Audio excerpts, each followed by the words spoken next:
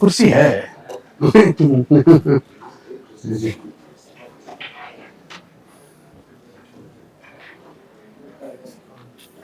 Can we ensure the Zoom setup is fine? check Because I'm just sharing the screen currently. Check. And what do you want to do. how do you ensure your voice is audible? Okay, I can speak. I am speaking now. Am I audible on Zoom? Who is checking? Who is checking on Zoom?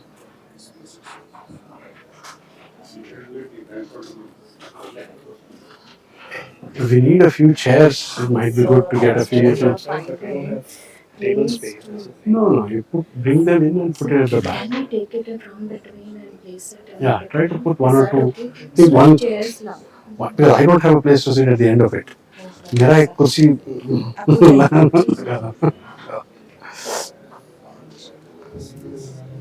क्या हुआ?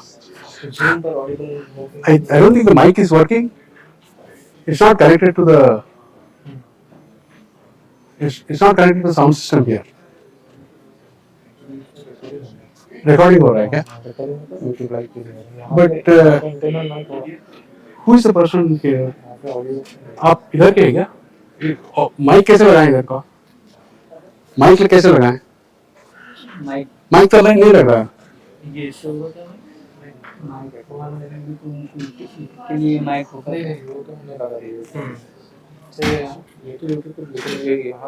यहाँ का mic कैसे आएगा? यहाँ से निकल के वहाँ पे लगाना पड़ेगा कहाँ पे? और एक लैपटॉप लो आप Zoom कॉल कनेक्ट करो. Okay. Look, I want to get this started. So, yeah. Okay. Put it there. Yes, sir. So, yeah, somewhere there is fine. So we'll probably squeeze you up a little bit so that I can sit here at the end if you don't mind. Sorry, Ramesh. Sorry. Okay, I think we have a bit of a mic issue. I don't know. Will it get resolved or shall I just get started?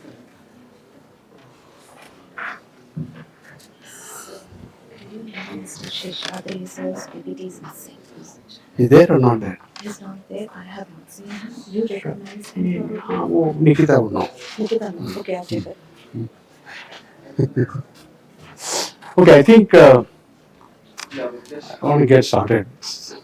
Should have been resolved first. Huh? Hey, yeah. No, So you have a space, right? We have a bit of a chair issue. Yeah. Yeah, we'll probably squeeze you up a little bit, this. I want to get this started. क्यों इतना देर हो रहा है? Just mic का लेना है ना. Zoom call connect करो.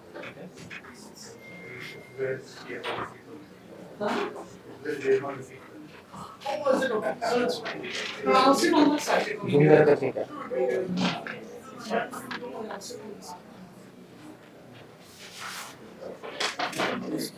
Are you connected? Yeah. Sure, yeah.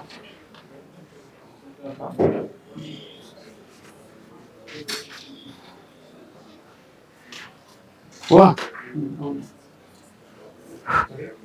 Hello?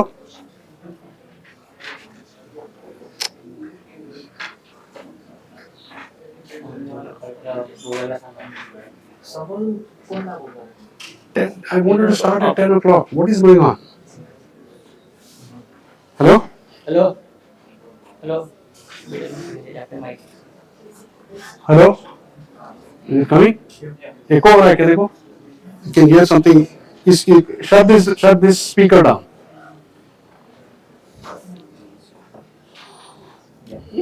Hello? Can you hear me? Okay. I think we are about 5 minutes late. So it's 3:20 in St. Louis. So I guess it's okay. Good morning everybody and welcome to this workshop on euphemistically termed anomalous activity in digital finance systems. And you'll see a few more euphemisms from me as we go along, but I just want to keep the language a little tight, little careful, let me say. Okay, just to give you a background to this is not working. What's going on here? Okay. So I just use this and okay, now there. So the background to this was, I think, as you all know, there is an increasing digitalization of the economic activity in India, and this is standard motherhood and apple pie statements. This has increased the velocity, volumes, and the value of transactions, and in the process, so there is also the increasing digital divide. And in this divide, it allows what I can euphemistically say those who are digitally over-enabled to take advantage over the less enabled and potentially wrongfully gain from the system. You can put one word for that, but I'll let you use that word. Okay, but the upside to some extent, and what keeps us or gives us a job and work to do, is that there's increasing availability of data, there's increasing availability of processing power, and there's a significantly large volume of activity on developing intelligent models that allow us to correct or right some of the wrong that these over-enabled individuals or over-enabled groups are perpetrating on the less enabled.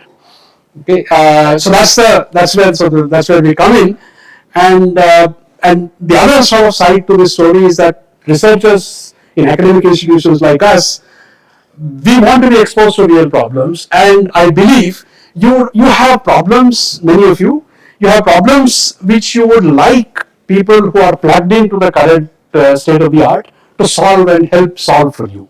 So this exercise was supposed to is supposed to bring these two sides together: the people in the real world with real problems, and people who know how to solve many of these problems in the abstract, but would like to eventually get to the real world in some sense. Okay, and this solutions to the problems that we are looking at in this space we believe would require expertise in AI and security. So which means that it's a natural place for two entities inside IIT Bombay: C-Minds, the Center for Machine Intelligence and Data Science, and what is called Trust Lab. Okay, the focus of C-Minds is on AI and data science, and Trust Lab has a focus on security. It is so the set of problems that are there in this space naturally brings these two entities inside the system together. Okay. Now, what we hope to achieve in this workshop is to bring together those with problems and those that like to solve challenging problems using the cutting edge. We want to bring them together. That's sort of the objective of this. And the idea, if you want to think about it in sort of, if you have to give a blurb, financial technology meets academics and startups. That's sort of the blurb for this meeting. And today we have sort of the way in which we have chosen our topics for the discussion is mostly about problems. What is seen, what problems they see in the field, and how can we solve them, and what are the problems that they would like solved by the academic community.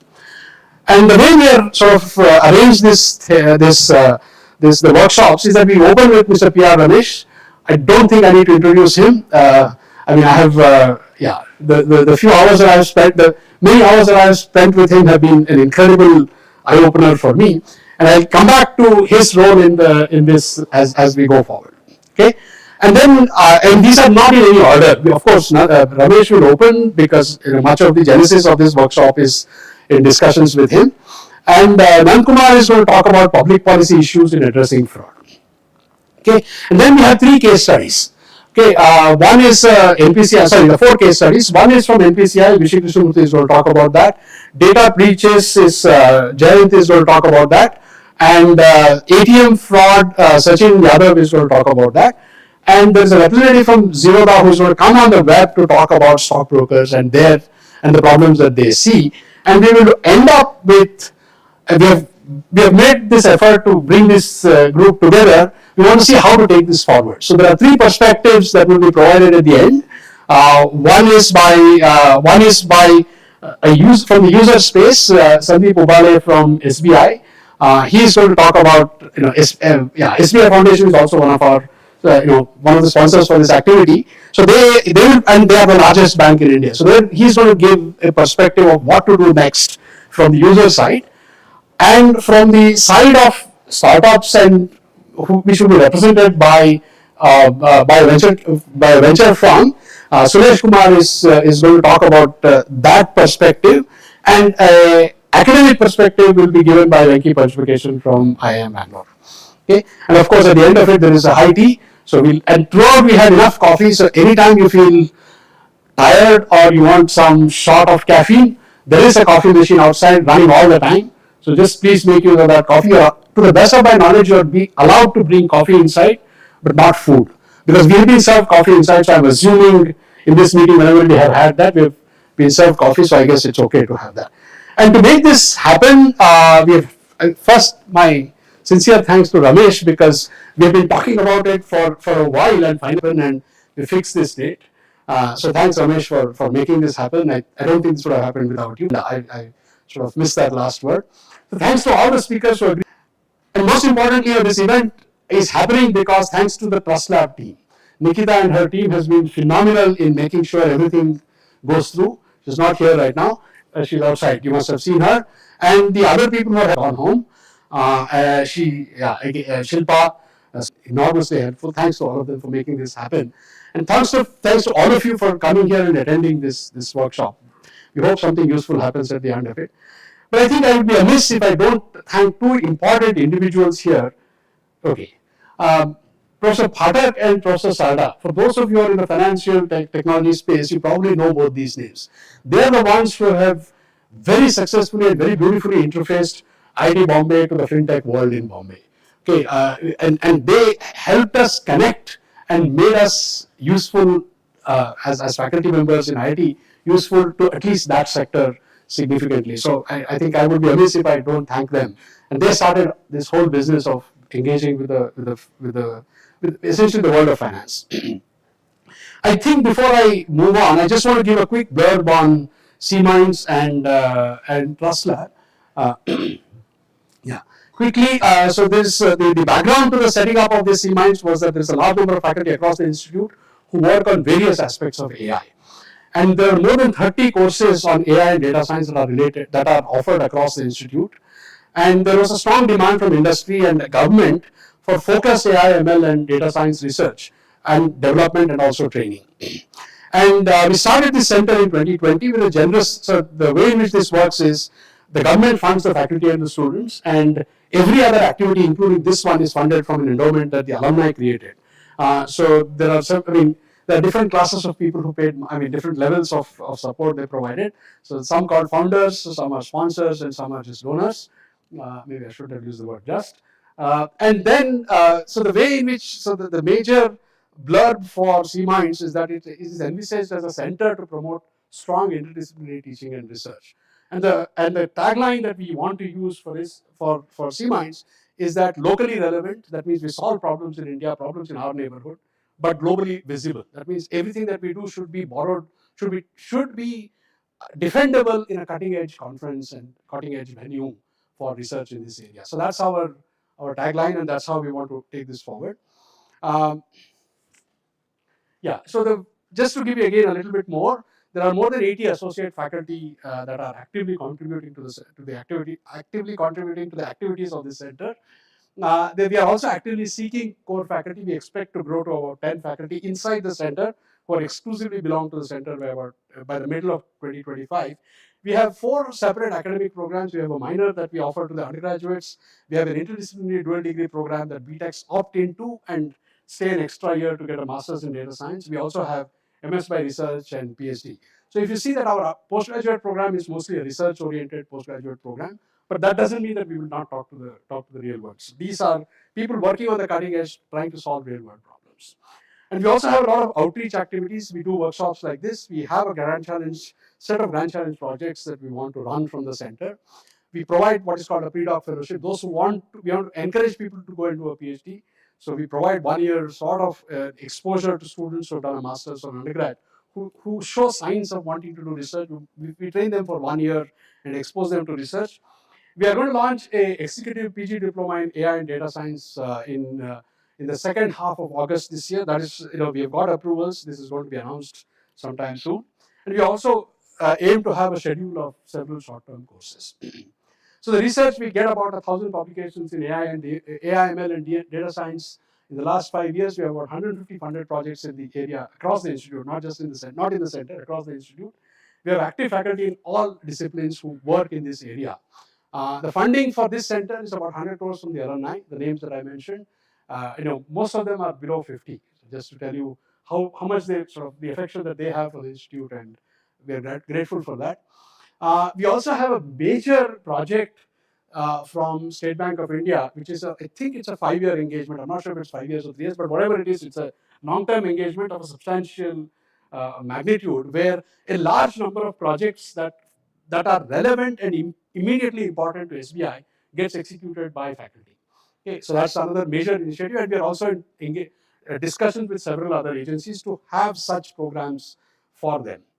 The other entity that is helping us organize this event is Trust Lab. So so this is not a center like us, but it's a lab whose objective is to fund activities in the general space of digital trust, okay, security, privacy, and other allied branches. The vision is to be a leading contributor to the enterprise of making our digital environment trustworthy. It was started in 2022, with a generous donation from yet another alumni, Dr. Sridhar Shukla. I believe he's online. He's expected to be online. He was supposed to come today, but I think he had some medical emergency or need. He was supposed to travel from Pune, so he couldn't make that travel. So essentially, he decided to listen in online and make sure I behave. Yeah. So the basic objective here is of that center is they essentially focus on 4 of these aspects: cryptography, blockchain. Sorry, there's some numbering problem there. 5 of these objects: cryptography, blockchain, hardware security, and network security, and pedagogy. But there's some shift in the way in which this has been done. So these are the various faculty involved in each of these. This thing, and there's a whole list of other associated faculty, just like what we have. So their technology, they engage with industries across different sectors to undertake research and development projects. So these are the various sort of projects that they have. Workshop on digital identity. They conduct this regularly. Pulse, there is a so there is a hands-on labs that they provide. They contribute to the open source movement. They work with the Security Operations Center and work on problems in what is called multi-party computation. So this is mostly privacy preserving computations that they need to do. So they also contribute significantly to the ecosystem by conducting a variety of activities like this. A Trust Summit is something that is held every year, I think, Kameshwari, every year.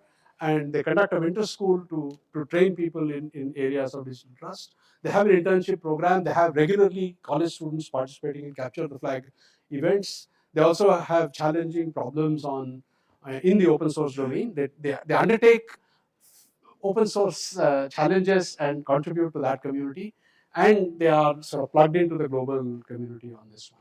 Okay, so that's the contact for them, and that's my plug here. And there are minor changes. Many of you may have got the link to the website. So there are minor changes to that, and essentially to ensure that the end happens before you hit traffic when you leave the campus. Crossing the main gate in IIT at the IIT Bombay is a sophisticated problem, let me say. It's a sight to watch in the evening. The scramble that happens when the light turns red on the main street, the scramble that happens to cross the road and sort of adjust and obtain some kind of an equilibrium. It's fun to watch if you're not part of that scramble. Okay, yeah, I recommend you check that out sometime. The next is talk by Ramesh. We are about 10 minutes over time. And then we talk about digital financial fraud as seen in NPCI by Vishy Krishnamurthy. And then we have a coffee break at 11:55. Then we talk about data breach and data protection, the new frontier by Jayant. And we'll have lunch at Padma Vihar, which is about 5 minutes, less than 5 minutes walk from here.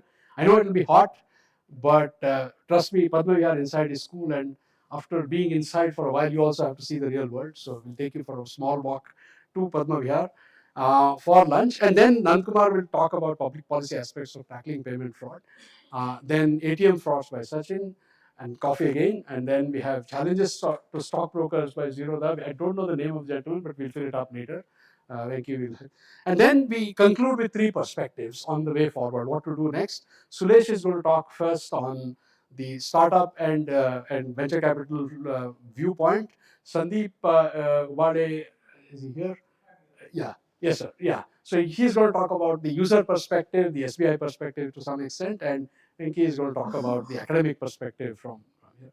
And we'll close with remarks by Sheshadri. So Sheshadri is currently with NSE.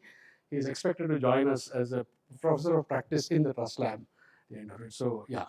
So that's my pitch for the day. And with that, I welcome Mr. P.R. Ramesh to start the ball rolling by talking by setting the landscape. So Ramesh, thank you very much. Yeah. So you want to set up the slides? So this is the clicker. Yeah. This works.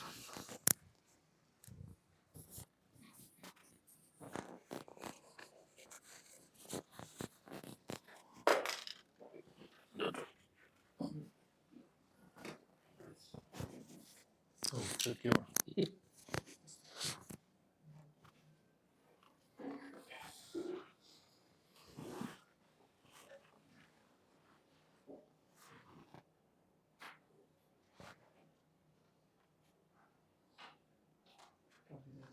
Yeah, put it in PowerPoint mode, in presentation mode.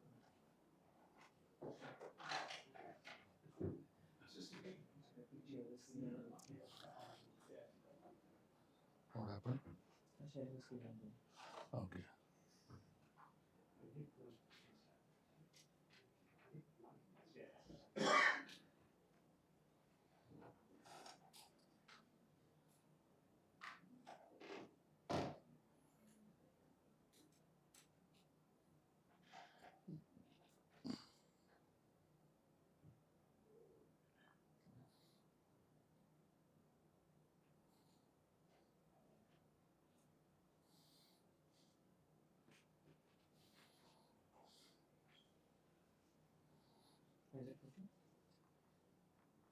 Yeah, it works.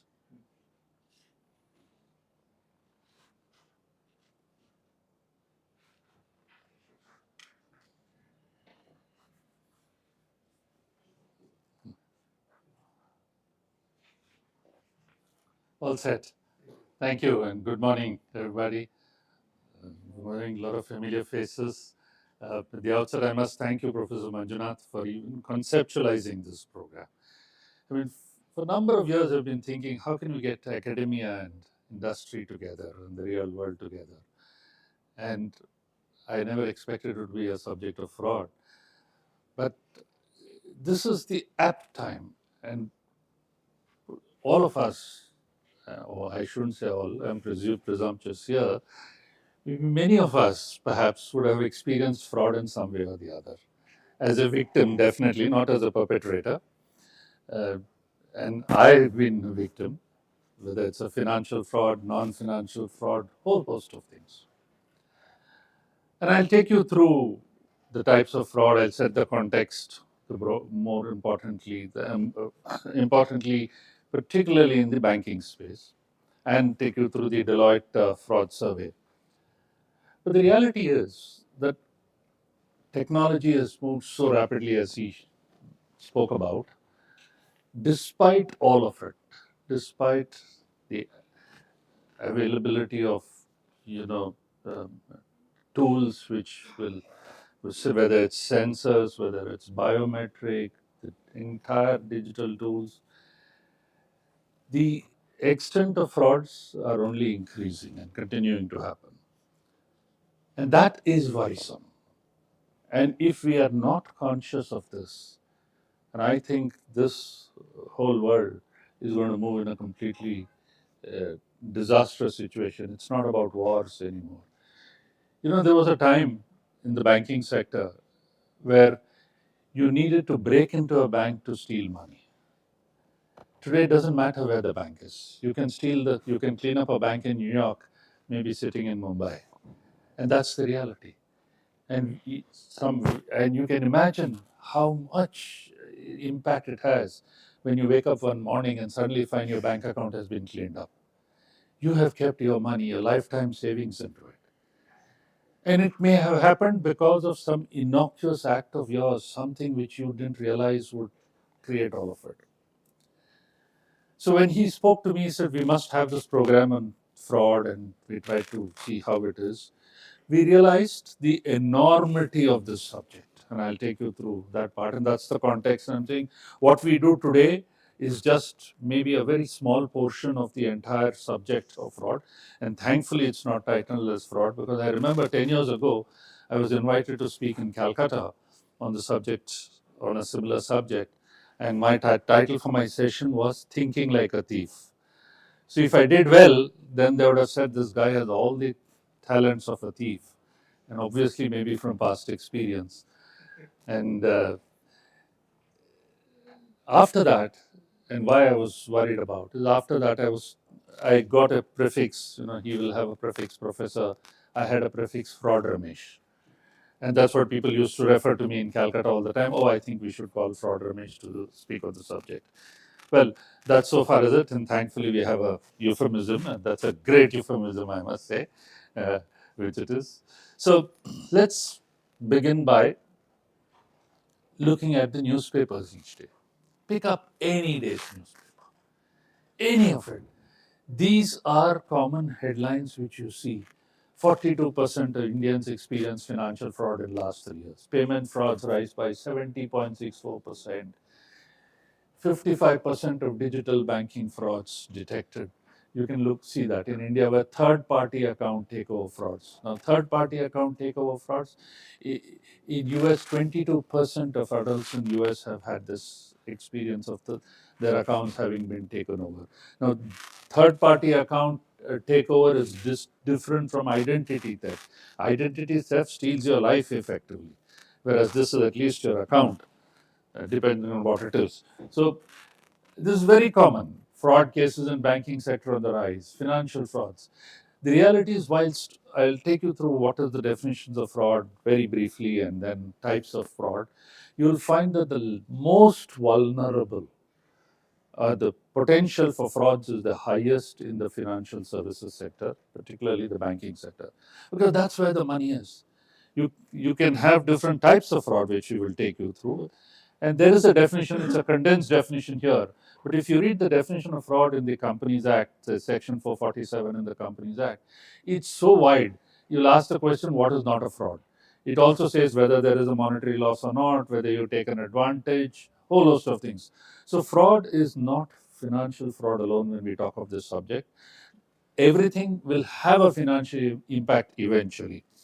I've just given some illustrations of fraud. Bribery and corruption is a fraud. That's a huge subject. That is a subject altogether. What tools are there to detect all of this, to detect bribery and corruption? What laws are there, whether it's the UK Bribery Act or the Foreign Corrupt Practices Act in the US? The enormous financial impact of those, even a minor non-compliance of that could be several $1 million. The cost of dealing with it. So essentially, the point I'm trying to drive home is fraud is not an irritant. Fraud can become a business disruption.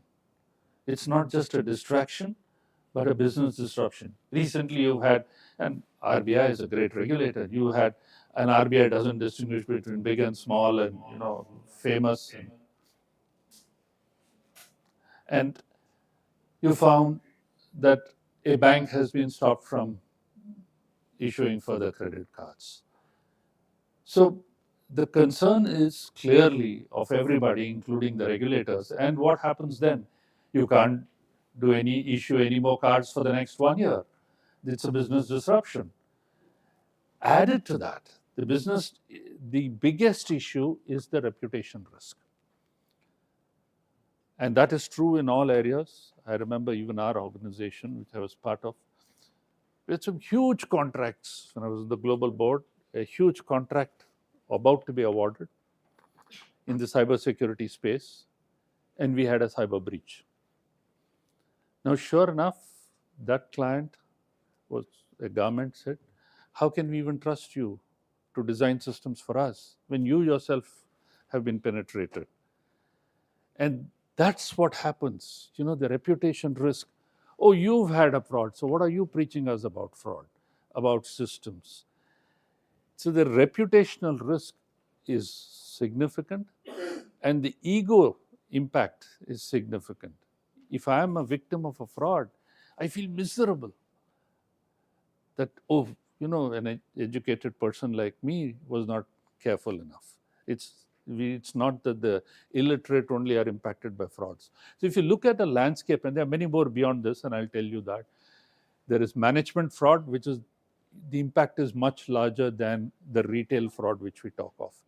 Financial statements being fudged, huge, whether it's the Enron, WorldCom, QWest, all those which resulted in the creation of the Sarbanes-Oxley Act and other acts which are there. In India, we had Satyam, we had many others which could be classified under management fraud. That's not the subject today. Cyber crimes you're all familiar with. Supply chain fraud, yes, there are issues there in terms of, we are in a world of fakes. We are in the world, it is a fertile environment, because as business and commerce grows, this is a fertile environment for fraud. Employee fraud's very common, but not very significant. Then you have diversion of and theft of funds and money laundering. We have a money laundering act, and this is very large, mind you. All the time there is an obsession of diversion of funds. Asset misappropriation or financial statement fraud is a big time. But what is not listed here, and you will find that, is information theft. Information theft has a significant financial impact. And we will not even know. And I was in one company which was in the infrastructure space, was constantly losing bids. They was wondering, why did we always bid high? Till they realized that the information about their preparation for the bid was stolen all the time. And then a competitor was bidding lower and winning the bid.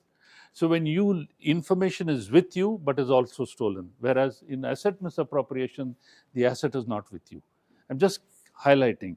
Similarly, in the currency space, yeah, your money in the bank account is cleaned up. But then in this digital world, we have also had crypto frauds, right? Crypto jacking, as the terms they use. That's another area, because that is money equivalent. So it is not just when you talk of financial frauds, the subject, and I'm sure you'll have more tools and technologies even to cover the crypto area. It is beyond all of this. You have capital market frauds. Professor spoke about the stock exchanges and the capital markets regulator being involved, their surveillance mechanisms, whole host of things. You have capital market fraud.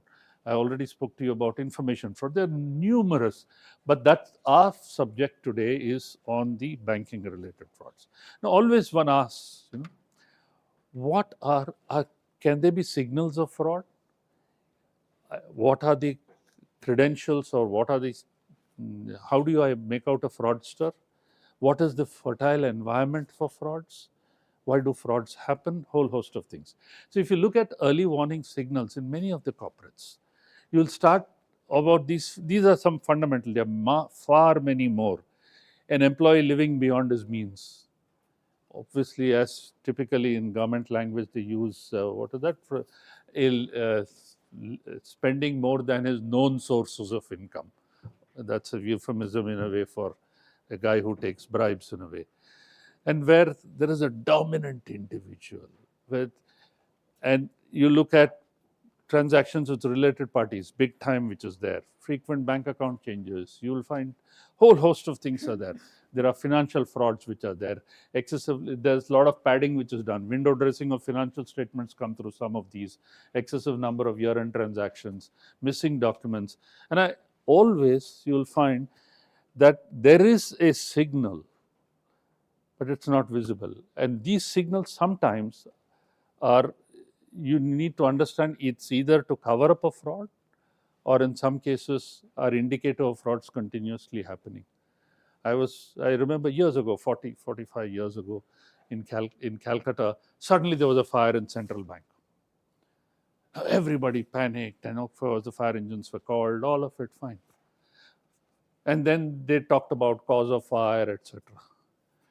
But they didn't realize that the purpose of the fire, it's not the cause of the fire, it's the purpose of the fire was to cover up a fraud in the banking sector.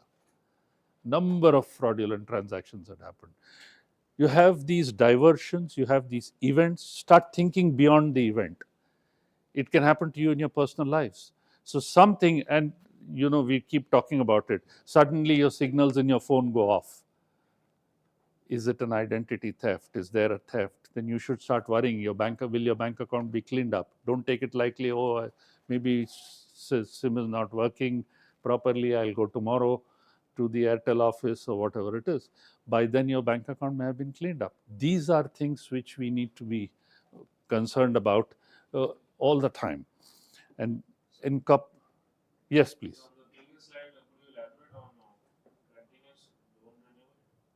Continuous? Yeah, see, this is a rollover issue. A person who takes in, and in the financial services space, one of the triggers for us in terms of potential fraud is amongst the many signals. Say one is where there is something which a loan given payable on demand, and it's never been demanded. Second, the big signal is on rollovers. A loan renewal is because the person has diverted the funds, is coming back and say, please renew my loan.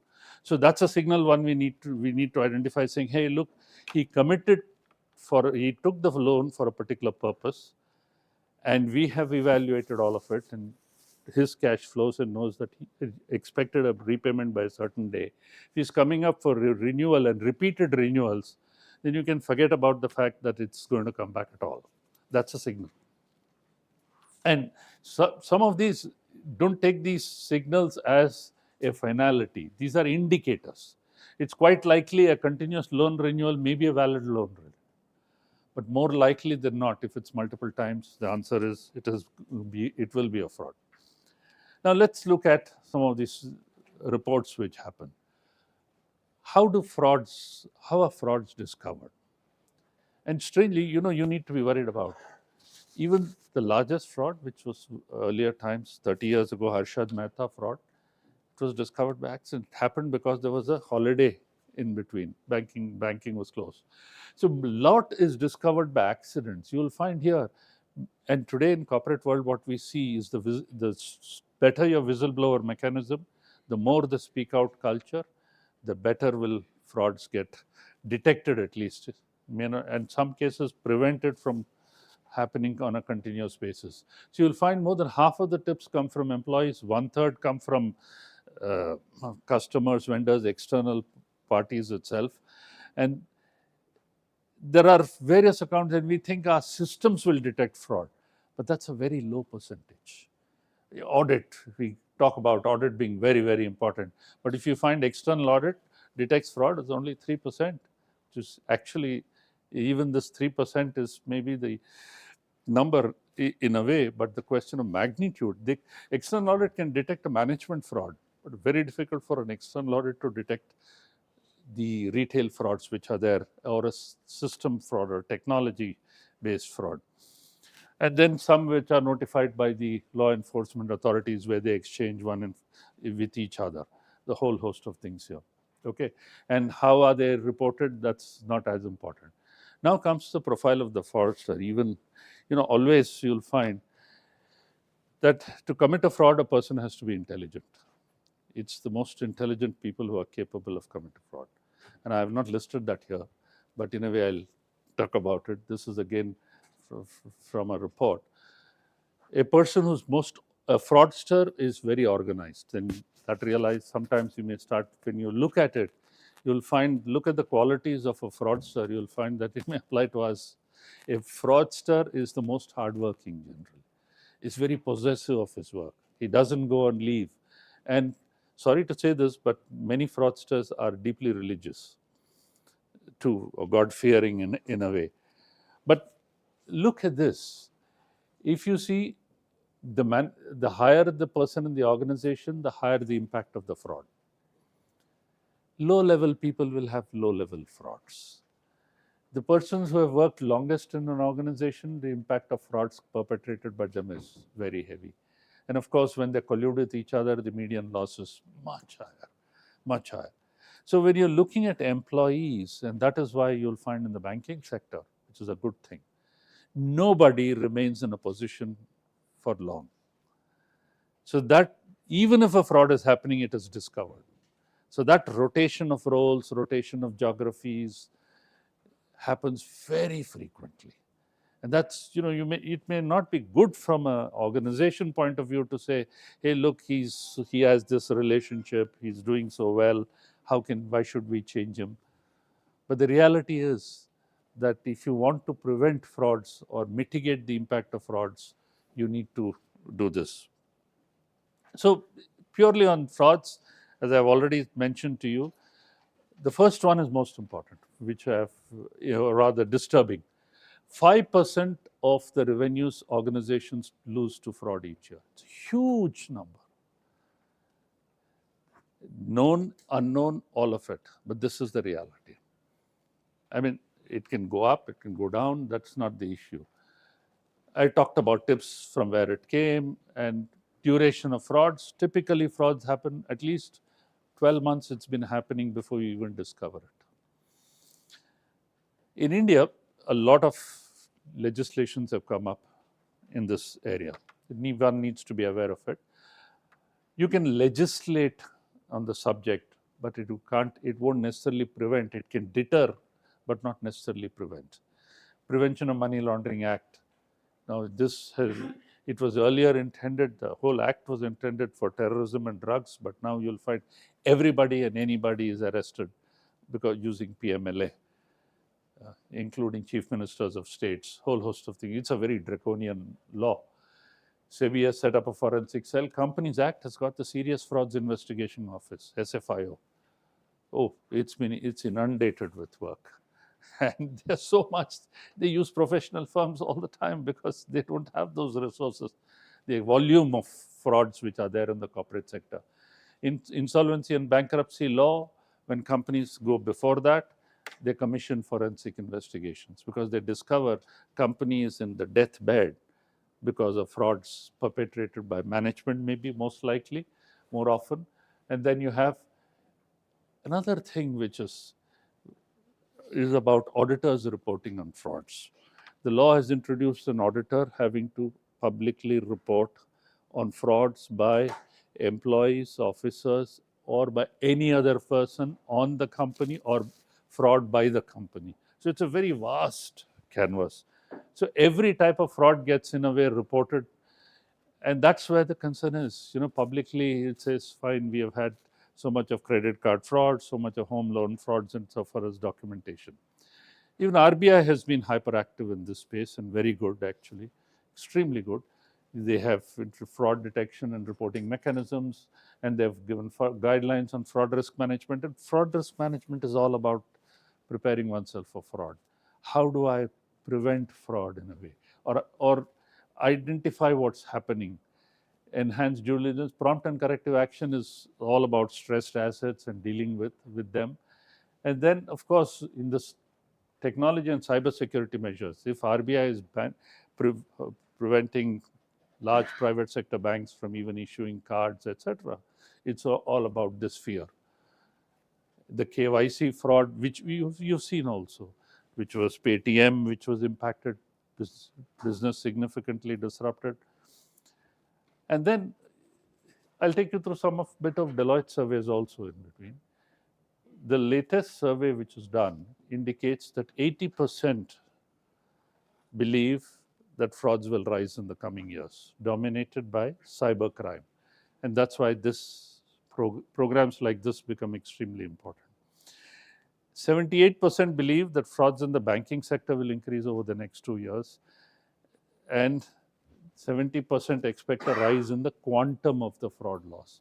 So what's the bottom line message? The bottom line message is, and these numbers are large, so that means there's a universal view that frauds in the financial services sector will only increase despite all what we have today in terms of surveillance, in terms of tools, in terms of very deterring penal actions or deterrents which are there.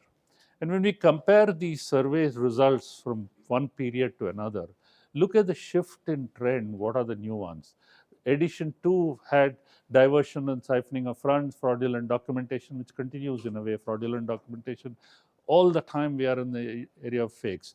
You have title deeds which could be fake, just like people get jobs with fraudulent documentation of their qualifications, incorrect financial statements to get loans, to show a great picture, overvaluation and absence of collaterals, identity theft. It's moved to third party induced fraud, cybercrime, data theft, ATM fraud. These are the new ones. Fake or fraudulent documentation continues. The key is you can have mechanisms to prevent identity theft, you can have mechanisms to prevent access. This also is an area. How do we have mechanisms to get into identifying fakes? This is the single biggest challenge today. And when we talk of AI, that's the biggest concern. How can we identify fakes? You all know of the case where a lawyer used AI in a case in New York. And finally, the judge discovered, when he did his own research, found that the case law quoted by the lawyer, because he had used ChatGPT, was never non-existent case law. So finally, fakes, how do we filter this? What does these signal? This is a big area in frauds. For us, fraudulent documentation, I can tell you, I have personally been a victim of a fraud, and I'll give you this illustration. A few years ago, companies routinely used to ask me saying, we need a utilization certificate to submit to the banks for the funds which the bank has loaned to the company. So fine, this was a company in Bhubaneswar or in Orissa. And so I sent my team, I said, go and verify, then so that I can issue the certificate. So when they went in there, they naturally asked for, okay, what was the previous certificate? Because the funds you utilized last 6 months ago. And they were given a certificate which was about 3 months old. So they called me. They said, Mr. Ramesh, did you sign any certificate 3 months ago? Because we don't remember going to the Bhubaneswar in the last 6 months. And there's a certificate which is signed. And then when we looked at it, then since it was shared digitally, and thankfully not perfectly, I could find that my signature box was cut paste, the date was cut paste, all of it, and it was a forgery submitted to the banks. Now the question is, if it's that to one bank, then to how many banks, and what other documents of the company are forged? So I realized that a PDF file, seemingly innocuous, and we trust normally, okay, PR Ramesh has signed, should have actually been there, but the answer was no. Which one? Third party.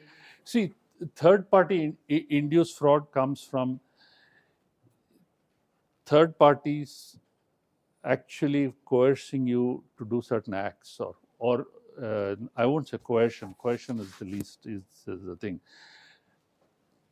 Third parties, shall I say, fool you into doing certain acts, and that's all. It's not something which you do voluntarily.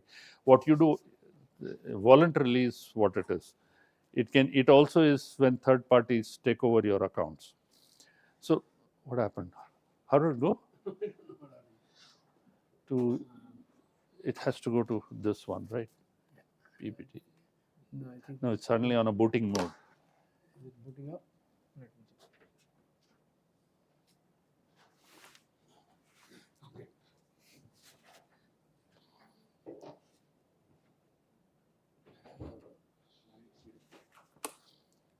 This is third party induced effect, I think. Definitely not. I didn't do it. No, don't worry. This will come.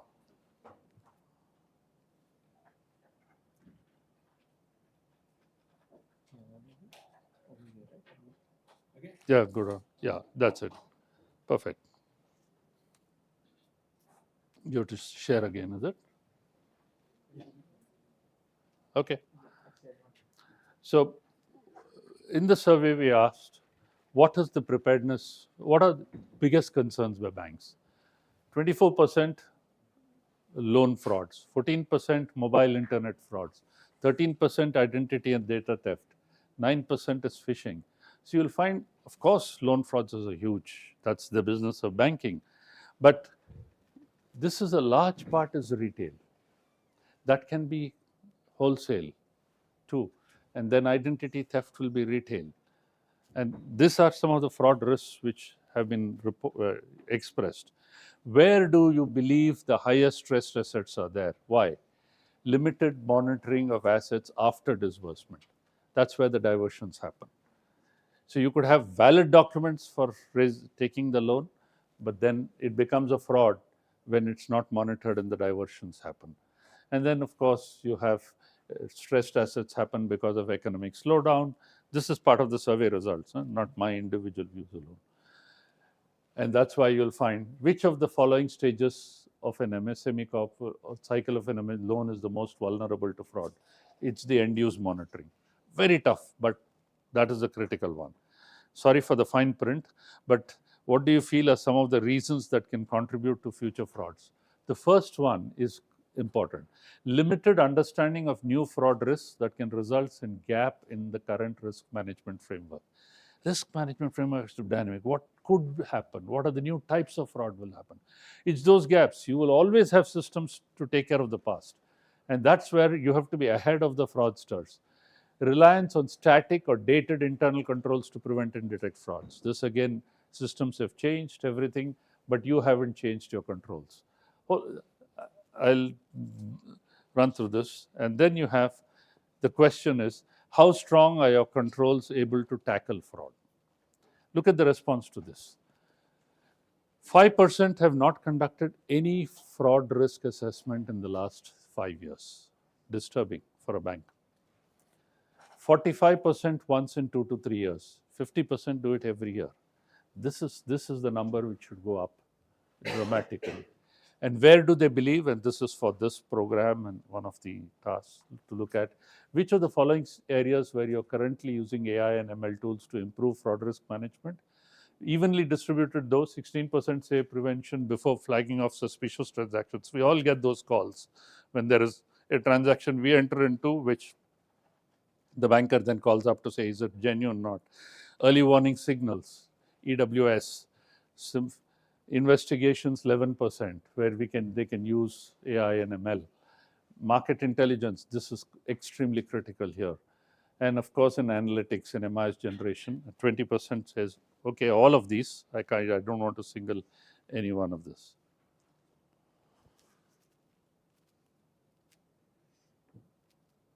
This is stuck.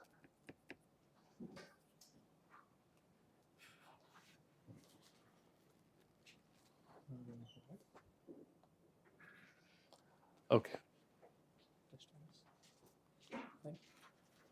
Temporarily stuck.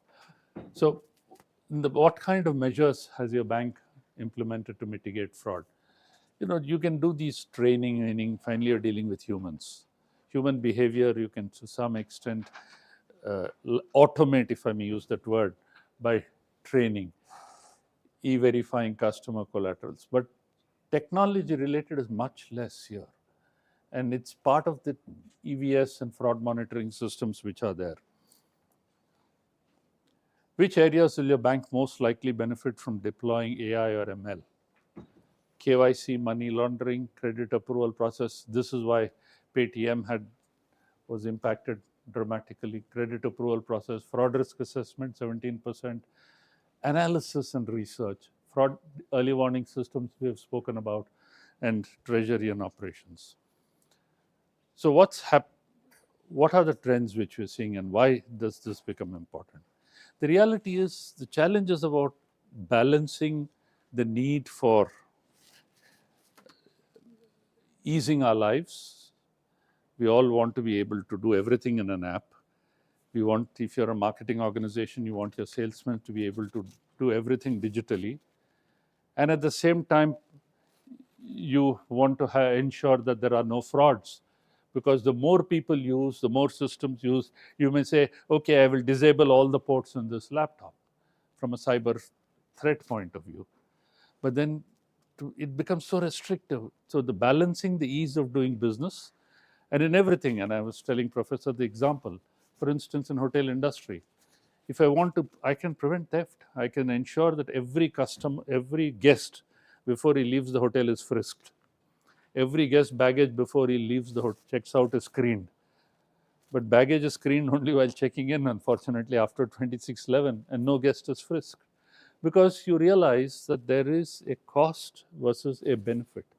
You lose that customer. There's a trust factor you need to build in. And it's in that the whole trust factor in businesses. So the reality is we'll have more and more developments in technology, rise of open banking and digital payments.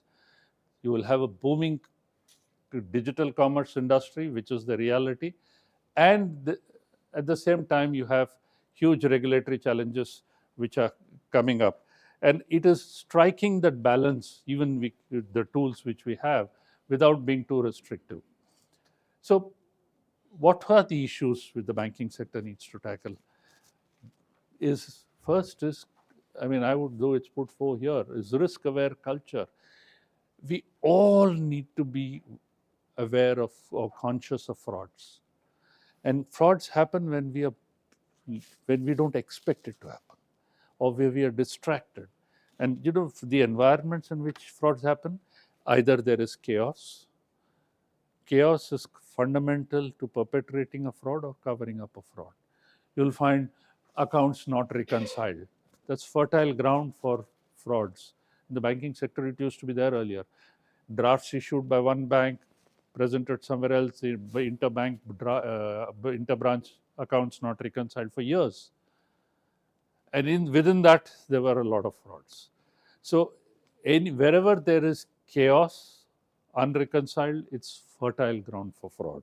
And as I give you the examples of signals, when something happens like a fire, you must start thinking, what is the fraud? Is there a possibility? Fire, fuel leakage, whole host of things have happened. So it's creating this. Cybersecurity is a big issue. And of course, the employee conduct and compliance. So adding an extra line of defense, we say, in this, even Deloitte's Global Risk Management Survey said, everybody believes there needs to be heightened governance. So we have risk committees today, now it's in a way mandated. But I personally believe that we need a fraud risk officer, not just a risk officer. We need somebody at the very top constantly thinking about fraud. What could be our vulnerabilities? What can happen? And I think that position is extremely critical, particularly in a banking sector. What is the thing?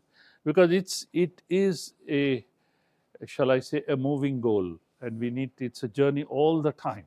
It's an unending journey, and that is why we have CROs in banks, but we need perhaps a CFRO in a bank as opposed to a CRO in a bank. And the focus will also shift on the non-financial risks which are there. And when this survey was done, if you see anti-fraud controls, if you have anti-fraud controls, so naturally 82% of the organizations had it after the event. You will see here they modified the anti-fraud controls. This always happens, locking the stable door after the horse is bolted perhaps, but still you need to lock the stable door, without doubt. And more than half of the cases occurred because of lack of internal controls or overrides of existing controls. So this is a journey which is there. And training, you will find that the more you train, the more you can mitigate the extent of loss. Yes, please. In the previous slide, you said most of the frauds are 82% are not. No, they modified. What I meant is they modified the anti-fraud controls after the event. 18% did not. All these are post facto, and that is exactly the observation across the industry. Correct. Do you think the intent is lacking? I'm asking this because most of the controls in place in banks today are for the intent of compliance. They have to comply to Correct. a regulator's ask, not the intent of detecting a fraud. There is a slight difference in the. Yeah, there's a huge difference. Is that the reason why? No, that's not the only reason. You see, it's not that everybody believes that the controls are there as a matter of compliance. I have to tick the box insofar as a regulator, otherwise it could be a business disruption.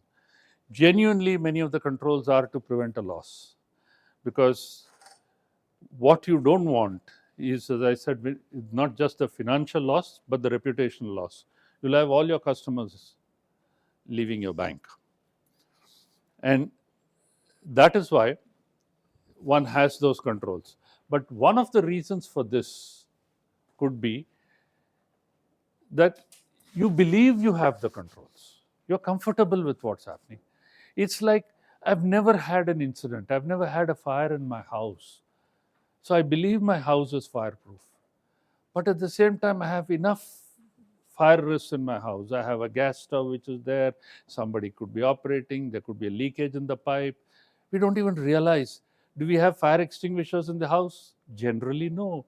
Do we have it visible everywhere? No. Do we have fire insurance cover for our whole house and our products? Maybe no. It's that sort of mindset saying it's never happened, it's rare, it's not happened, but therefore I believe my systems are working fine.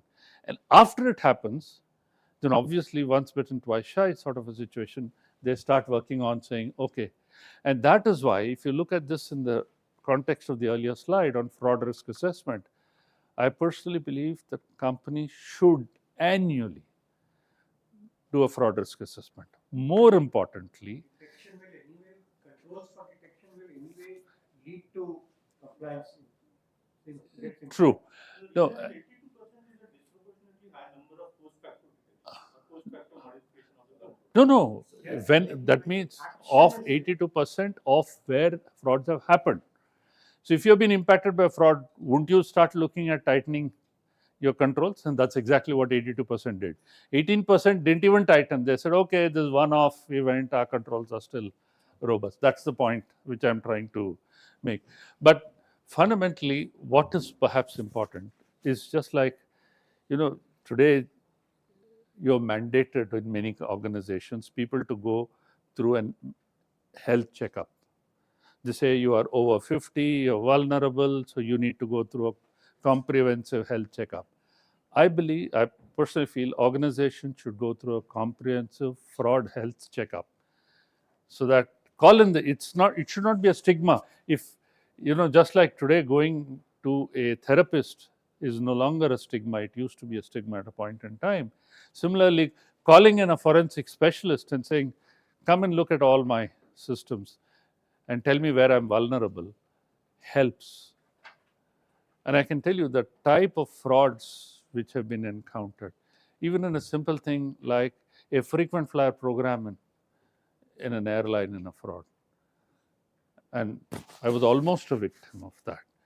I'd booked my flight in Mumbai, Delhi, New York, or return New York, Delhi, and got my boarding pass, checking in, everything fine. At the counter, he gave a proper boarding pass, and I looked that the frequent flyer number is different from my frequent flyer number. My wife is not a frequent flyer, she didn't have a frequent flyer account, but there is a number against her name. So what was the racket? Somebody was accessing the systems, changing it to a frequent flyer number relating to maybe an agent's account or whatever it is. And that agent was issuing free tickets, and when you book through the agent, you don't even know it's a free ticket. You have paid for it. So he pockets the money, but issues from that frequent flyer a free ticket. And because I saw that, then the guy at the counter said, oh, Mr. Ramesh, this seems to be very frequent. This is happening in Canadian Airlines or whatever it is. And therefore, it's that number, not even the airline which I was flying. It was not even that frequent flyer number. And particularly when you have partnerships, as you have in airlines, you fly X airline, you get mileage points on Y airline. And that's the reality of the business. And that can happen in this whole area too. Ramesh, you're saying 95% of them were, 95% of the 82% were effective. So Were expected to be effective at preventing future frauds. Now, nothing is effective. Yeah, true. So we spoke about this. That's it. Is there any questions? I hope I've met your time. Thank you.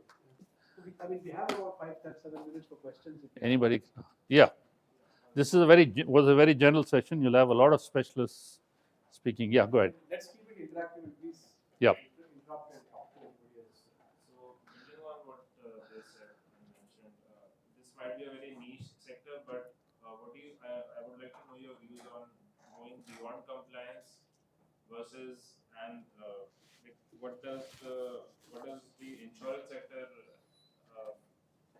what role do they have to play in this? So if you're already compliant, would you take would you take more efforts to build a stronger system versus if the insurance is covering you for fraud? Let me give a very first general answer. No, I understand what you're saying broadly. Let me give you some general points here.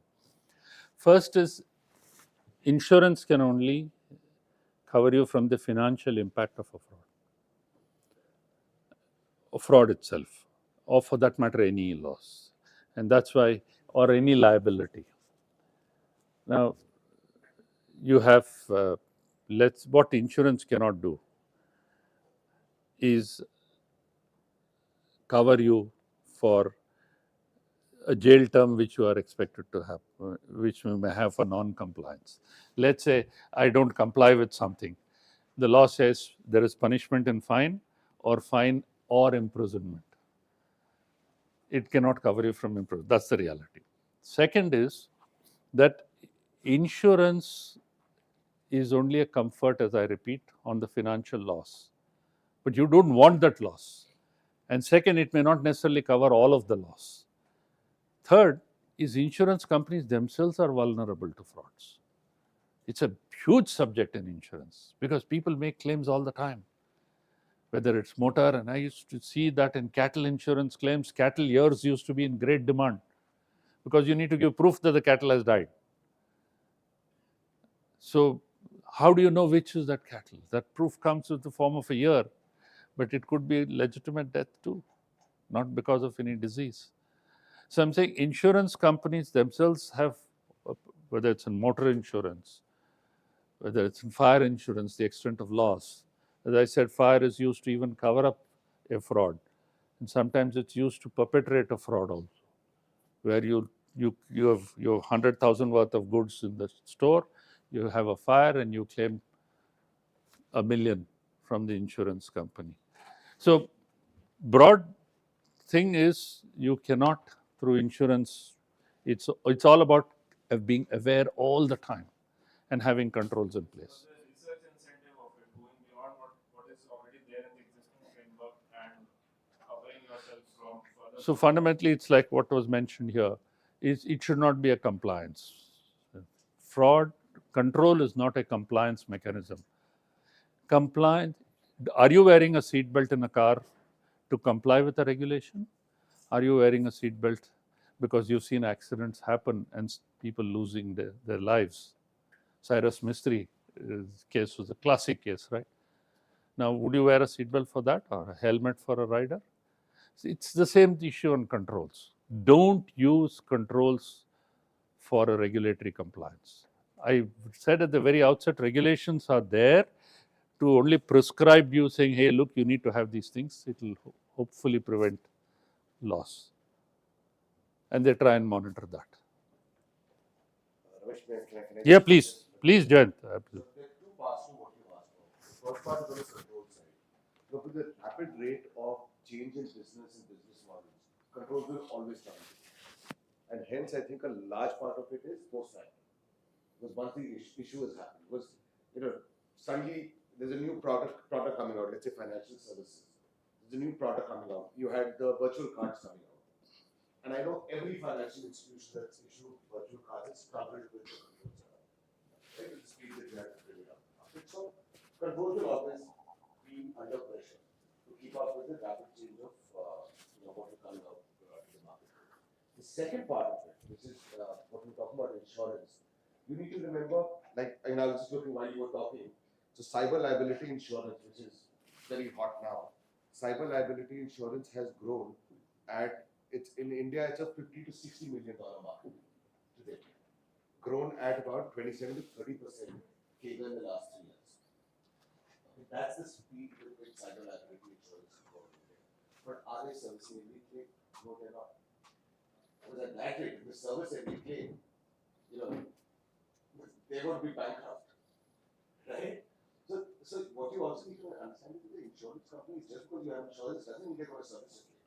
They're going to see, did you have the right control? Did you do the right things to make sure that that incident or that issue did not happen? If that doesn't happen, they're not going to pay you. They're not there that you walk in and yearly check. That won't happen. For your health checkup or health insurance, you have to undergo health checkup, right? So that's analogy. So, you know, see, No, and you also should not be abusing yourself, otherwise you'll be disqualified in a certain way. I was at a program where a speaker was speaking on AI recently, and he was saying that he had warned the European automobile company. Now today, you don't know whether it's a computer on wheels or a car with a computer. So he says there will be cyber attacks on it. And sure enough, a year later, that European company had this cyber penetration of the vehicles remotely. Any other? I know you have the whole day, but I want to understand your intent on that fraud health checkup, what you are offering, suggesting. So I believe most of the banks do have a fraud team who keeps on revising their fraud strategy about the controls. So is it beyond that? What you are suggesting? you see, it's like it's like, you know, my family, my son is a doctor, right? Plus, I also check my blood sugar every other day. I check my BP myself, whole host of things. But shouldn't I go for a comprehensive health checkup? Because one leads to another. You don't know where the penetration happens from or where the failure happens from, which will have a financial impact. It could be in any aspect of it. And that is why when the fraud risk assessment is done or the fraud health checkup is done, it is done comprehensively across. Can I make a small correction? Nothing was offered, he was just suggesting. Yeah, correct. Correct. Just No, no, making sure. 100%. I am not in the business of offering also. I just want to correct that. I'm not in the. I sit on boards of companies, so then I ask this question. I said, how vulnerable are we? What have we done? It's just like in the cyber security space. What do you call? You ask, have you engaged red teams? Have you gone through all of it? It's a similar question in the fraud space. It's unlike, you know, just like fire, we believe that we are never vulnerable. We will not have fraud. And we will discover it 12 months minimum after it has happened. By then it is. Studgiri. Those of you are familiar with IIT lingo, it's called Studgiri. Where are our IIT students?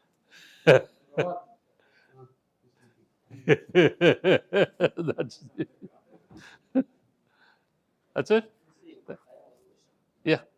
Fraud is one of the part of the total overall financial crime. Correct. So why can't we have the full financial crime risk assessment of the organization covering the fraud risk as well?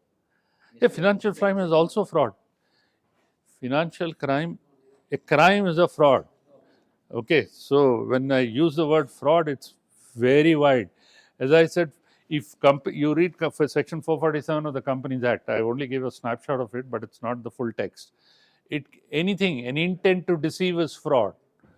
Whether financial losses happened or not, today loss may not have happened, whole host of things. Taking advantage of is fraud.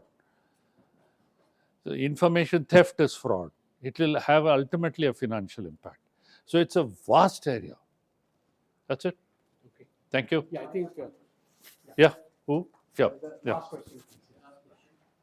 So what were some of the fraud lessons in insurance learned during COVID? What are, oh, that's a general question. Okay, let me try and answer very generally. Yeah, but essentially all I'm trying to say is what was different between COVID and later on the real time. In COVID, your inability to physically verify, go and be present to detect, you're relying on documents. And you know, I showed you about how I was myself a victim to a fake document, etc. Therefore, the fraud risks during COVID times rose dramatically for insurance companies. The ability to verify. And that's why even a renewal of a policy which is expired, they would say, okay, show me photograph of the car, show me this side, show me that side, real time. Thankfully, we have digital tools today. But if we didn't have, that would have been even more. But the reality is, it flows from the fact that you can't verify physically.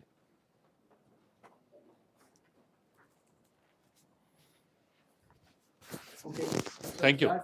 Thank you, Ramesh, for this wonderful. So, Ramesh, Ramesh, so, as a small token of our gratitude for opening this and helping me out, a couple of things of what's in the bag. Okay, so this campus gets about 100 varieties of birds, many of them migratory, and there's a very active birding community inside the campus. So there's one photograph of the birds there, and there is another aspect of an IT faculty is that there are several of my colleagues who are good novel writers. So one of my colleagues' novel is also there, which is recently published. So this is a community that does interesting things other than, in addition to worrying about fraud. So I just want to bring that about. Thank you. Thank you. So that's the same thing for everybody.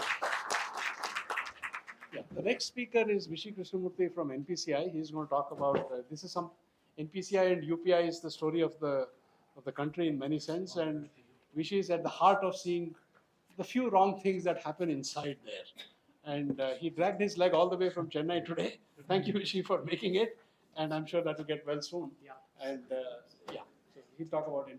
So thank you, Professor. And I should say I've been seeing only frauds, not one of, not a few of the frauds. I've been only seeing frauds for last so many years now.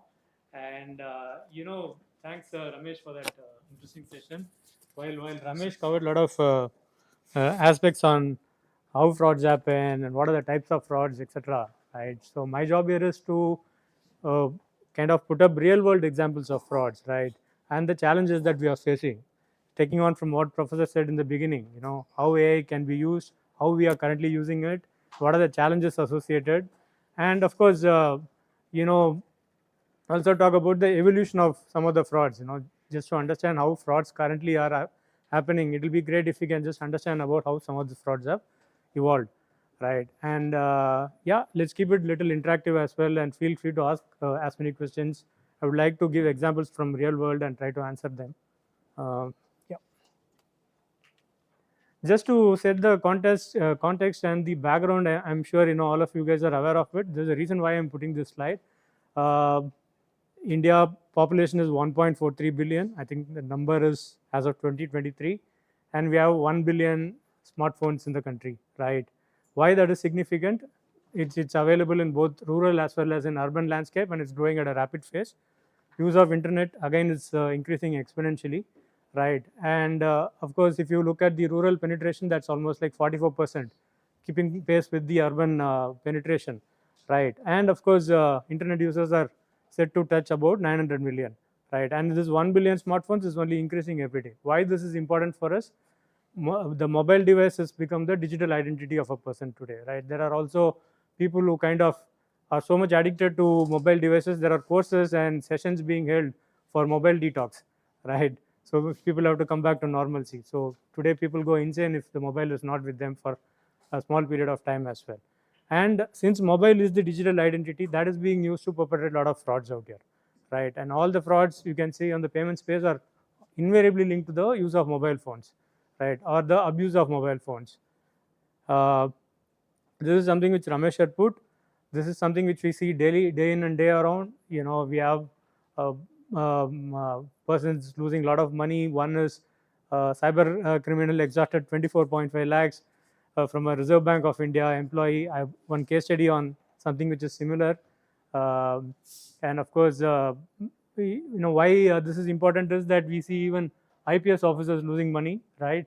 And if you look at the profiling of the victims, we have profiles such as chartered accountants, IT experts, right, IPS officers, RBI officials, right, and it goes on, right? We typically associate the profiles of the victims to be an unpaired person, a farmer or a villager, or somebody who is not so much educated.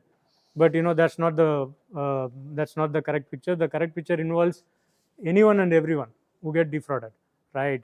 And now there are organized syndicates happening, right? The last one you can see that Indians, as a part of human trafficking, they land up in Cambodia, and they're forced to run fraudulent call centers out there, right? That's also been busted. This is recently in the news.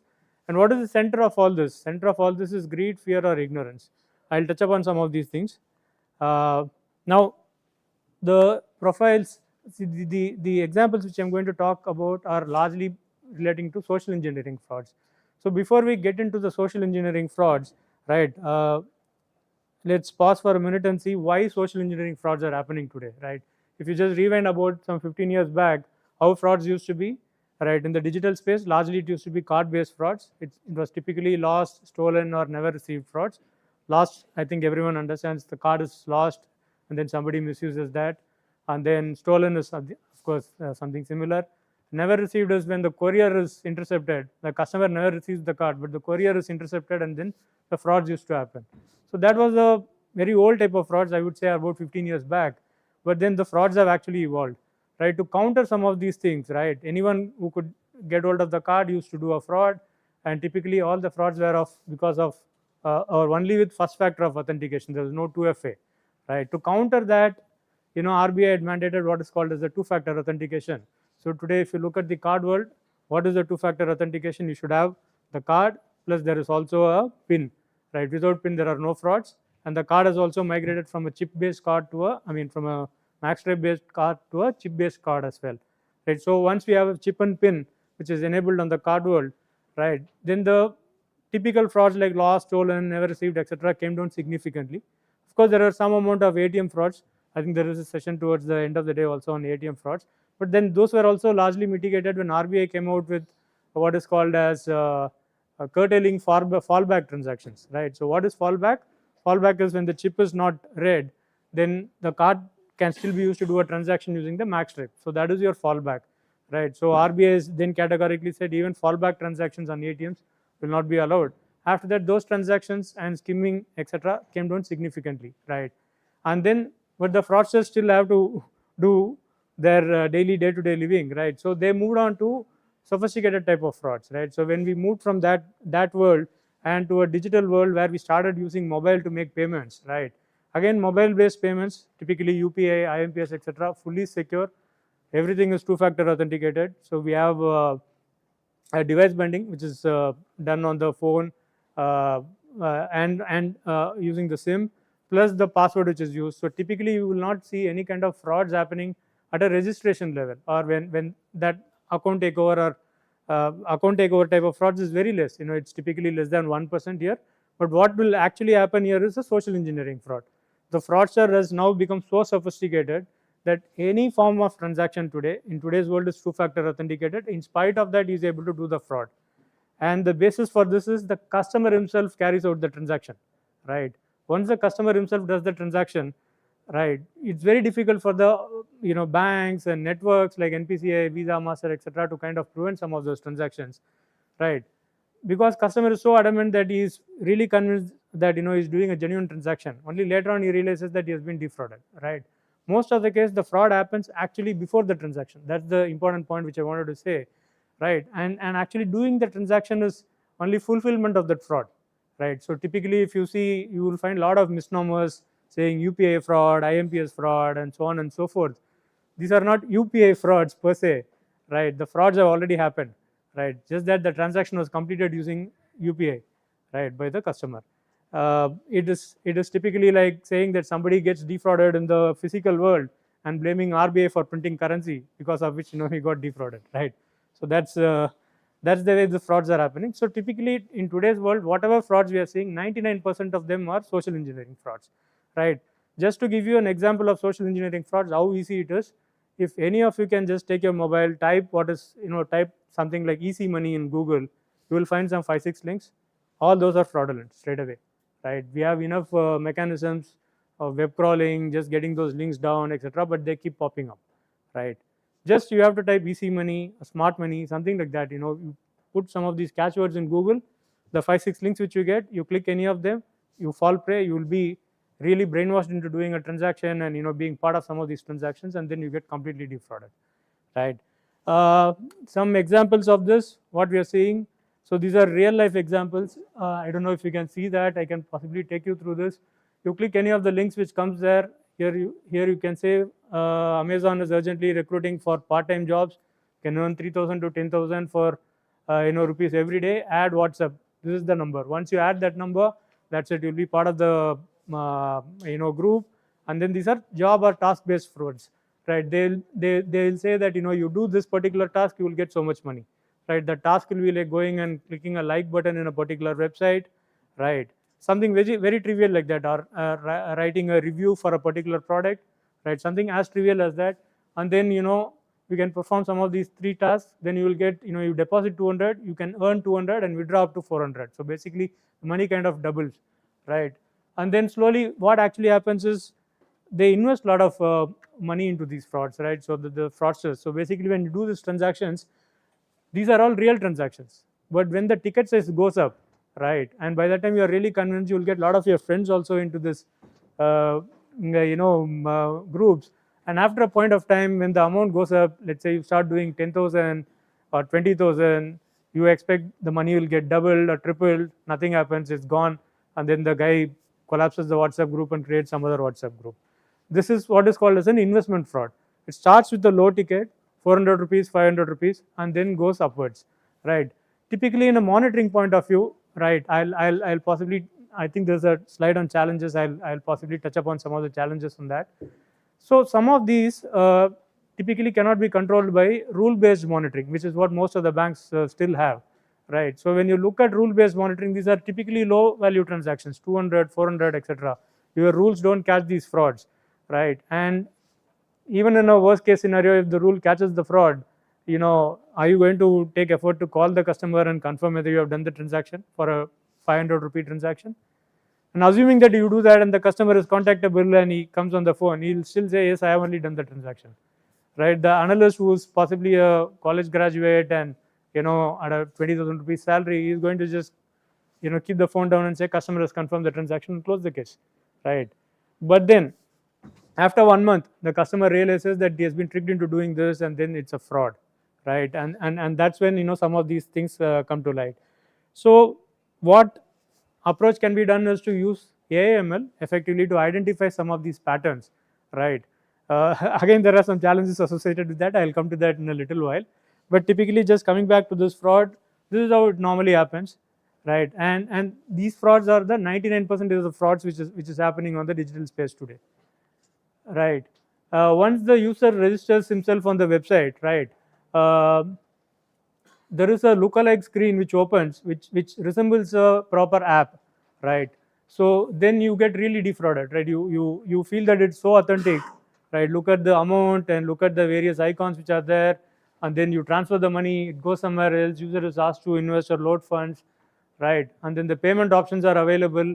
Some of them also get the customer information, right? So they ask for bank name, account number, phone number, email, etc., so on and so forth. All this information, if you share, that's it, gone, right? So this is how that one happens, and this is, you can check it out right now also. It will be available. Don't get defrauded, but right. So we have a lab in our office. We try and do some of these things. We figure out a lot of such fake ones, and we try to put them down, bring it down, but it keeps popping up. We also have an effective way of interacting with MHA, Ministry of Home Affairs, I4C, and then we keep passing on some of the leads to them as and when we identify, and we also blacklist some of these credentials. Yeah. URL should have been wrong, right? Yeah, a little louder, please. URL would have been fraudulent URL. Yeah. Look like some other app, but URL must be saying something else because this is not. Yeah, so it's basically a link which comes in the WhatsApp, right? And you click that and it opens up. It's not an app per se, but it gives you an app-like feel. You bring down that URL, something else pops up, right? It becomes so easy for them. Since the browser is checking the URL, it is showing you the log. So that means Lock as an SSL. yeah. So my question is, the URL must have been wrong. User can see that URL is not the official URL. Yeah, but yeah, might be I'm telling you a lot of. I recently, there's a guy who works in Cognizant Technology Solutions, CTS, technically well qualified. He has fallen prey, right? What we can say. So one of that example is this particular fraud, which that CTS guy lost money, is on the stock exchange fraud. Something similar, but slight different variation. Right, all these frauds also go on for a period of almost like 25 to 30 days, right? And by which time, after that only the customer kind of realizes, or the victim realizes that is been cheated, right? So sometimes the emotion takes over. That's the reason, right? We spoke about greed in one of those slides. That's what comes in here. So everyone thinks that he's got a great way of making money, but you know, just moving on.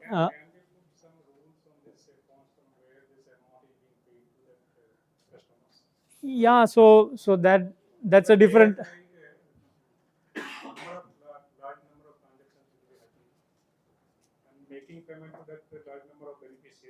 So just park your question. I'll come to that. It's an important question. I'll just come to that.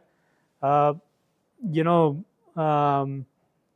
yeah, I'll just come to that. Just park your question for a minute. So this is on the stock exchange. So here, I know two persons who lost. One person lost 32 lakhs.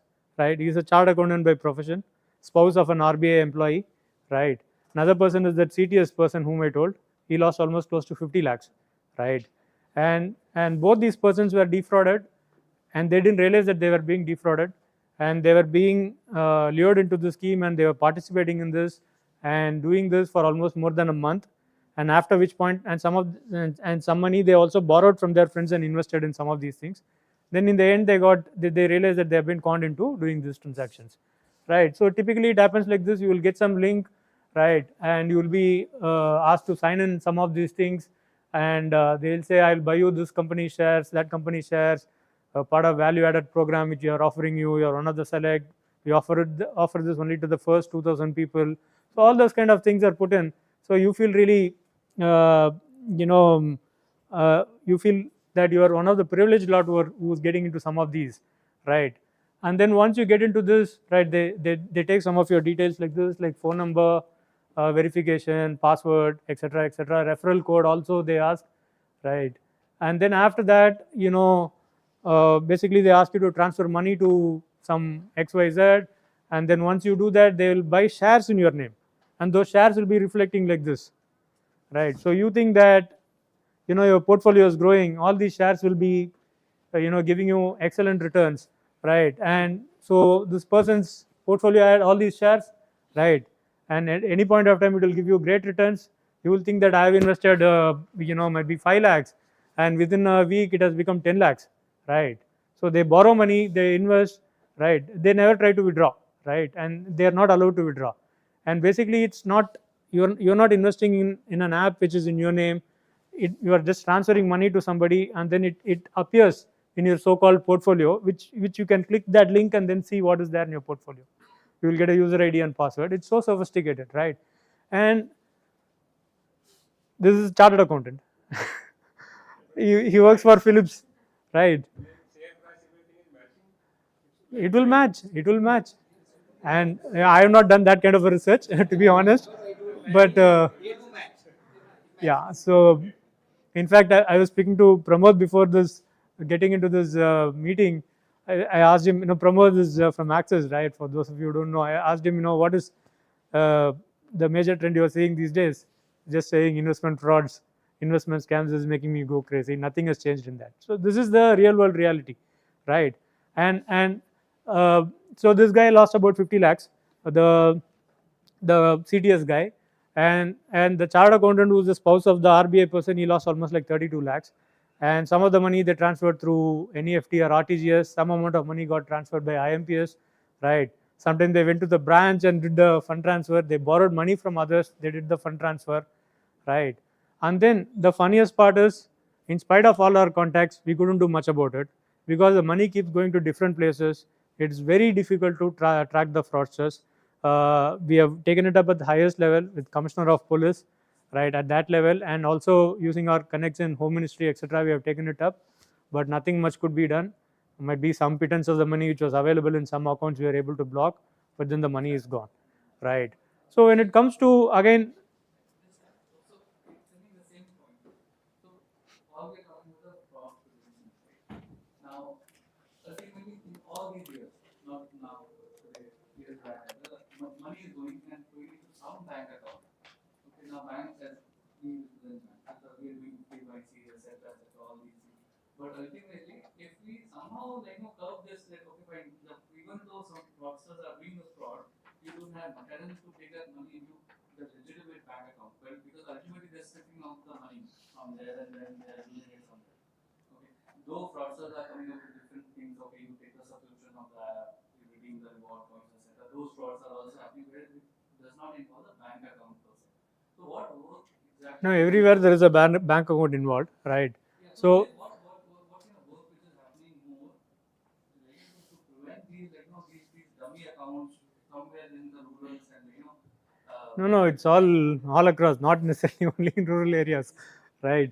So that's where the challenge is. See, for the bank, right? Typically, a bank till now has been trying to monitor from a customer point of view that my customer should not be defrauded. They are not looking at it from that point of view as to whether any of my account holder is getting so much of money in his account, whether that is legitimate. So that is in most of the cases these are called as mule accounts, right? And so typically what happens is the person would have been the profile of the person might be a servant maid type of a profile in some of the cases, where they will give their account to somebody else, lend their account to somebody else for a 5,000 rupee commission per day, which is a big amount for them. So you see a lot of money coming in and then a lot of money going out at the end of the day, right? So the balance will be the low balance which was there in the beginning of the day, that will be the same balance which was there at the end of the day. But in between you will have crores and crores coming in. You will have 1 or 2 crores coming in during the day, but by end of the day it would have come back to again same 100 rupee balance which was there in the beginning of the day. So that's the mule account kind of a problem. So that's another challenge which banks are trying to face now. And typically the approach which has to be used to identify some of these are the models, right? And as I told you, once the model alerts a particular transaction or particular account as a suspected mule, etc., we also, I mean, thanks to Vishal from NPCI, we have run some of those models and we send those alerts. But the banks think that their typical approach is either to block the account, and then if the customer asks something, they'll say that NPCI has asked us to block your account, so we blocked. That's one issue. The customer in this case is the villain, right? So he gets himself, he gets alerted. He'll open some other account, or he'll probably give some other mule account, or we also have issues on false positives, right? So to identify some of these things, there will always be a false positive, right? I think in the digital space, looking at the number of transactions, even a false positive of let's say 1:10 is a good number according to me. At some point of time, Vishal will watch that we are at 1:25. I've got it to 1:10, 1:6 also in some cases. But then, even if it is 1:6, for one fraud, there are 6 genuine customers will be impacted, right? And what's the fallout of that genuine customer, right? And blocking the account is which is the last thing which any banker will do, because they'll typically ask for a police complaint, right, or an instruction from the law enforcement. Without that, how can you block the account, right? And the money in that account, there will be some other money in the account which will be, which the customer will say, I've kept it for my daughter's marriage or for some school fees, so on and so forth. It will become a legal case, and there are cases going on like that, right? So you'll have to take all this with a pinch of salt. When an alert comes, it has to be investigated appropriately, whether this customer is capable of doing this kind of a transaction and whether it is allowed, right? So that is where some of the real challenges are. So when it comes to mule account, monitoring of a mule account, identifying a mule account, etc., is a challenge. Yes, there will be triggers coming in. I think banks have come a long way from where they were about maybe let's say a couple of years back, right? But still there is a lot more which needs to be done. So from a monitoring point of view, if you look at the banks in the ecosystem, some of them don't have monitoring systems in place. Some of them use NPCI systems, right? Some of them don't have real-time capability. They have only a near real-time capability. So when a transaction comes, it gets only alerted. So they have to call up the customer and check the information. The analyst who's sitting and actually calling, he's a lowly paid guy. So he's looking at it, from a different lens. He thinks that that customer is being defrauded, right? But that alert could be for a different reason, that the customer himself might be a perpetrator of the fraud, right? He might be getting in some money in his account, which you have to correlate the profile of the customer and the balance in the account at that point of time. So all these are challenges where it slips through, and typically if you so if you see the multiple ops which happen, right?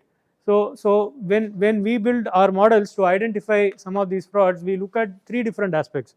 One is what is the customer profile, right?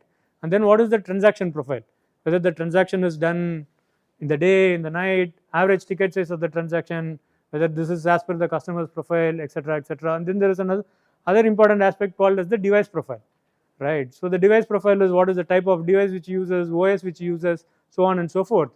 But the customer profiling information will be available only with the banks. That will not be available with NPCI, because I don't know who is the customer, whether he is a scientist, what sort of a person he is. I don't have that information. I get only a transaction which flows through my switch, which I switch it on from a remitter bank to a beneficiary bank, right? That's the very limited information that NPCI has, or any network has, right? So therefore, that important piece, which is called as the customer profile, will be kind of missing in our models. So that has to be corroborated with the bank models. So and the bank should have those capabilities, right? And then use this feed, have their own models. Both has to be, you know, working together, and then identifying a transaction, and then also training your analyst to say that in this transaction the customer is a suspect, right? And he might not necessarily be a victim. So you have to look at that account in totality. So that's the kind of challenge which they are having. And of course, false positive rates, you know, vary significantly, right? So and if there is a case of a customer escalation, my banker friends will tell you that, you know, it's impossible to manage, right? So and then there's a lot of hue and cry when it comes to those kind of things, right? So these are some of the challenges that we have. Just coming back to touching upon some of the key MOs on the investment scam. So basically, unknown person approaching the customer, enticement through small returns initially, and then it picks up, and then false depiction of genuine looking app. So people will get fooled by that, right? And then of course, small money, small transfers, then it piles up significantly, right?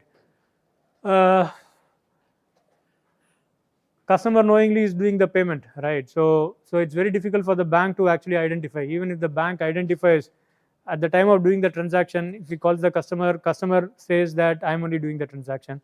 So an interesting aspect which I wanted to say that some of the models where we have identified, some of the banks have given consent for NPCI to act on behalf of the banks to decline some of these transactions.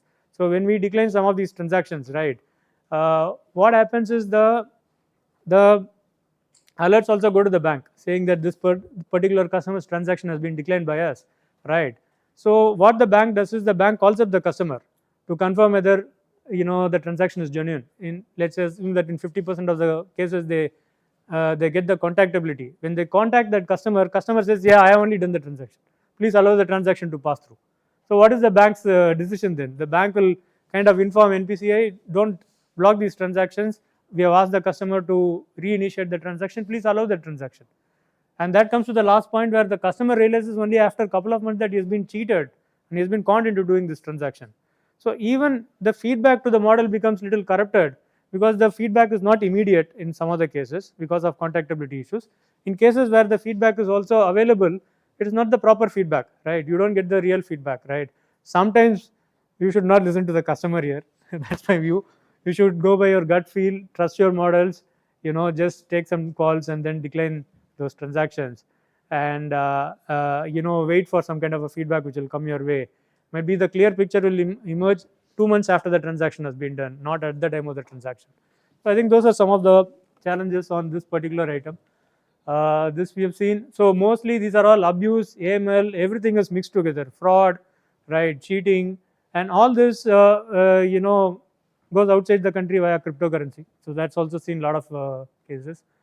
Any quantification of that? How much goes out? Sir, it's huge, running into crores. MHA has a special team to manage this, and not so friendly neighbors is where the money goes most of the time, you know. So Question, does the bank know from, sorry, yeah, ma'am. do you know where from which app or whatever the URL from which these transactions are being? Yeah, we know the, you know, the customer. See, basically the customer is conned by looking at some of these URLs. The transaction he is doing is a genuine transaction, let's say by IMPS or UPI from his bank account to another bank account. Only when you do the deep dive investigation with the customer. I think the question is at the end of the day, when you discover it's a fraud or when you get reported, do you know what URL came out? What URL was used? What app, whatever. What the list URL of or what was the? Yeah, we get to know, but then, beginning also. sorry? You have an ML model that is raising flags. Yeah. At that point, So we will get to know only once the bank gives us that feedback, because we don't directly interact with the customer as a network. bank we won't know. The bank will interact with the customer and get to know. So what we do is App the customer used to make the payment. that can be a genuine bank app. No, no, I think you see the question. I think the point is he's saying what URL did the customer use to transmit the money out, so that the bank will know when you interact with the customer. So those the banks will try to bring down. See, what happens is let's say I am the customer, I use my ICICI bank app and transfer money to some account which is there with, let's say, Canara Bank. I'm just telling you, right? And then that reference number, the fraudster will ask the customer to input it in that URL, which once you click, it reflects all those shares and all that in your name. That you have to put that reference number. That's proof for you saying that you have made the payment. So that's how it happens. Later on, when the investigation happens, we get to know what is that URL. You try to block it. Upfront, we will not know, and then something else comes up after that. Banks also, I don't think the banks would know because on the app when you go to the payment transaction page, when the transaction reference everything is generated, I'm sure the app must be changing those URLs. There's a referral field in the whatever HTTP headers which could be used, but I don't know what. I don't know. No, this is constantly evolving, constantly changing. NPCI, they only talk between banks. So they don't know the background as to what originated this. These are Touch point of the end customer. One is what kind of parameters in a transaction, financial transaction does NPCI monitors? a whole lot of things that will take a. So is it even you come to know whether it's a debit credit transaction from same account and the amount? See, we get to know quite a lot of information. We get to know the ecosystem information, which is what most of the banks won't have. Let's say X has transferred money to Y. We will know that, and this is from HDFC and this is from ICICI. Let's say X is from HDFC, Y is from ICICI, right? Any of these banks, when they do the monitoring, they'll know only this component. But we also know whether any A, B, C, D, E, F is also transferring money to Y. That gives that ecosystem perspective to us, and that's what we feature into our models, right? So in that case, let's say if I'm transferring money to an account, some other bank account, and my transaction is getting paid, and as a part of the RC61 error, okay, which is reversal of the transaction, okay, my money is coming back and getting credited to my account again. Even that would be visible. Yeah, that will come. I think I have one of the case studies for that. If you have time, I'll probably touch upon. In the UCO bank,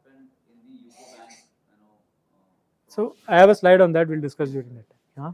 Just one thing, how much of memory you store, or how many transactions you store for each of the accounts you see? So we store last 90 days profiling, 90 days profiling. Right. And just to give you a perspective, only in UPI we do almost like 13 billion transactions in a month. So that's yeah. So some of the other type of frauds, I think in the interest of time, I'll skip some of this or rush through some of this. So this is another one. Predominantly, they will call the customer and they'll say that I am from the law enforcement. I am calling you, and there's been a lot of fraud which is happening using your Aadhaar and your KYC details, and you have to come to some remote place. Customer will be a little really scared, and you will say that okay, you can just come online, and they'll go on Skype. The other end, you will have a police official. That the fraudster will be in police uniform. He'll ask the customer to do a lot of things. Customer is sold on this. He's scared also, right? Here, the fear as an emotion is used, right? And then he ends up doing whatever that fellow is asking him to do. A lot of transactions happen this way also, right? So this is another form of social engineering. In all this, the bottom line I'm saying is customer himself does the transaction, right? In any of this, right? That's the issue. And later on he realizes he is conned. So when in doubt, please cross check. That's the point which we try to tell the customer, right? So don't immediately fall for it. Nothing is so urgent. You can check with the police station, you can check with the officials, you can check with your bank. All those kind of things happen, but people do get scared. And this is another one, another MO. Let's say, for example, I've sent some parcel through Blue Dart, right? So for whatever reason, I want to just get the contact number of Blue Dart. I go to Google and type Blue Dart contact number. I'm just using this as an example. It could be any courier for that matter. The contact number which you get in Google, you think that belongs to the Blue Dart, right? But when you call up, there's a person who's sitting there, and this is called what we call as reverse phishing, and it pertains to the fraudster. Basically, tells you that give me your consignment number, and so on and so forth, and along with that they'll ask you to input your account number, UPI ID, UPI pin, everything. It will all come as star star star. The customer will think that everything is masked and it's safe, but in the back end, all the information is sought, and after that the fraud is done, right? And sometimes when they send you something on your particular mobile number, they'll say that the details of the consignment will be there in this link. When you click that link, some APK file gets downloaded, and later on any card transaction, whatever you do, right, from OTP to everything is taken, right? So this is another MO, right?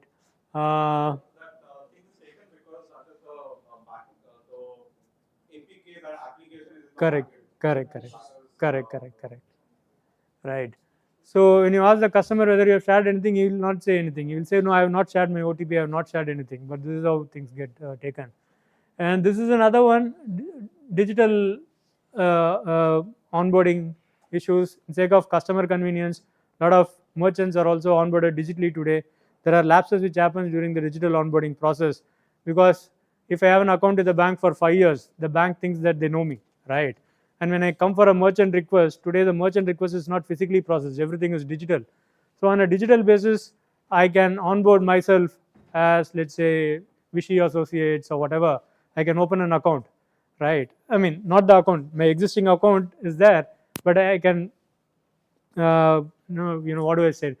Call myself as a merchant, right? And the bank thinks that existing customer, they open basis that existing KYC, but typically the KYC is that of the account. No one actually cross checks the merchant performance, whether the merchant is actually doing some commercial activity, is he a legitimate merchant? Because once he becomes an entity, a lot of things are relaxed, right? He has an higher limit per day which he can transact, so on and so forth, right? And all these frauds happen because of some of those things. And some of these digital onboarding, when it happens, right, also most of them are classified as online, because online may the customer is coming and getting himself onboarded as a merchant, but he might actually be a brick and mortar shop. So the controls whatever we have are different for brick and mortar shops and for online shops, so those things also gets diluted. So later on, when the issue happens, when we figure out, then we figure out that this is a brick and mortar shop and not an online shop. And sometimes the actual commercial activity is not at all there, but has been onboarded as a merchant. And we have seen interesting cases. I have seen grocery merchants having 2 crores transactions, 2 crores turnover in a day, right? So how can a grocery merchant have so much of turnover happening in a day, right? It's impossible, right? And some of them will be in some remote areas, whatever, it's highly impossible. And then that's the gap in the monitoring, right? So sometimes all the banks do not have the same standards of monitoring, right? And also underwriting issues, right? All these combined together, and when the issue happens, it becomes, it snowballs into a big one, right? While when we do the postmortem, it looks pretty simple, but actually the postmortem tells you what are the gaps which is there, and typically 2 or 3 gaps when clubbed together, it snowballs into a big issue. You don't get custom profile, right? You don't know whether that's a brick and mortar in a remote area. You don't know. Only after detection. Banks only know that, right?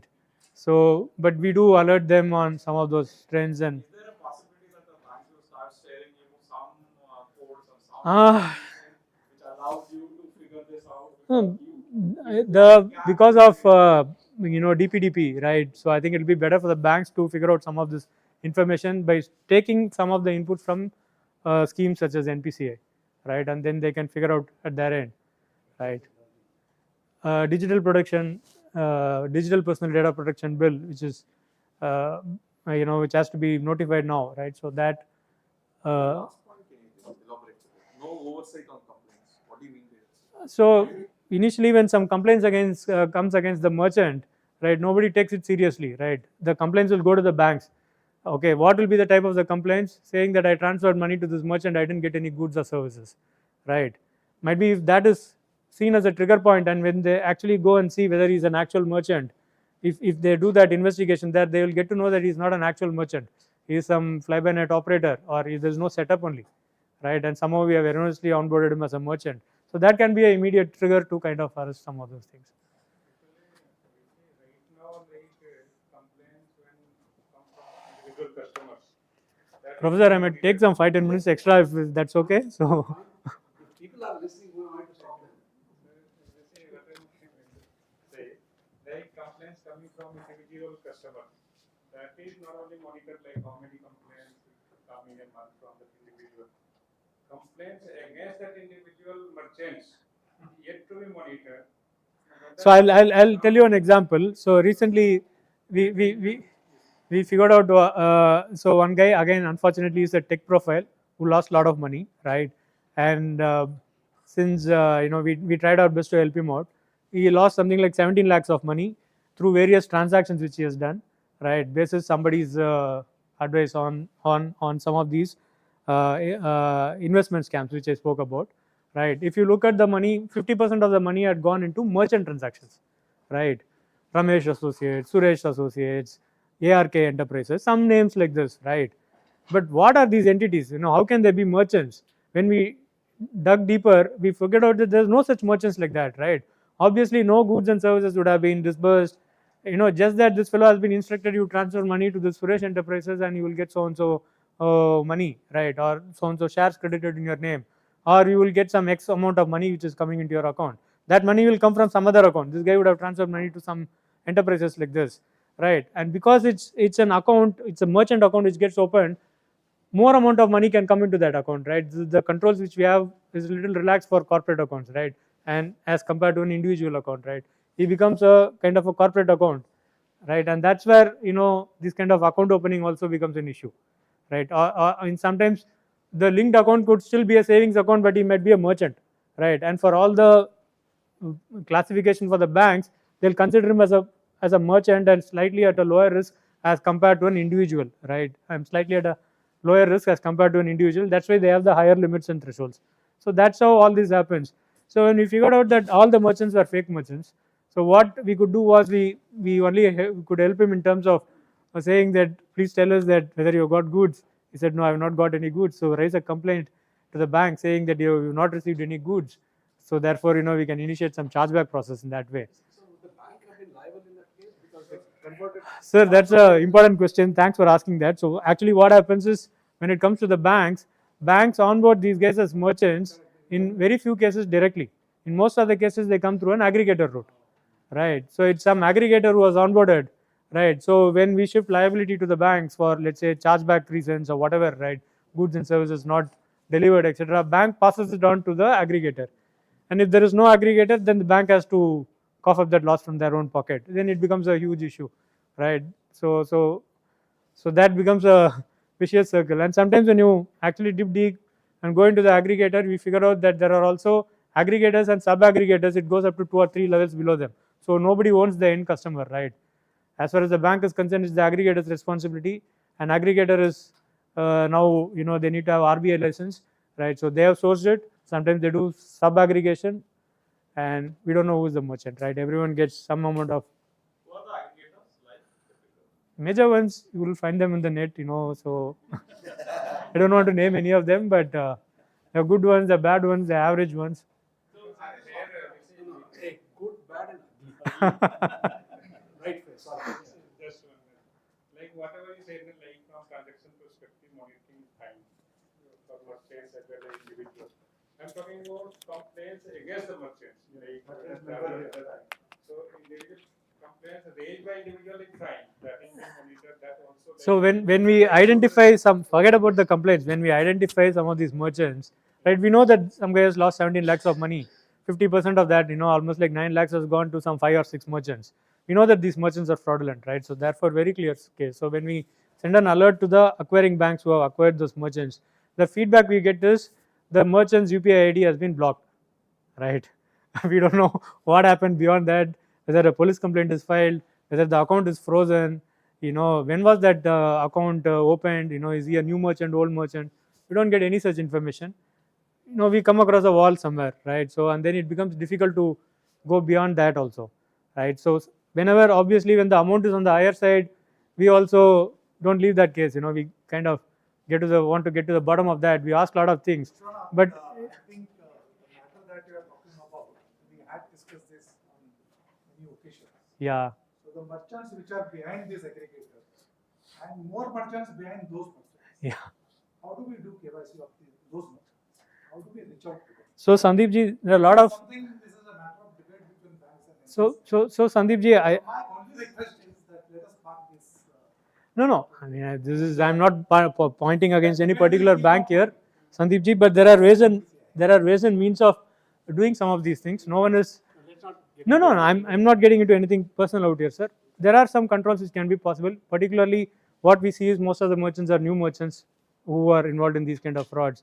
When the profile of the merchant is not so much ascertained, or when he is relatively new, I think there could be a case of a delayed settlement. You can do, instead of crediting the merchant immediately. One of the reasons of financial fraud percolating down Yeah. long ways because they are not tracked to closure for Yeah, finding, yeah. because there are chains. Like Yeah. you mentioned, there is a wall somewhere. Yeah. Every institution will say it is beyond me. So that's why that's the So advantage which things we like can delayed settlement for a new merchant, etc., can address some of these Sitting issues. Here, we were talking. On my phone, there is a today morning. There is an investment fraud. Join this group for money.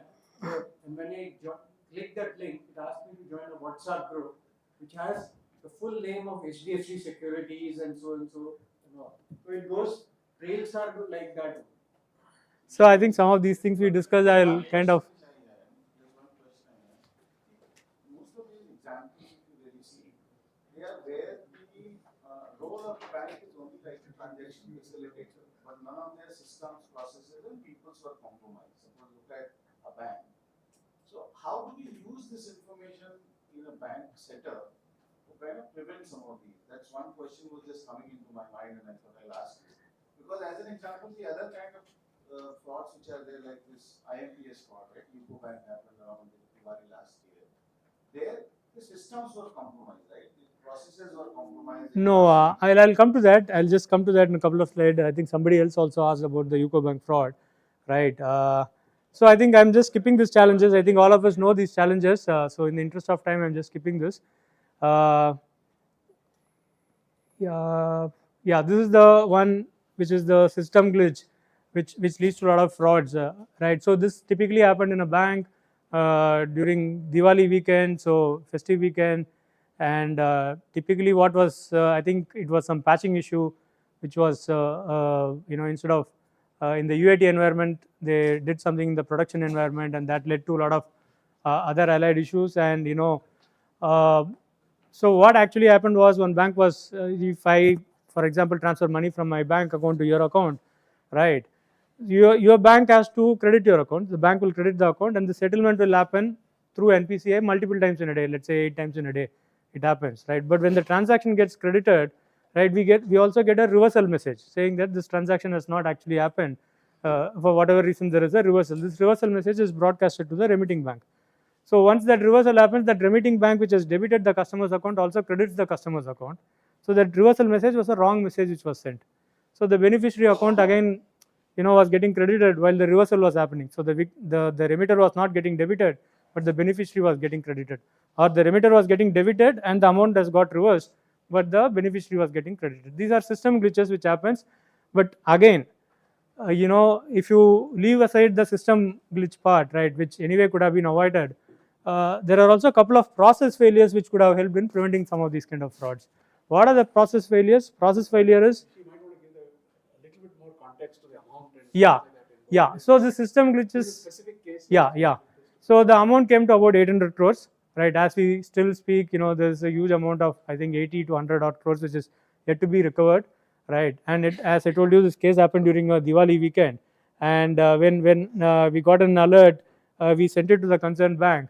The bank said we are looking into it. First, we couldn't contact them, and then we couldn't get enough information from them. Then this happened on day 1. So the entire incident took place over 3 days, right? Day 1, it happened. Day 2, again, the number of alerts increased, right? We are saying, how can you send so many reversals happening? Something is wrong, right? Day 3, again, it increased, right? Almost like 85% of transactions happening were all reversals only, right? Then we said something is wrong and we shut down the node, right? We used the kill switch and we stopped further transactions. And then later on, the bank realized that there was a system glitch which led to the issue. But more importantly, right, so you understood the MO, right? So anyone has any doubts on the MO, I can explain to you. I transfer money, let's say, to this person out here. I get a reversal message. My bank gets a reversal message. Therefore, the money which has been debited, let's say 1 lakh I transfer to him, 1 lakh is debited and then 1 lakh is again credited, right? Because of the reversal message which his bank has sent to my bank, right? So that reversal message was erroneously sent because of the system glitch. That's the core issue, right? And that bank also credited the customer's account, their customer's account. So both these customers got together, they withdrew the money, and 100 transactions I used to do for 1 lakh, 1 lakh, 1 lakh, so much money went, 1 crore of money went, and then he gets credited with 1 crore, but whereas without anything that 1 crore has come into his account. That's the brief MO, right? But actually what happens is when a transaction happens, we do settlements 8 times in a day, right? So typically at least every 3 hours at least, there is a settlement file which goes to the bank. The bank, had they seen that, they would have realized that there's money coming in, right? We have credited the account, but there's no money which is coming in for the beneficiary bank which has credited the customer's account. They'll know there's no money coming in, right? They could have immediately stopped it.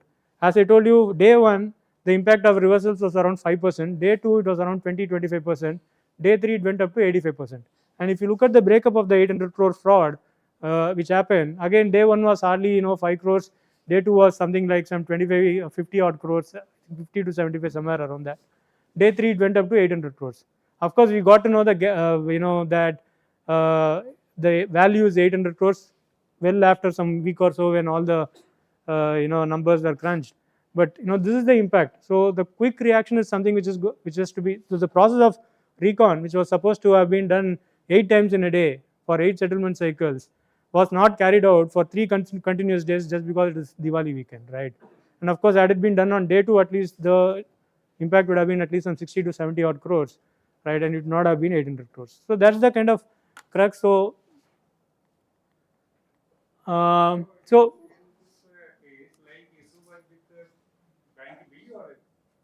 the issue was with the beneficiary bank. The remitting bank. The so we have a victim bank or a remitter bank, and we have a beneficiary bank. The beneficiary bank was crediting the account.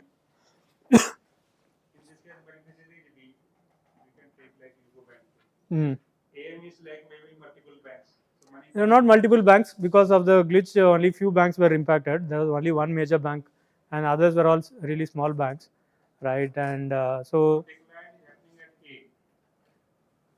decline nahi.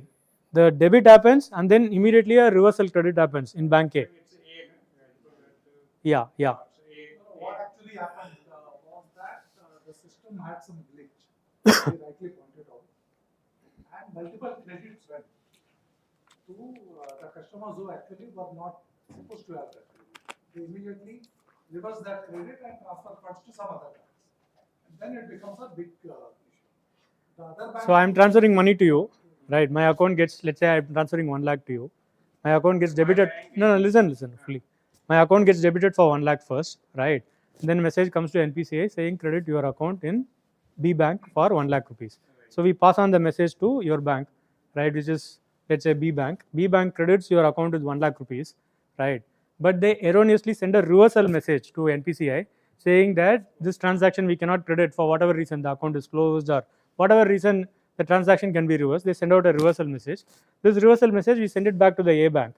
The A bank says that since the money has not been credited, they'll again, the money which has been debited from my account, they credit it back. So my account there is a 1 lakh debit and a 1 lakh credit, but your account there is a 1 lakh credit, right? So that's the issue. I'm sorry. I think in this case, when we did our investigation, what we also figured out from the payer bank, one of the bank, there was like some 200 transactions per minute of an IMPS, which is like, a typical retail person. Suppose if I initiate an IMPS transaction, it takes minimum 2-3 minutes, right, on my mobile or internet application. So it can't just be the glitch on the payee side, right? The glitch is on the payee side, but there could have been multiple level of controls. So it is more like the involvement of both payer and the payee together. No, if I can just give an example, this is something we had seen at another bank a couple of years back. So they have put in a new base 64 system, thing, where again there was a configuration issue. In this case, it was for merchants. So Multiple transactions, right? So when I realize, that let's say you are my friend, when I transfer money to you, let's say you get the credit, but the money doesn't get debited to me. All it requires is I should have 1 lakh in my account. Then I can transfer 1 lakh to you. I'll immediately get the 1 lakh back. You will also get the 1 lakh, right? I will not do just one transaction. No, if I decide to milk the system, I'll do hundreds of transactions. And that's the point which he is raising. If hundreds of transaction happens, then my bank should be at least aware that this customer suddenly is doing, yeah. I'm just saying in the interest of time. So I'll probably end with this slide. This is the last one. This what we feel is how the future is going to be, right? I think something which Ramesh again touched upon, right? We have something called as caller ID or spoofing apps, which are still today available. We identify some of those apps and we take it to DOT and get them uninstalled and closed, right? These are apps such as IndiCall, SpoofCard, etc., where in that particular app, if I download, I can, let's say, put professor's number, right, and I can possibly call Shilpa. Shilpa will get a call saying that it's coming from professor, but whereas I'm initiating the call. Even the call record, everything will come as professor's name only, right? So that if you combine it with the deep fake, where voice can also be faked, somebody can talk to the person in professor's voice and ask them to transfer money, right? The person is definitely going to transfer money, right? So this voice-based social engineering calls is going to become more and more authentic. Imagine the situation where your wife is calling you and urgently asking you to transfer money, right? You will think, yes, your wife is only calling and you would have transferred, but that voice is, lookalike voice of your wife, but it's actually somebody else's, right? There's a deep fake beyond that. I think that's the issue. And some interesting example of what Singapore has done. Mass Monetary Authority of Singapore, and both MAS and RBI are really forerunners in some of these things. I think additional authentication for high risk, default transaction limits, everything I think we are also doing in India as well. But what Singapore is doing is that they are giving a kill switch to a customer, right? If the customer feels anything wrong with his account, he has to press the kill switch, right? And then that account will be suspended for all future transactions. And then of course there is also a money lock feature which can be, those are cases where you can do a banking transaction only by visiting a bank. If you put that money lock, no digital transaction can happen, right? There are cases where people keep a lot of money and in their accounts, and they prefer this and use accounts with some low balances for some of the digital transactions. That's the Singapore example for you. And I think that's it. Might be we can continue some of the discussions outside. Times only will tell. Things will evolve. So maybe. Sorry. Just one question. This has been around for some years now, right? So where you've been using your model. Has there been any, let's say, series of changes in the SOPs for banks that were coming out of all your? Yeah, a lot of changes. I think firstly, I think the monitoring has improved big time in all the banks. All the leading banks are using AML models to identify frauds, right? Which was typically used for frauds. Now they are using different models for AML, money laundering kind of, and to identification of mules and so on and so forth. So that has started. In the ecosystem, I think MHA is doing a great job on this, right? I4C, Indian Cybercrime Coordination Center under MHA, I think they have come out with an portal where all banks are part of it, and any fraud which comes out on any of this is immediately identified by all banks and they can take corrective actions, right? So a lot of work has actually happened on some of these things, and as we speak, negative registry is something which is also being worked upon, right? It will benefit the industry ecosystem. I think once certain nuances of DPDP is studied, I think that is also expected to be made live. Say that the percentage of the amount lost to these activities has come down because of all these efforts, or is that? Yeah, it's significantly come down. Come down. Now that you're asking that question, I'll share some of the numbers, right? So we measure fraud as fraud to sales, right? So fraud is the numerator and sales is the denominator.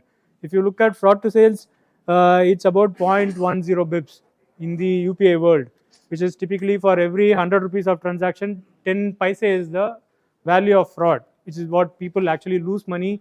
Later on, they realize they have been conned and then they report that as a fraud. That value is about 10 paise. And if you look at the fraud per genuine transactions, right, that's also coming down, right? Which was like for every 3 lakh transaction, there used to be one fraud. Now it is like every 4.5 lakh transactions, there's one fraud which gets reported. I think we are improving. but maybe we might have to increase the pace.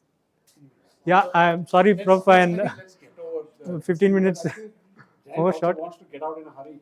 So let's just carry over the conversation into the coffee, into lunch, and at high tea. Okay? So for now, let me just thank Rishi with a small gift from us. Thank you, Prof. And thanks for Thank you, this sir. very entertaining. He stood on one leg for the whole talk. It's a good story. Okay, so there's coffee outside. So please get coffee.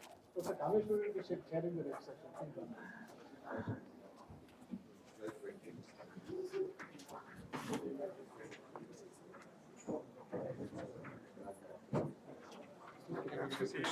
Yeah, please. Nice presentation. Sorry. Nice presentation. Thank you. So I just have one question I wanted to ask. So basically, you said that due to DPDP, NCPI cannot ask the banks for customer profiles, right? No, it's not. We cannot ask for customer profiles. We don't need customer profiles. That's not our job. Customer is owned by the bank. We don't own the customers. We, when you transfer money to him, let's say, we allow the we facilitate the transaction. I don't know who's sending. I don't know who's receiving. I get only an instruction which is being facilitated. So you are owned by, or you are the customer of your bank, and he is the customer of his bank. Out of our yeah. But could there be like a homomorphic mechanism where basically when a merchant account is being set up, NPCI sends some benchmarks to the bank based on that benchmarks? No, RBI set those benchmarks. This is that only today banks have to do those things. See, you raise a flag about the merchants. But supposing they block the UPI ID, the merchant can move to some other bank. You'll open another UPI ID. Yeah, Account is still active, UPI right? account is active. So, I mean, and this information also doesn't get transferred to other banks also, right? Yeah, that's the negative registry which we are working on, right? So, if the bank confirms to us that it's a case of fraud, what we do is for that account, we don't allow further transactions till the bank comes out to us with a proper investigation report. So, across the ecosystem, we try to not allow further transactions on that account. But for that, we need some kind of feedback from the bank the moment we send out an alert. And in the case of an investment scam, Yeah. the URL or the app, Yeah. you say that the customer gets to know that he's cheated 2 months later, but your algorithm will actually raise an alert. But supposing the bank sends a message to the customer, look, I mean, be careful, this may be fishy or something. No, see, when the bank is seeing, they're seeing only a 200 rupee transaction. They don't know what is happening outside that. The customer has been defrauded over a phishing call, or he has clicked something, or he has been told by somebody to transfer money to somebody else. The bank don't know all that, right? So the bank knows. We don't have that URL. About the URL or the app. Actually, for this now, one centralized ecosystem is required where banks can integrate their system, and one can suppose a remitter customer lose their complaint. Suppose they are fraudulent transactions, he can lose their complaints through mobile banking transactions. So today also it's there, no, through MHA. That portal is there, CyberSafe portal, NCRP portal. Yeah, thanks. It is there, but it is not really like holding the money. Holding the money is again the challenge. So if you want the money, let's say the account is open as a retail, like hold as in your account. But which is whether the balance in your account, the exact balance has to be. So then part of it has to be transferred. There are police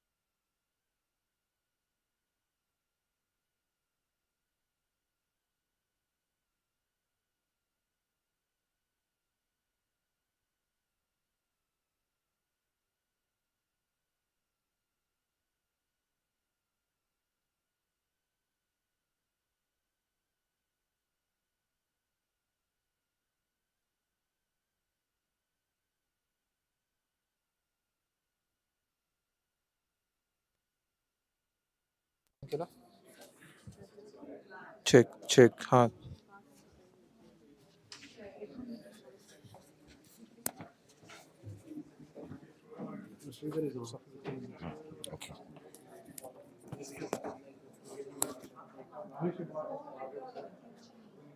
Yeah, yes.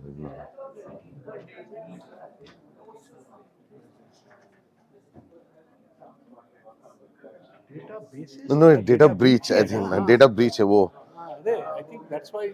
No, I think it was originally written on there. So this Saurabh who was making it, he I think has picked it up from there. Yeah, I remember.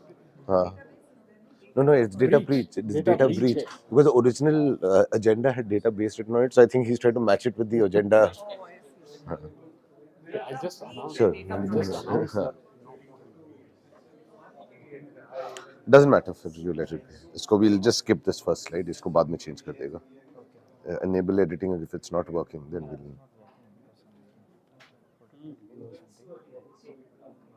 Doesn't matter. We'll do it later. We'll just go to the next slide. इसको.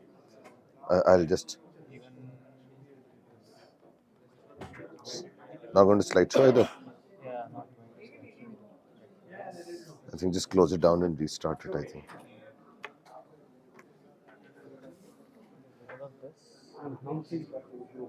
Just close it and restart it. I think you'll have to. Just close PowerPoint and restart it. Maybe it will work.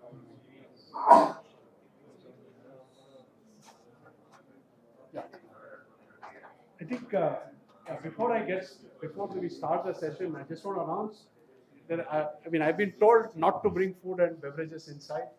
Both the chairman of the department and the people who maintain this just glared at me, glowered at me, and been angry at me.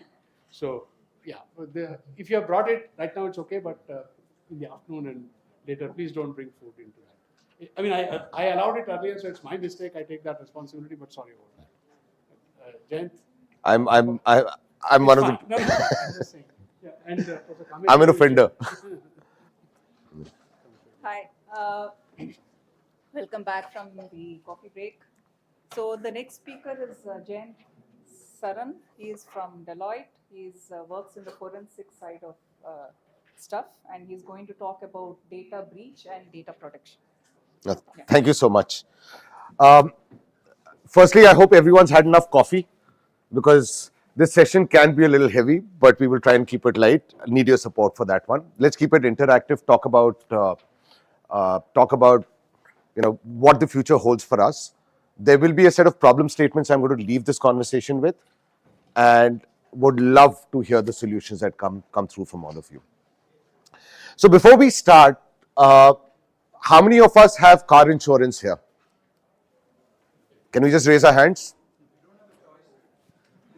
We'll get there. Okay, how many of us, when our car insurance comes up for renewal, have received calls from other insurance companies saying that we will give you a better premium? Okay. In how many situations do they know your car number? Do they know your car model? Do they know your name? All of those? Does it bother you? Okay. Let's take the same thing. How many of us have health insurance? And I'm not targeting the insurance industry. Someone had a question about insurance. I'm not targeting insurance. So how many of us have health insurance? Similar story there, right? Do you think they have access to your health records also in some form in terms of what claims you've made? Possibly? Possibly? Okay. A lot of us are bankers here, so let's get into that story now. Credit card holders? How many credit card holders here? Okay. How many of us have received calls from people claiming to represent a bank, offering you things on your credit card? Reward point redemptions, extra reward points, new credit cards, credit limit extensions. We've all received those. Now, the base of all of these, if I look at it, the activity that is happening is fraud. Someone calling you, whether we talk about the Jamtara stories, I know we talked about the Jamtara stories, we've talked about stories around, you know, OTP frauds, etc. The fraud is the end game, but the issue starts much earlier. The issue starts with a data breach of sorts.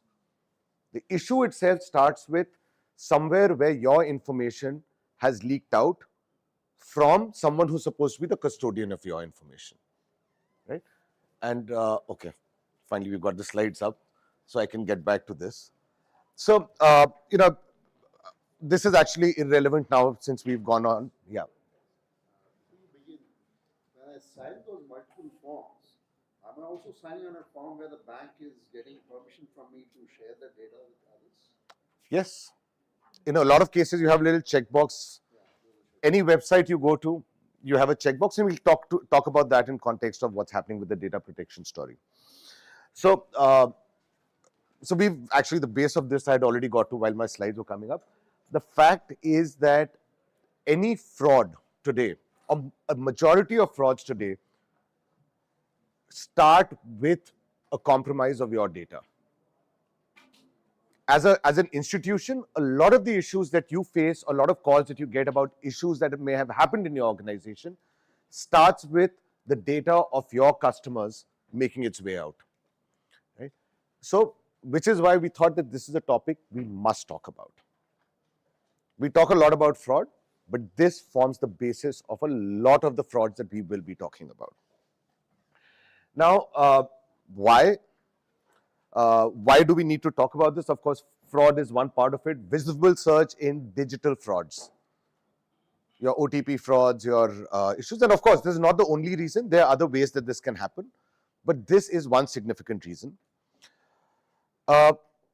5% of all global digital transactions are suspected to be digital frauds. Okay, these are from the various reports. This is by TransUnion, 2023.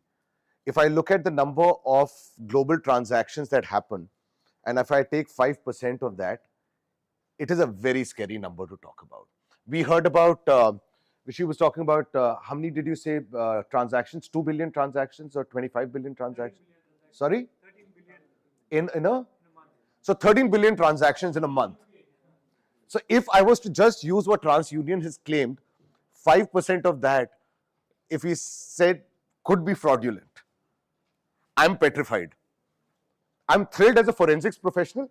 That means I'm going to always have a career. But on the other side, I'm petrified by the fact that that is the level of fraud that we're going to be dealing with. We talk about, a lot of initiatives, and we talked about controls earlier. So we talked about the fact that, modification. We are struggling to keep up, both with the quantum of transactions that are happening. We are struggling with the pace of change that we are seeing, the pace of change of our lives, the pace of change of how we are working, competition. So, we'll have, multiple banks say each of you are competing with each other. How do I acquire more customers? How do I play with more customers? How do I get them to transact more? How do I up my business there? So there is going to be a huge, huge push for new digital experiences. New digital experiences mean perhaps changes on your platforms, your apps. How is it that you're going to be creating new products? All rules of the game have changed. Everything that we've talked about in terms of control has a lifespan of a month, couple of weeks, I don't know. I mean, for people, I started my career in telecom, and I remember there was this push in the early and mid 2000s where we would be, coming up with these fancy fraud management systems. Everyone was spending on fraud management systems, revenue assurance systems. In 3 months, fraudsters would figure out how to go around them. Right? That was a period where there was not so much proliferation of technology. Today is a different game. Our entire world, like I said earlier, has changed. So there is, digital experiences that we are pushing. There are, lots of efficiencies we are trying to build into our processes. With that, what has also happened is that it's easier for a person who's sitting on the outside to understand what to manipulate. There are, the patterns that are getting created because we are trying to, make things more transparent, also permit a fraudster to figure out what part of it do you want to play. So in terms of data breaches, data incidents, there's of course stuff that is happening where at times your enemy is not known, who's doing the data breach, and hence facilitating fraud. On the other side, you also have people within your system who are facilitating it. Now, within your system, I'm not just limiting it to employees, I'm saying the number of business correspondents you have. So in your business, you will have people who will be helping you with sales and customer acquisition. You will have people who are going to be working with you on the call center side and the customer service side. You will have people who are working with you on activations. You will have partners and vendors who are running campaigns for you, whether it's marketing campaigns, whether it is application development, whether it is creating a new product line where you're partnering with someone who's creating the digital platform for you. So a number of people that are now going to have access to your information, who willingly or unwillingly can create a data breach for you, is it's something you should really consciously think about as you proceed on this journey and what you're going to do with it. Now, there was again a comment somewhere earlier about the monetary loss. I think it had come from somewhere here. I don't remember, right in the beginning when Ramesh was doing his session. The monetary loss may not be immediate. The issue is you will, or sorry, maybe it was an insurance company and I thought insurance conversation. It is not always going to be about a financial loss. There's also going to be reputation. It is also the trust people will have in your business. So you need to, and which could eventually translate into monetary loss. So you have to keep that. Now what's happened is with the DPDPA coming in, there is going to be a monetary loss element that is going to come right up front too. So we are now not waiting only for reputation. We are not just waiting for, we are not waiting for trust issues. I think now monetary loss is on the table at the data breach stage. And of course, there is a legal and regulatory loss or impact, which is also on the table now. So keeping that in mind, data protection is something that we need to really, really focus on. Just some statistics if you want to, I think we've talked a lot about it, so I don't want to spend too much time on it. But really, in terms of risk management practices, this is a global risk management survey that we did where we said, how effective do you think your organization is and where do you think your biggest risks lie? Data privacy is at 60%. Globally. Everyone, because of emerging data privacy laws, everyone sort of acknowledges this a lot more. How are you doing this at a very high level? You need, like everything else, like Ramesh had talked about the fact that we need to do health checkups. We had talked about the fact that we need to keep reviewing controls. We need to go back and review my end-to-end processes. We need to look at how my data is being managed, who's managing my data, who has access, and actually actively go back and look at how to remediate this. We did this exercise for a financial services company. I will not get more specific than that. A year and a half ago, and there was a list of items that we came up with that needed to be dealt with. We went back, business as usual, things were not acted on because the frontline business pushed back and said, I can't implement these. Right? The CISO office, which was driving this entire initiative, and the DPO, they said, okay, you know what, we'll come back and revisit it. Over a year went by before anyone, even looked at those controls. Nothing is in place today, even now. So it sounds like a sad state of affairs that way, but really, all you're doing is extending and increasing the risk to your own business. This is something which is highlighted over a year ago. You have changed business models. You have changed things by then. You have not gone back and fixed some of the issues you had. So, you are creating a snowballing effect. So you need to go back look at those gaps, figure out how to remediate it, because otherwise that snowballing effect, your risks will keep coming and becoming bigger and bigger. Okay. The other parts of this, the other part of this is there is a need to, and a lot of you around this room in the conversations we've had, look at the transactional data elements of it. The transaction data itself carries a lot of information about individuals. So while we are looking at transactions, a lot of us forget the underlying elements of the individual data. And I'll give you another example. We've done this for, we've done something for another financial institution a couple of years back, where, you know, in terms of the ecosystem, you had mobile gateways. The mobile gateways basically would create your OTPs for any transaction that I'm initiating, right? So I have someone who's sitting and looking at the transactions as they are appearing on my system. But for that transaction to happen, there is a data block that goes to the mobile gateway onto the mobile phone company so that the OTP can be created and hence validations can happen. In this case, it came out of a fraud that got reported because there was some wishing and smishing that was happening with it.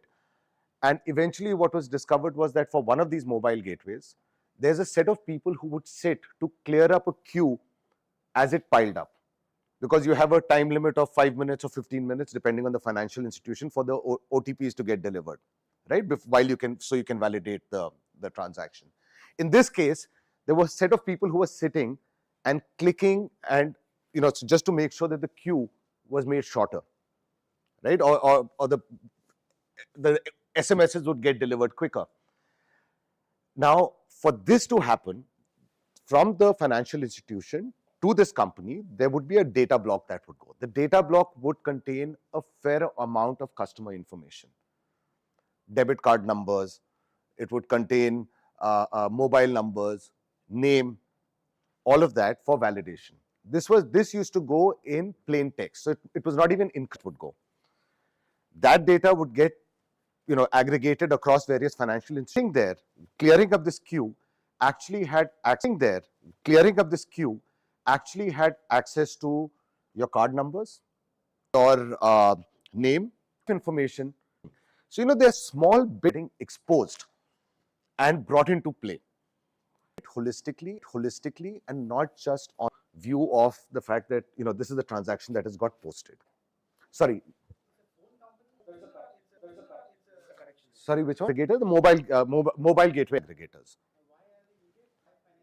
Translate that and push it to, let's say, a Vodafone or an Airtel or a Jio. There is a validation process, so that is how it was set up for company, and a lot of the financial institutions do send that as part of the validation exercise.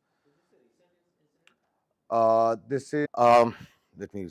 I'll keep talking. So If there was a breach at that time, under the who becomes liable there? Where is the liability? That being fixed in any so when the rules come out, it will be. But I think the here is the financial institution. The data fiduciary financial institution, and which is where, and I'll just spend a couple of minutes talking about, since you brought it up, what it would mean from a DPDPA perspective.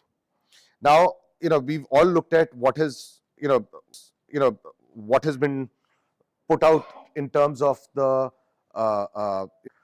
in terms of what could be called personal data from a DPDPA perspective. We talked about personal information, sensitive context.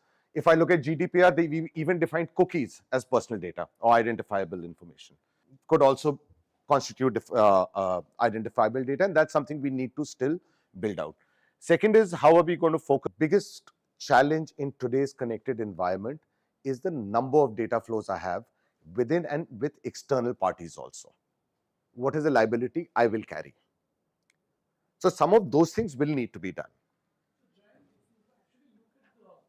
contracts and how it gets enforced in our courts, there is actually no non-compete itself. People actually see competitive thing, and courts are always held that it is not enforceable. So in that respect, I don't think unless you are a Different scenario, sir. Slightly different scenario from what you're saying. You're talking about compete and conflict, right? I'm saying compete, that there's no such thing as non-compete, is what you're saying, right? Here it's slightly different. Here I could potentially, with my exit and anything by my action, create a regulatory liability for my former employer. There's a difference in that. No, but that's what I'm saying. The former employer can always want to enforce it, but they don't have any legal standing to enforce it. The new employer, yes, you hold the new employer accountable. Then I will leave that to the lawyers, sir. I will leave that to the lawyers. Let me answer this. Yeah. 10 years ago, I have filed a police case of a relationship manager who mailed the wealth customer list to herself on her Gmail account, and in the notice period. Obviously, there are other issues like DLP controls, contractual existence of contractual agreement, but exceeding access is also a violation of the IT Act. You are given access for lawful purposes, you are going to exceed it for unlawful purposes. There is a crime which gets involved, and a FIR is filed. So I think this is a very clear case of malicious activity which is punishable even under current regime. Of course, in the DPDP Act, there will be additional responsibility of the organization for having not put enough controls to allow the transfer outside the systems of the organization. Correct. So, and that control would also be hard controls at a system level, on a data level, and possibly on who has had access to that data in the past. So it's entirely on the old former employer. So the former employer did not have the controls, so information. So he's the data, that former employee is the data fiduciary, right? So data fiduciary from DPDP point of view is the former organization. The employee is liable in individual capacity. If the new organization is knowingly allowing such data to be used for their business processes, they might also be having some consequences. So, see, that is from a DPDPA perspective, but even in today's day and age, if I look at it, that the data theft cases we've worked on, if that data has gone to a new organization, if it's IP, organizations have gone against the new employer that you have induced. So, same thing can happen in this scenario as well. Sorry, yes, Ramesh. Yes, the main thing we should be concerned about is the risk of our data. Correct. The fact that we have given data to somebody, there is always that risk. We can talk about liabilities, whose liability under what act. The reality is there are 80,000 cases pending in Supreme Court, 6 million cases pending in High Courts, 44 million cases pending as on date in lower court. We're talking of 5 crore cases already pending. So with these new laws, what will come in? Where will that enforcement happen? Is it in our lifetime? Correct. So you need to understand, here is this risk, how do I protect myself from this risk? Not a protection through a legal system, which will not work in our country.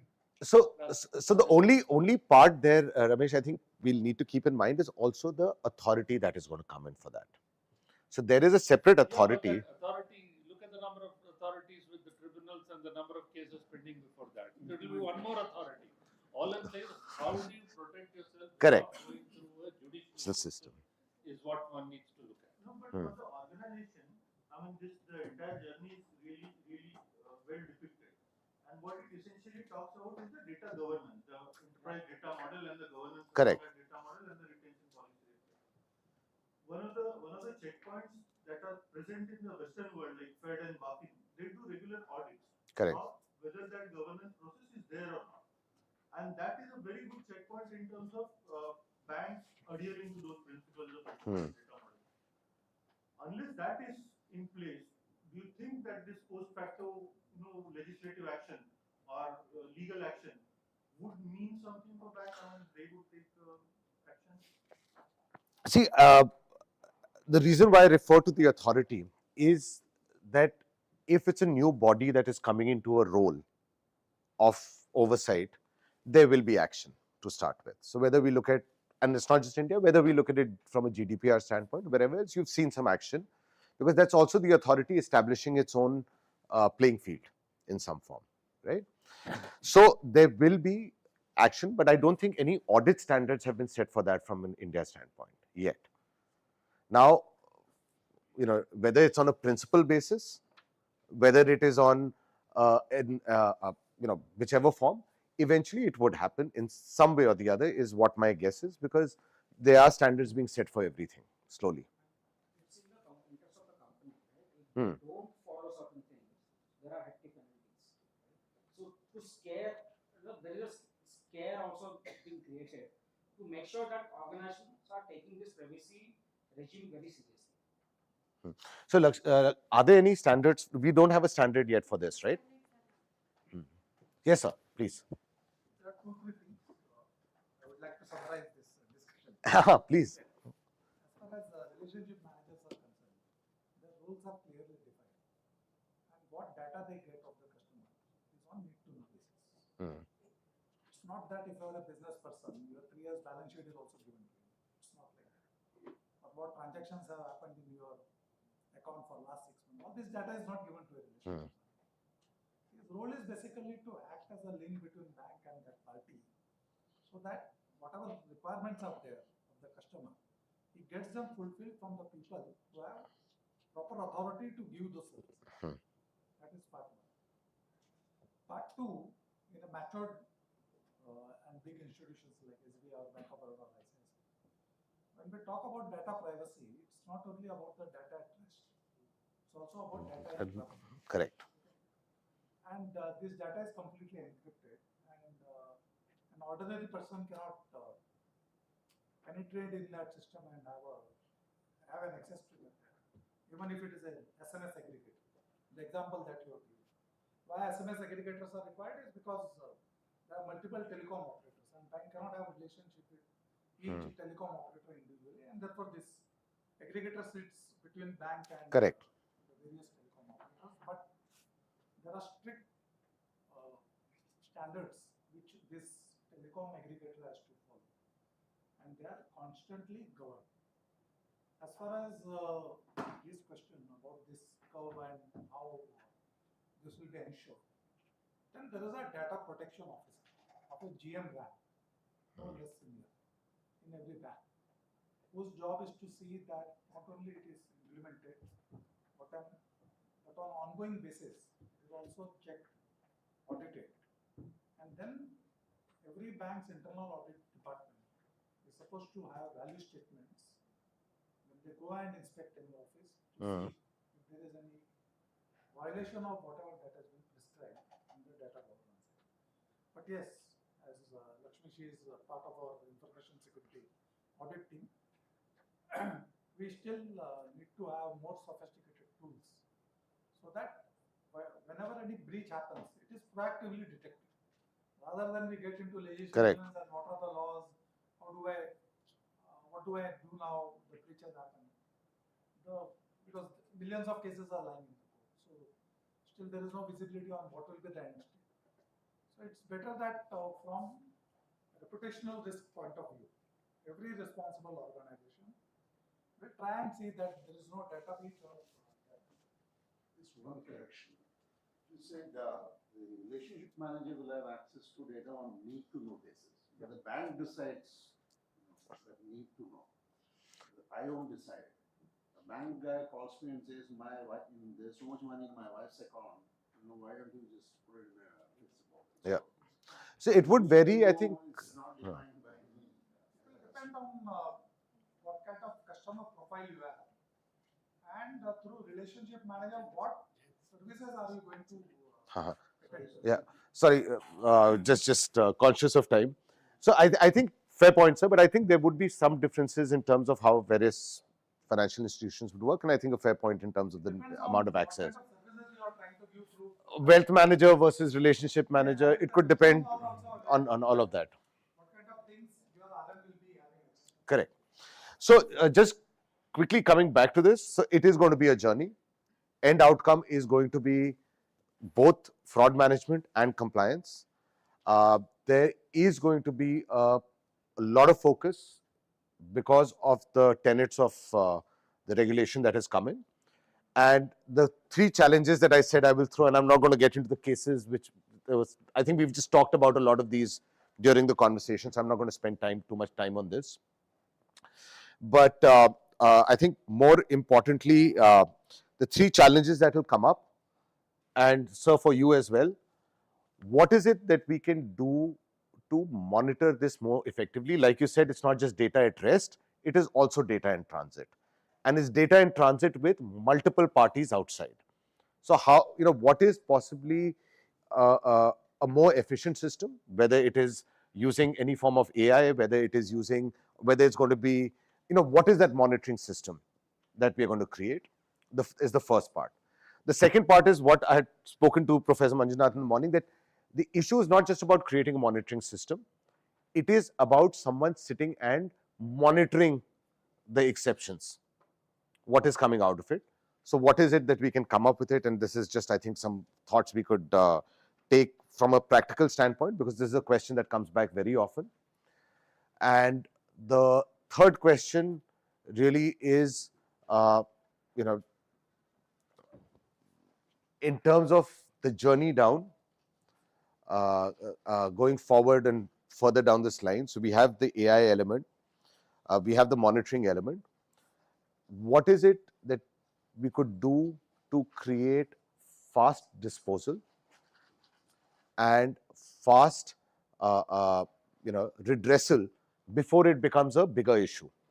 Because very often, and we talked about it, that there could be a 2-month period or a 1-year period or 2-year period before a fraud is discovered. How can we look at crunching that time?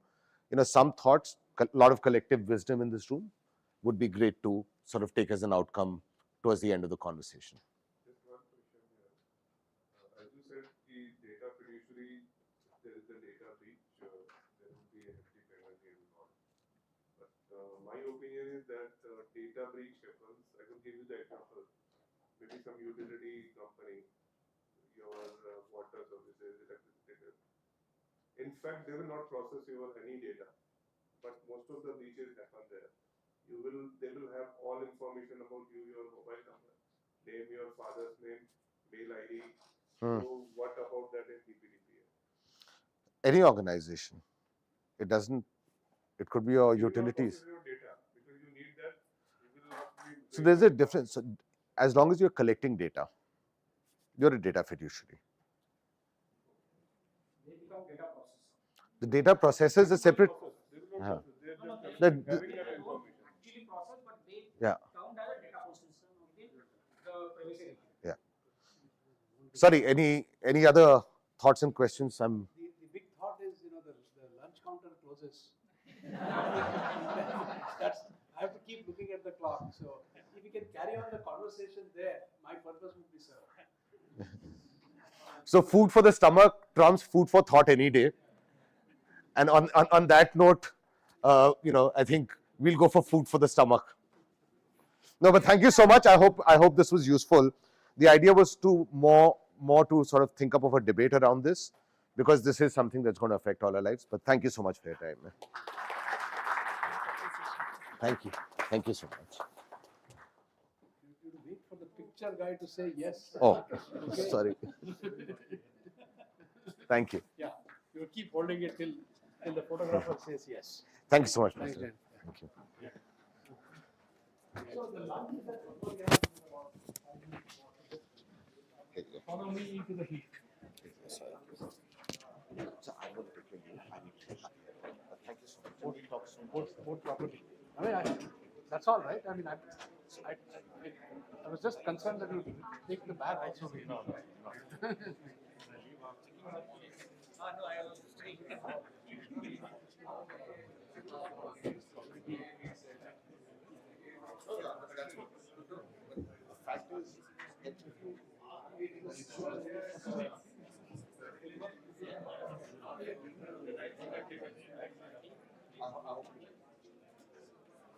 So we have to be back at 2 o'clock.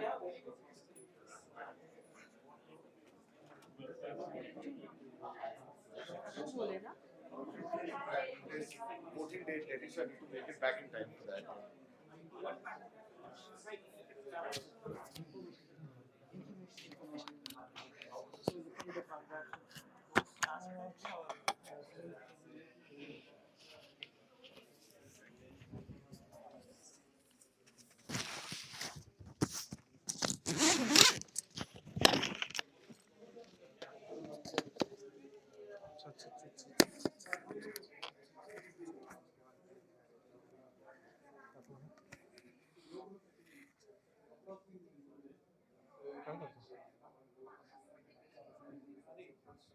झालं ना select झालं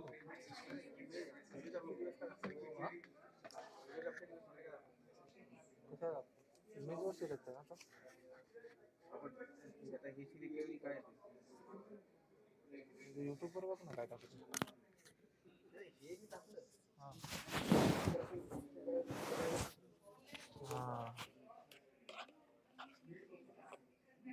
वरचा video वरचाच आहे ना नाही तू एक काम कर त्याच्या प्रॉपर्टीमध्ये जातो नाही बरोबर ते खाली घे हां आता ते खाली घेतलं तरी होईल म्हणजे जे वर सुद्धा दिसतं काय हां जाऊ दे ना हे दिसतंय ना अरे सर वेट बॅटरी चेंज केलीस टाकली चेंज नाही केली दोन आहे चालते भरपूर नको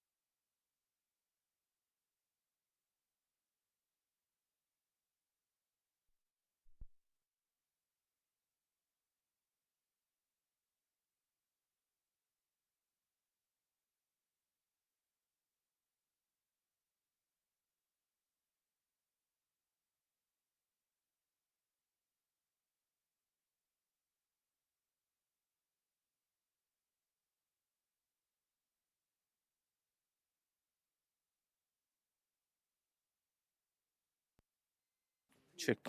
Check. Check.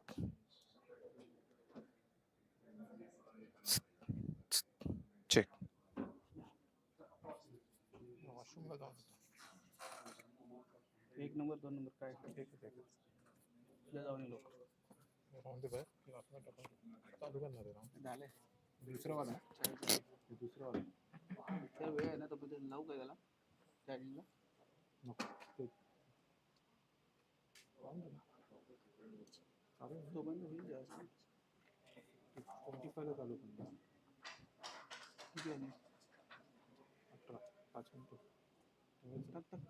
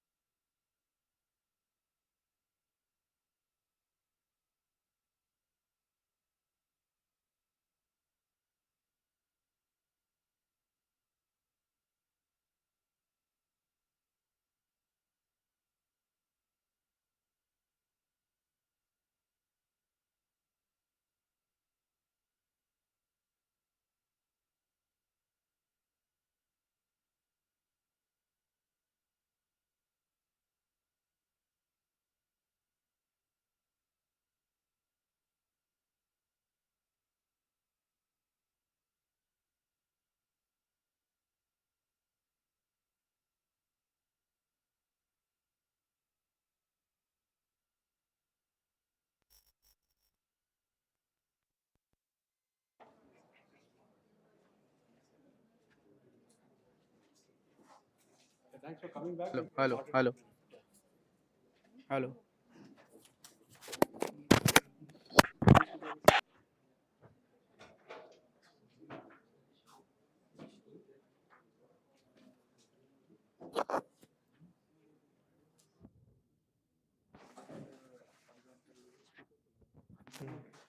स्पीकर नहीं चालू है ना? हाँ ये तो इसके लिए यूरोप के लिए ये तो चालू ही होगा। हाँ स्पीकर आएंगे तब से।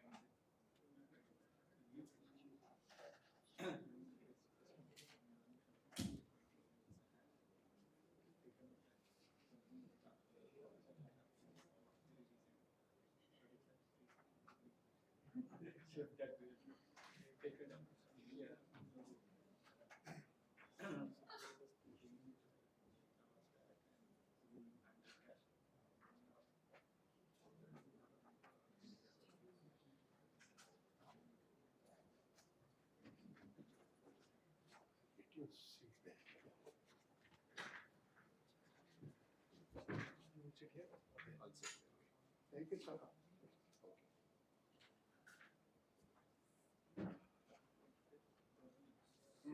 Okay, good afternoon.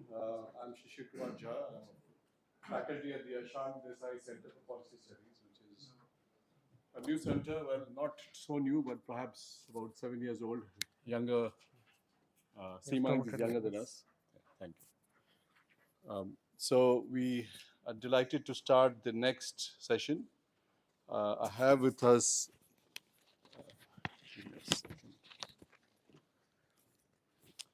Mr. Nandakumar Sarvade from Revit, and Mr. Sachin Yadav from Deloitte.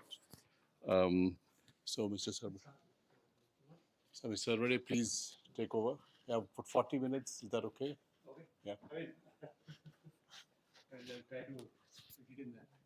You want to give me the mic? Yeah, I'll give you that. And you would like to, that's the mic. Okay. So you can't be too far from that. Is what Okay. I No, I don't walk much around. Yeah. I have to pin it away.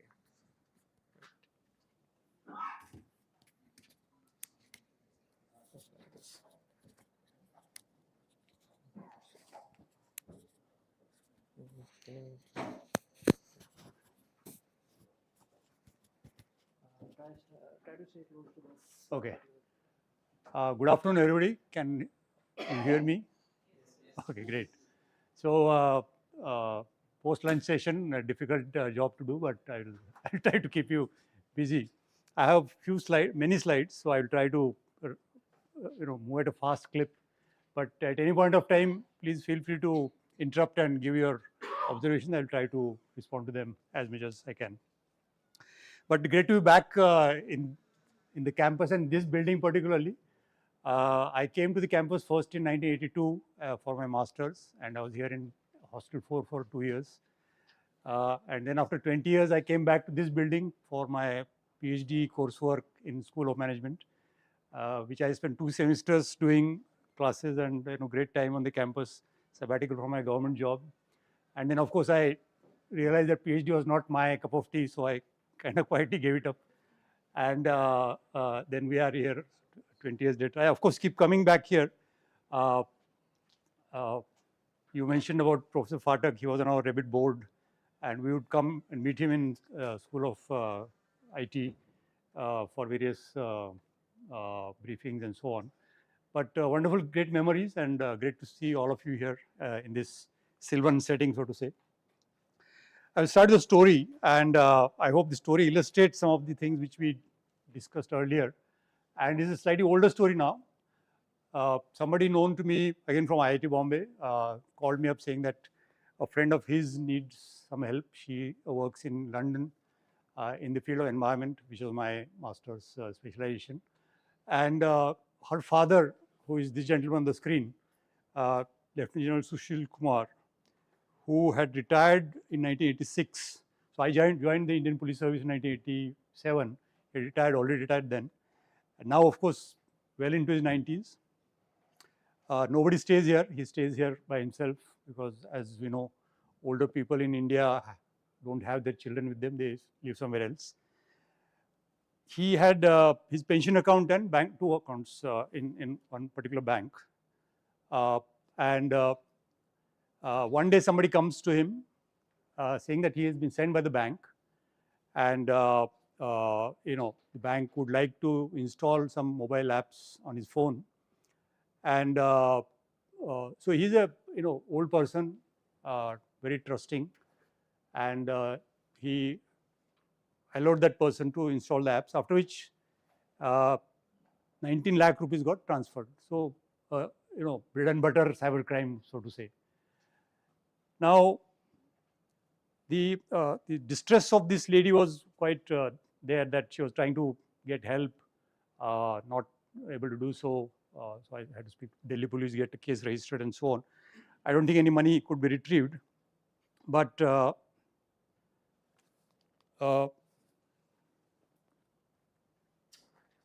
I think it has lost focus. Yeah. No, it just had to. Right. So the questions are more important than the facts, which are very simple.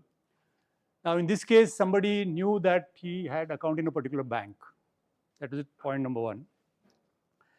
And that there was a pension account and there is a checking account. Checking account and saving account had smaller sums. Pension account had larger sums, and money could be moved into this account. And then the fraud. Why would a 90-year-old person be allowed by the bank to avail of mobile banking by activating it without asking any questions? I mean, I know there are a lot of bankers. I have worked in bank myself, and the bank's approach to this is very, undistinguished, so to say, no differentiation. Customers are treated more from income to the bank point of view than from their propensity to fall for a fraud. Then in this case, multiple transactions happen, velocity checks about what is the history of the account, how quickly money is moving out, why are so many transactions happening. Nobody from the bank seemed to have worried. I don't know whether they had a system to flag those also or not, but that's for deeper investigation. I'm just giving you from what I knew from the public domain. Now, will this be customer negligence under the RBI circular? Yeah, customer has allowed somebody to come and install an app in his phone. It is definitely customer negligence, so no compensation to be paid. Now, the other question is, I will show some numbers later. This 319 crore in 3 years is an old number now. It has gone much up now. But how cyber frauds and how bank frauds, loan frauds are comparable, not comparable, that is the point I would make. And what is the efficacy of the appellate mechanism? What is the customer focus in banks? Some of these issues I wanted to flag. And of course, police, as you will see later, have very little capacity to deal with this kind of very large volume fraud now already. So this was one case which I thought would be interesting, because all of us see such people around us, and they are trusting, they are taking somebody else's help to get banking services, and they are very vulnerable to this kind of frauds, including investment fraud, which are now the flavor of the day. But if you have to look at how personal information is to be protected, including bank passwords, including OTPs, including other demographics which enable an attacker to very convincingly get a victim to cooperate with what's happening. So this was a paper which came out which showed how different sensors on a phone, and there's a list of them there, how they individually and together can profile the user to such a degree of granularity that the user himself or herself is not aware of that personality that the person will have. And some of these are barometer, for example. If you are climbing stairs, your watch is telling you that you have climbed 5 flights today, right? Some sensor is measuring that. In this particular study, what they did was the person is holding a phone, tapping various characters on the screen, and there are movements of the phone which the sensors are picking up. And with certain degree of accuracy, 99% accuracy, the phone is knowing what is being typed without having a visibility into the box in which the password is being typed, right? So any app which accesses these sensors will know the behavior and the secrets of the phone owner. And this is something which somebody was talking about, the app permissions, whether they required one time, they required continuous basis, what do they require, who holds apps accountable for this, are app stores capacitized to do the scanning and deny or have those permissions in perpetuity. It's your guess as good as mine. Now, in this kind of scenario, is it really fair to expect people to protect their secrets? Don't give up secrets to anyone except your bank. Now, Jan talked about the DPDP regime which is going to come in, and consent. Everybody talks of consent, how consent is important, informed consent is so critical. Now, this is a very theoretical construct that has been put out by the European Union people, which has been copied here. And if you ask anybody except who is a privacy individual, privacy professional, they will not even know what is consent and what are the aspects of the consent. So there is a paper here which I happen to see. So there are, when you are giving consents, you have time. When you are giving consent, you have time constraints. You have knowledge gaps. You have cognitive biases, and you have service dependence. Like if you don't give consent, service will be denied to you. So you are in a very short frame of mind, saying that I need to go ahead. Just let's tick and go ahead. So this is one part of from the data subject point of view. Then there are very powerful marketing people who are nudging and coercing to get that consent, right? Very long consent form is there. Some of them will ask you to scroll, and then the I agree button is below, and then you will get a satisfaction that I have read or at least scrolled through, and then you agree and so on. Nobody explains the legal language into layperson's language, right? So consents are collected and they are taken as the irrefutable proof that you have agreed to give away your data to third parties and for various use cases, and so on. So I will leave this slide for you to look at later, but it is a very complex scenario that we are dealing with so many apps, so many variables, so many services coming, and everything is digital. Nobody either wants to go to a bank branch or wants many more services legitimately, but then we have to be aware of what the technological environment is about. So coming to the payment fraud aspect, so I think Vishy is here, he talked about those billions of transaction numbers, but these are the beginning, right? The headroom is way up there. It is just starting to happen. And I remember the Nilekani Group report which said Singapore has 700 transactions per year per user. I think we're already way ahead of that. And obviously cash withdrawals also up. So everybody in government and probably RBI is also worrying why people are withdrawing cash, why they're not doing digital so much. So digital will grow. So that is just we are at the beginning of the curve, whichever way the curve is going. The malicious activities has been automated, like with machine learning, AI, profiling, 5G, bandwidth cost, more people to do frauds. Everything is working towards attack surface, not attack surface, but attacker surface increase, right? So then some numbers about what Certin got, but Certin then came out with a with a regulation that you have to report attacks to Certin, so probably the number will be greater.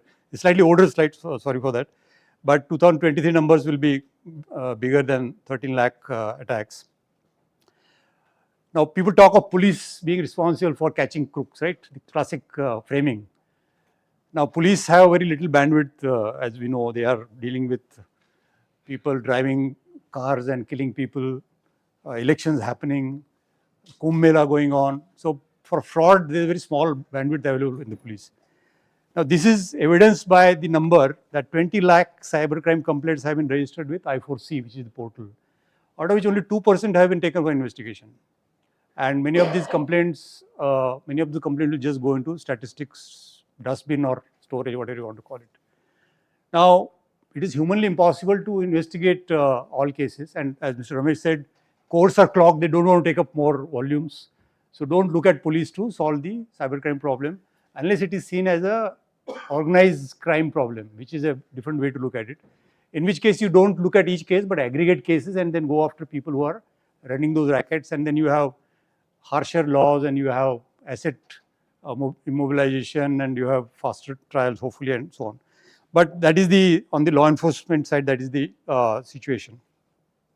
So the point of this slide is prevention is the only way to really deal with cybercrime. There's no way cybercrime will ever be tackled and defeated by reactive approaches. Now this is my favorite point, that banks, and I have a banker, so my banker friends here will excuse me. Banks lose so much money on loan frauds. Like this is from RBI's 3-year annual reports, and slightly older data again, last couple of years data is not here.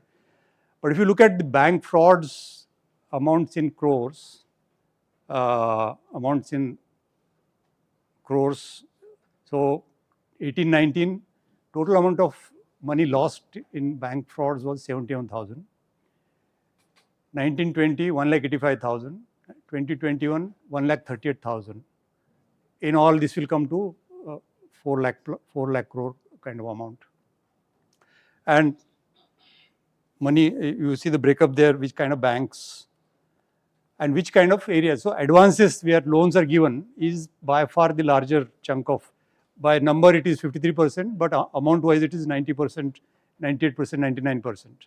So this is the by far the largest kind of category of fraud. So we spend a lot of time worrying about cybercrime because it can hit us, but actually the public money is at stake more in loan frauds than cybercrime. That's a important point from a public policy point of view, because you have to allocate your resources depending on the severity of the problem and not the salience of the problem or not the availability bias that we can do something about something, so let us do it kind of thing.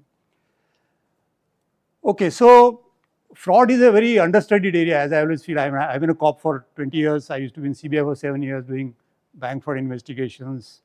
And I myself told you how police deprioritized investigations, fraud and so on. In academics also, you will not see too much of theory in frauds, though the volumes can be very large. You have very sophisticated models on credit risk, market risk, and other kinds of risk. But fraud kind of flies under the radar. But there is an association of certified fraud examiners which talks about 5% as the fraud volume, and it's a report which comes every 2 years. And this has been the finding that actually this is the volume of fraud, because it is either not recognized or it is not taken note of, and it kind of flies under the radar. Now, RBI report I already talked about in dollar terms, because this was a slide made for an international audience.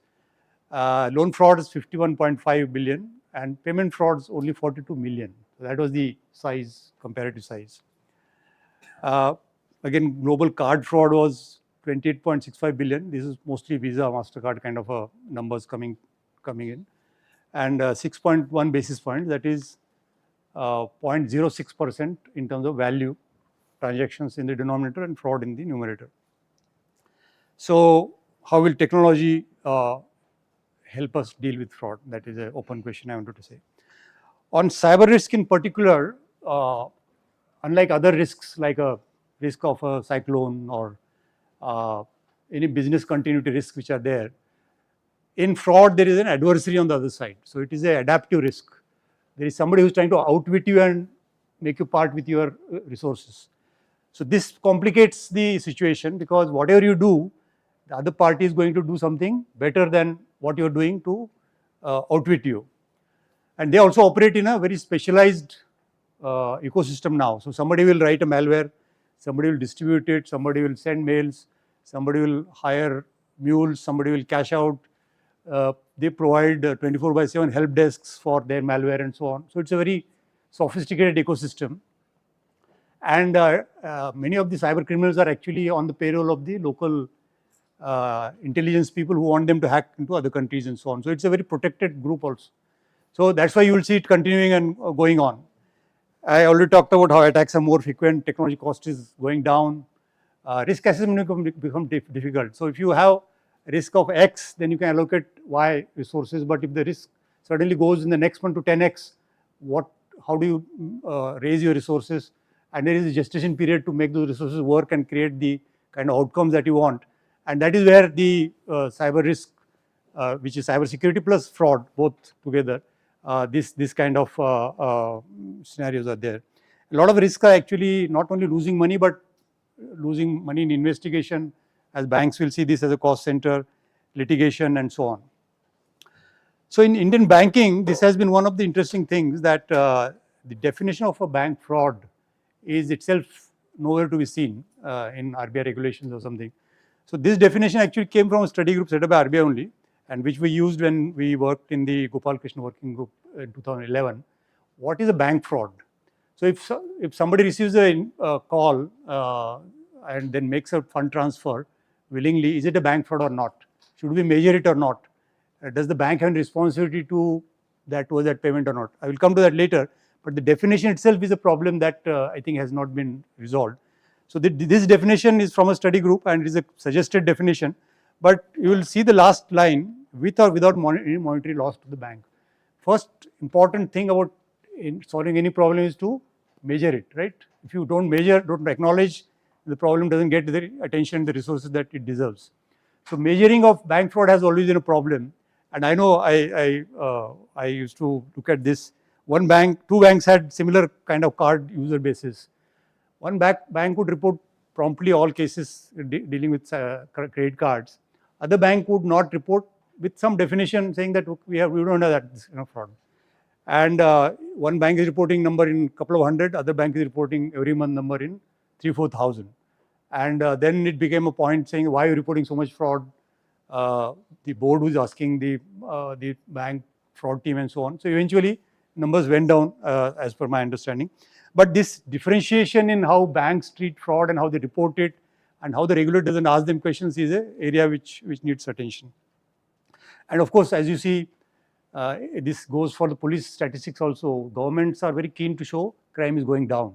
Nobody wants to say, okay, crime is going up because volumes are going up, crime will go up, population is going up, so crime will go up. That kind of logical answers don't work in public space. Everybody wants to show that problem is under control and there is no problem at all. Now, if we look at the problem, if we want to solve the problem, and we looked at the numbers, but cybercrime as a problem, payment fraud as a problem, hits individuals who may or may not have the capacity to absorb the loss. And it is also a factor which may affect trust in the payment system and the adoption of digital payments in the long run. So there are many issues which are with this. Also, the weaker ones always get affected, right? People who don't understand, older people, people who are distracted, who are too busy, and so on. So if we look at the stakeholders, there are multiple stakeholders, but obviously banks and fintechs and payment service providers are at the forefront. Law enforcement has a central role, which because everybody goes there after incident has happened. Regulators also need to have understanding, look at the regulation that they are putting out. There are other stakeholders like governments. Telecom is a very important part of the infrastructure because telecom is a business. One of my ex-telecom friend is here. He will tell you the average revenue per user is into 200, 300, 400, and how much money telecom will allocate for fraud control, KYC is anybody's guess because it is not a viable business if you do things too in a rigorous manner, etc. So there are incentives, economic incentives always work much stronger than any other control measures. And then there are e-com merchants also, which is a very important element of the ecosystem because frauds sometimes send money, buy goods, and goods get delivered, and there's a lag which can be used to block those goods and so on. So from a data analytics point of view, from putting controls, from sharing information, I think it is important to evolve that taxonomy, which is there in cybersecurity, for example, the sticks, taxi formats, etc. But in fraud, it is not there. So there will be objects, relationships, constraints, which I leave to the technical people to think about and then see how they can create a model which is enabling collective defense. Because as we heard, everybody is doing their best, but it is not good enough. I mean, it can do better. Not good enough is probably a judgmental term, but it can do better.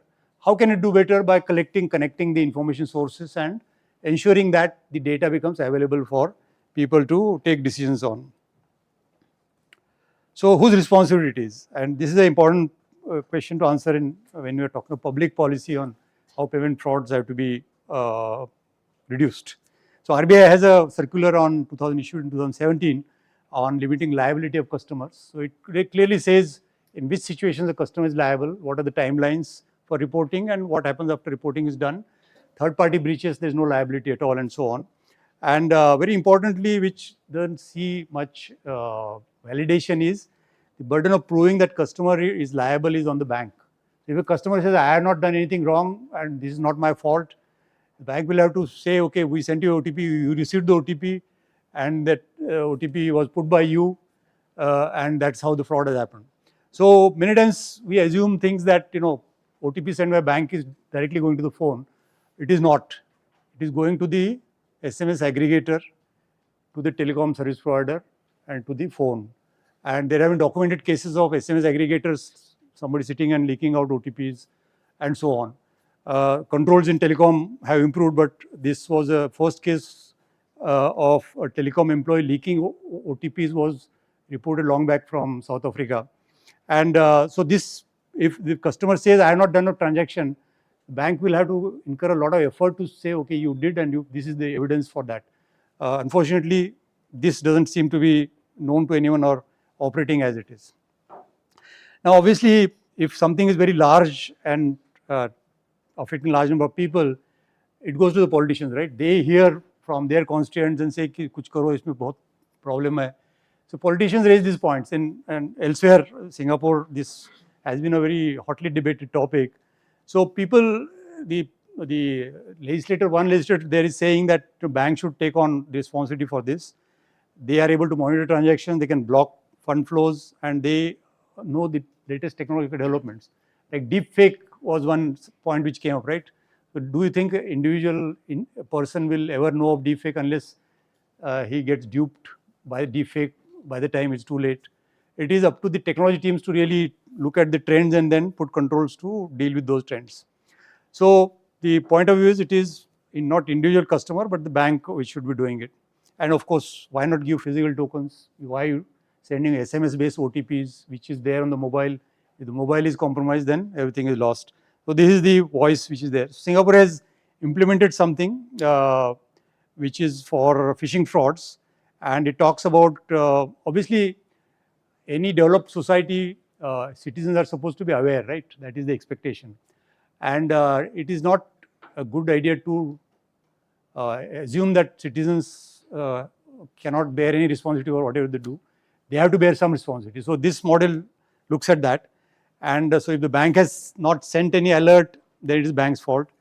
If the telecom service provider has sent an alert which contains a phishing URL, it is the telecom service provider's fault. So they have to put in measures to scan SMSs going to customers and find terms which will indicate potential fraud and not deliver that SMS.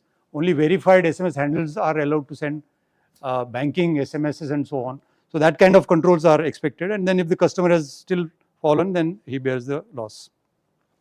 But most importantly, the recent initiative in UK for authorized push payment fraud is what I will spend some time on. What happens here is the journey is victim is targeted by the fraudster. Victim responds to that. So authorized push payment is where the victim is willingly making the transaction, and the transaction happens. So there are two scenarios. One is wrong recipient, so money is going to the wrong person, or for wrong purpose. Money is intended for one thing, but it is actually going for something else. So these are the losses for APP, authorized push payment fraud in UK in last year, about 459 million, which is about 5,000 crore rupees. Now the new regulation says that customers will exercise this standard of care. So one is if the payment service provider is giving an alert saying that this is a potentially fraudulent transaction, the customer if doesn't heed that and goes ahead, then it is customer's fault. Okay. Now the second is if there is a problem, the customer is expected to report promptly, but the time given is 13 months maximum outer limit. Before that, the fraud has to be reported, and the customer should of course respond to any follow-up queries from the payment service provider. So what is the payment service provider is expected to do in this case? So they have to give specific warnings before a payment is executed, and those warnings should show the intended recipient of the payment is likely to be a fraudster. Now, how will a payment service provider know? Will the payment service provider know or suspect that transaction is suspicious? So there is a sender PSP, there is a receiver PSP. Between the two, can they find out if one account is receiving a lot of incoming amounts, similar amounts, frequent amounts, merchant account, not merchant account, merchant, grocer merchant but receiving 50,000 rupees, I am just giving some Indian number, repeatedly. So there is something anomalous there. If they share information, maybe they can give this warning, and they are now expected to give this warning. Warning should be consumer, scam and transaction specific. This is the expectation from the PSP. The degree of negligence will also be there from the customer, which will depend on number of warnings. If the warning is very explicit, still customer has acted on it, then it is customer's fault. Complexity of the scam, any history of the customer, so a customer is constantly falling for something, then the degree of negligence is higher. So this is the kind of responsibility on the payment service provider. And obviously if there is a fraud, the reimbursement has to be done within 5 days. It is split between the sender PSP and receiving PSP. And interestingly, the top 14 PSPs have been told to submit fraud data, and this data is published. So you know which PSP has more frauds. So it acts as a reputational constraint in a good way, positive way, that we have to do something. Data will be published in terms of per 1,000 transactions, per 1,000 user base, etc. But this is like what Niti Aayog used to do, aspirational shaming, so that people put some effort into improving their performance. So this is the and there of course not everybody is compensated, only small consumers, micro enterprises, charities, etc. And there's a cap of course which is prescribed. And there's of course a strategy which I will leave for later reading for you. It's all there in the their website anyway. Now, as we see, payment payment fraud is an ecosystem problem in India also. So this is a recent infographic which I thought will be interesting to look at. In a year, 17 million mobile connections have been disconnected, which is about 1% of the entire mobile. So you can see the fraud activity is so large, and so many connections are indulging in it, that this is the number which is there. I hope it is correct, but it really shows the volumes which are there. And interestingly, if you see on the right side, 10,000 crore have been lost in 1 year. Now we saw some 300 crore number earlier. This is number of 2023 in almost 7 lakh complaints. So it's a huge problem already, and that's why we need to pay attention to this. Okay, so I'll come to the last part and we'll leave some time for discussion. So recently Ross Anderson died. Some of you will know that he was one of the foremost security thinkers, and his book Security Engineering is a book, 3rd edition, very recommended for anyone to read who wants to understand security and so on. So he talks of economics of security, and this is a very popular topic because incentives are very important. Who is incentivized for doing what, that really decides the outcomes. So he talks of public goods. This is taken from one of his books, which are non-rivalrous. So security is a public good. Payment security, street safety, they're all public goods. So they are not non-rivalrous. So my using them doesn't mean that there is less available for you. And non-excludable, there's no way somebody can be excluded from consuming them. So this is the definition of public good.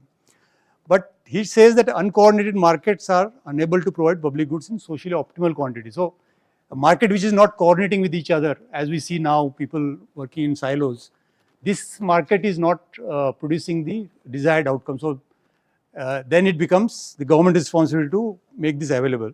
And he gives this very graphic example of saying, I don't have anti-aircraft gun because it is government job to protect me from an aerial attack and so on. So likewise, information security has very strong externalities. So if there is a insecure asset device, it creates problems for others. So any not properly designed, configured system will create those externalities which are there.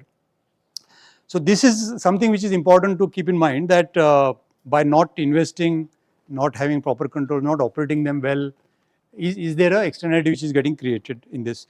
And as I said, the externality is borne by people who are late adopters, rural people, older people, people who don't understand English. I hope now all banks send SMS in local language, etc. But what we see is very English oriented, urban, tech savvy kind of a approach which needs to be evaluated, relooked at. So according to me, some of the design principles in this are, number one is, who should solve the problem? Should it be dispersed among 140 crore people? I am just giving a round number which is in vogue nowadays, but or it should be given to people who can solve the problem, people as in entities. So whoever is best placed has to be given the job. Some customers are more vulnerable than others, so they need more protection. So this categorization, this kind of approach has to be introduced.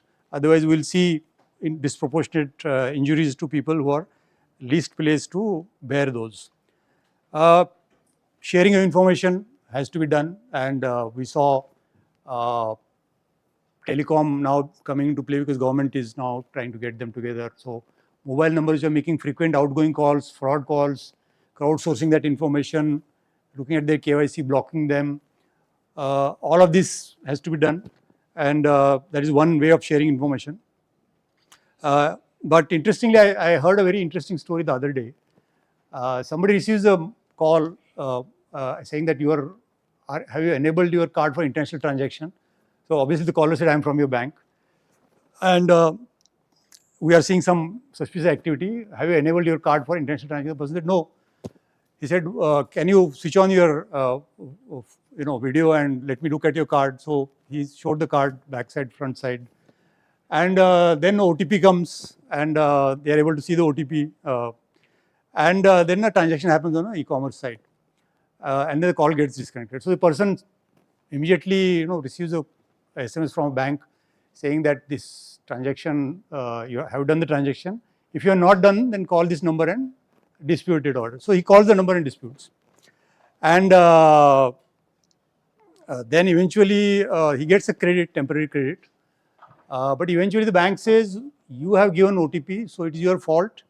You will not get benefit. Now his point is, you had time to, because the money spent on an e-commerce website for buying an iPhone or something, you had time to go to the e-commerce service, e-commerce site, block the transaction, not deliver the iPhone. When I'm saying that this is fraud, why are you not doing that? But bank obviously will not have those linkages unless there is a platform and information sharing mechanism which is already in place. When the e-com company will also take care and block the transaction and so on.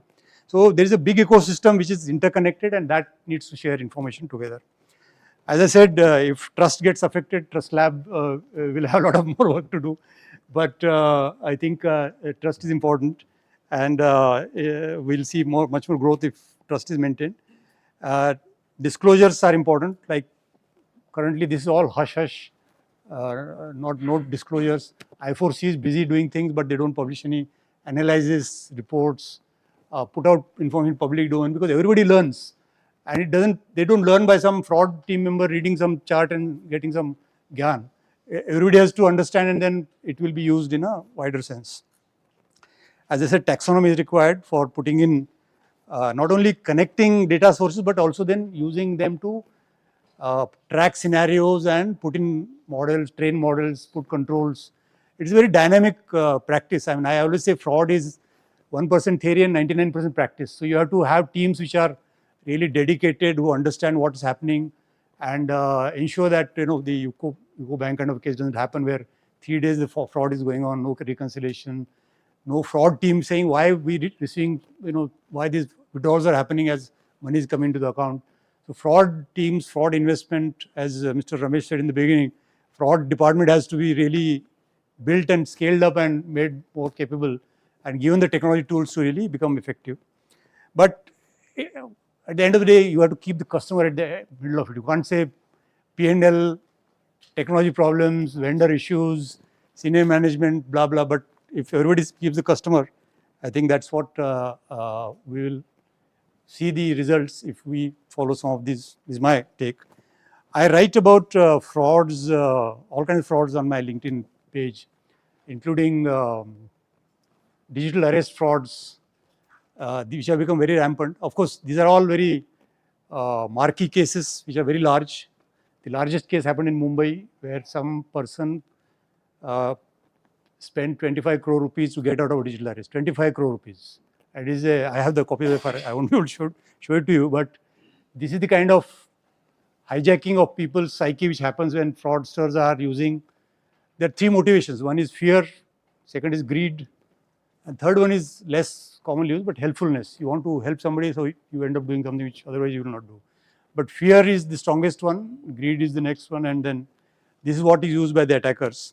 So I think fraud is a very interesting area, and it can behave with a lot of attention and technology stuff, but a lot of public policy also. So I'll end here, and if you have any comments, questions, I'll be happy to answer those. That was a brilliant presentation. As usual from you, I still feel that on the design principle, some amount of spending on customer awareness should possibly be included. Particularly, maybe it's time that we kind of bring that under the CSR ambit of the bank, so that some amount of expenses are spent towards that. Right, that will go a long way in at least educating the people about the various MOs. Right, today the people here in this room will be aware of some of the MOs, including digital arrest, etc. But many of them don't know. And for many of them, it will be the first time. That will also go a long way in helping preventing frauds, because it cannot be a one-sided approach from either the bank or the regulators, or the customer's role is also equally important. Absolutely. So I always say the approach has to be people, process, technology in that order. So people the consumer has to become more aware, and obviously consumer cannot be spoon fed till his for years together. People have to become aware. So sometimes this is a very interesting point when a customer is being onboarded on a digital product, net banking or mobile banking. At that time, the motivation of the customer to learn about things is very high because he wants to use the product. Later, he will get irritated if obviously now banks want to show, fixed deposit ads or cross sale or whatever. But awareness material also should find some place there, and it has to be done in a much more mindful way. I mean, no reflection on any fraud team's efforts, but the kind of savvy we see in marketing, gamification, the kind of picking the curiosity of the person that we don't see in fraud. They're very nice, better designs now as we go forward. But awareness itself is an area of research, and a lot of psychology has to come in. But marketing people know it well. So how to do it, how to localize it, how to use more of a personalized approach. Now that AI is there to say, okay, this person will understand this kind of approach better, this language, this terminology, it will work. So we have to be more imaginative as fraudsters are imaginative. Anti-fraud professionals also have to be imaginative in making awareness as a main plank about how to protect the customer. I agree with you. So I have one question. You have this multi-factor authentication, or two-factor authentication. Now, when you have facial recognition for opening a bank app, why can't you have facial recognition for undertaking a transaction? So some of these frauds that I mentioned. Fraudster can't actually the whole issue of. So there are two kinds of frauds. One is the authorized one is the unauthorized one. Both are important categories to identify. Unauthorized one controls will work. So things like OTPs, unlocking the bank account, and obviously many banks now call customer beyond a certain threshold, saying that please press 1 to approve the transaction and so on. So that works well for unauthorized transactions. But there are large category of authorized transactions also happening, which is the point we saw in the UK also 5,000 crore worth of frauds, which also here the numbers will be now comparable, which will need different approaches. May I add one point, Ramesh? I think the challenge here is twofold, right? So one is today the customer themselves do the transactions. There, whatever you try to reach out to him is not going to.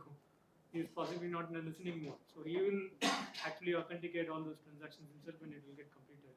And the second aspect is at the end of the day, even a biometric, be it a facial auth or a fingerprint, in that sense, it's not dynamic, right? It's still static. That extent, OTP is at least dynamic.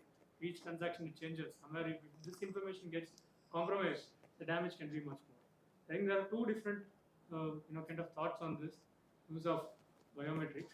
So, in addition to this, what she said, the biometric, authentication factor is generated at the customer end, not at the bank end. That makes a difference. OTP is generated at the bank. That's why we do not allow even third party to generate the any authentication factor at their end and authenticate the customer on their platform. Bank always get customer bring them on the bank platform and they authenticate. Okay, so biometric, fingerprint, everything is in the customer end. Okay, there is no control on the bank end. I think that's a good point. One of these USPs of iPhones Apple used to talk about is the biometric doesn't leave the phone. It is stored locally and it is validated locally only when the phone is getting unlocked and so on. So that is safer. In fact, RBI has also told banks to look at other ways of not SMS-based OTPs, but other kinds of ways of generating that OTP. Well, that will help. But if the device gets compromised, then that problem will continue. I think that's what you mentioned in some of the design principles, and what she is also talking of awareness. I think from the banks or implementer perspective, as a preventive step, right? Effort should also be to make these transactions foolproof. That means you can't make mistakes to convert a transaction. Right. So as long as that effort is also. Yeah. Where I was One heading. example of DGR. Right. We authenticate. So when you register for DGR, you have to click your photograph. It will authenticate with your Aadhaar photo, right? No. It will store it, and then next time you are there, it will verify that same image with you. How that process is There is the enrollment phase. Only your Aadhaar number gets Coming back to that. gets verified. At the gate entry, it verifies what you have shown. I'm talking about the while registering for DGR. When you register through your app, it only captures your. It will capture and store that image. Probably is a wrong example. For retired personnel, there is a concept called Jeevan Aadhaar, where it is the biometric is checked with the Aadhaar, but not in DGR. DGR is only for your next visit to the airport. It verifies what you. Maybe you can take one or two questions. Yeah, can we have a multimodal surveillance being done on the local phone? Like the phone call coming in, the SMS, if the SMS is kind of an investment fraud or a kind of a click fraud, okay, and plus the voice surveillance and trying to transcribe it to figure out if there are characteristics of a fraud, then individually generated transactions, even though knowingly, okay, could alert it at least to the individual. So multimodal surveillance should be an answer, right? So I think it's a good business idea. Somebody puts AI agent there and agent will listen and say, okay, don't do this, this is potential. But what you see is, and I used to see this when I was in a bank, people who are victims of frauds, they never read any awareness material sent to them. They will delete it. Anyway, emails sent on awareness material have less than single digit opening rate, firstly. Secondly, those who are interested in will read, think, is bar kya hai, dekhte hai. They are fully aware of what is the problem. The victims have no time or no interest in this. Yeah. One more question to the end. Just a comment on your point about the taxonomy and defining fraud in general properly. So this also has an effect on the automation of fraud detection, where you're using AI to actually detect frauds and identify them. Because for these kind of approaches, you need a very clear mathematical model or an optimization target to actually define what you are trying to prevent. But this keeps changing in response with your efforts. So whatever you do, they will change their approach. So technically defining it through a mathematical model becomes a challenge. And another point on implementation is where, so for online streaming services, they have ban rates. So they don't keep banning people who are abusive online. So they don't keep banning people incrementally on a very high frequency level. They wait for about a period of months, like 3 months or 6 months, and they issue ban waves. They ban multiple accounts in that ban wave. So this is to prevent giving them incremental feedback on their approaches. So they purposefully don't take action for a certain period of time and then they issue ban waves. Yeah, it's always a cat and mouse game. You have to keep adapting. One last question, please. Just thinking aloud. So I keep hearing OTPs are one of the major reasons of how the last point after which the financial fraud actually happens. So instead of maybe SMS aggregators sending the OTPs, why not give that option to the user to generate OTP and send? So maybe that's another way of looking at it. Let's put the onus onto the customer because the customer has to take some amount of liability in that. So rather, why to protect my transaction, I'll be the one again to send an OTP whoever the bank over. So I think that might be one of the ways to control certain amounts. For doing any transaction, the bank, your account in the bank has to be debited when you are doing a transaction. So the bank server has to confirm that you are the one who is doing the transaction. So they will do it by sending you a one-time password on a device which they would have enrolled, etc. There are different ways in which how they will ascertain your identity with certain degree of confidence. But the closure of that workflow will happen there. So it will be challenge response from that side rather than you are sending OTP doesn't make sense. Mm-hmm. Let the user say that okay, this is a valid transaction. Rather than the bank telling me that is this valid or not, then you say yes. Just thinking aloud. So actually, the OTP we generally consider the second factor of authentication. So actually, second OTP is the authorization factor. So when you generate an OTP, it has a reference, number. Okay, against which it can be proven that this OTP is really, being used by the customer when there is a requirement to reconcile the transaction. Okay, it is not the point where to put the ball.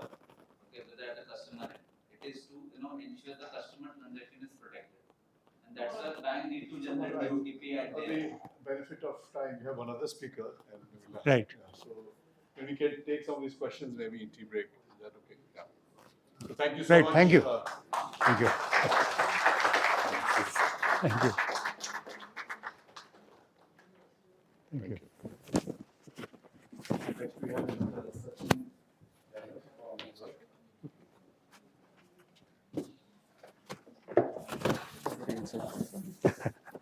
We have done. We discussed this earlier.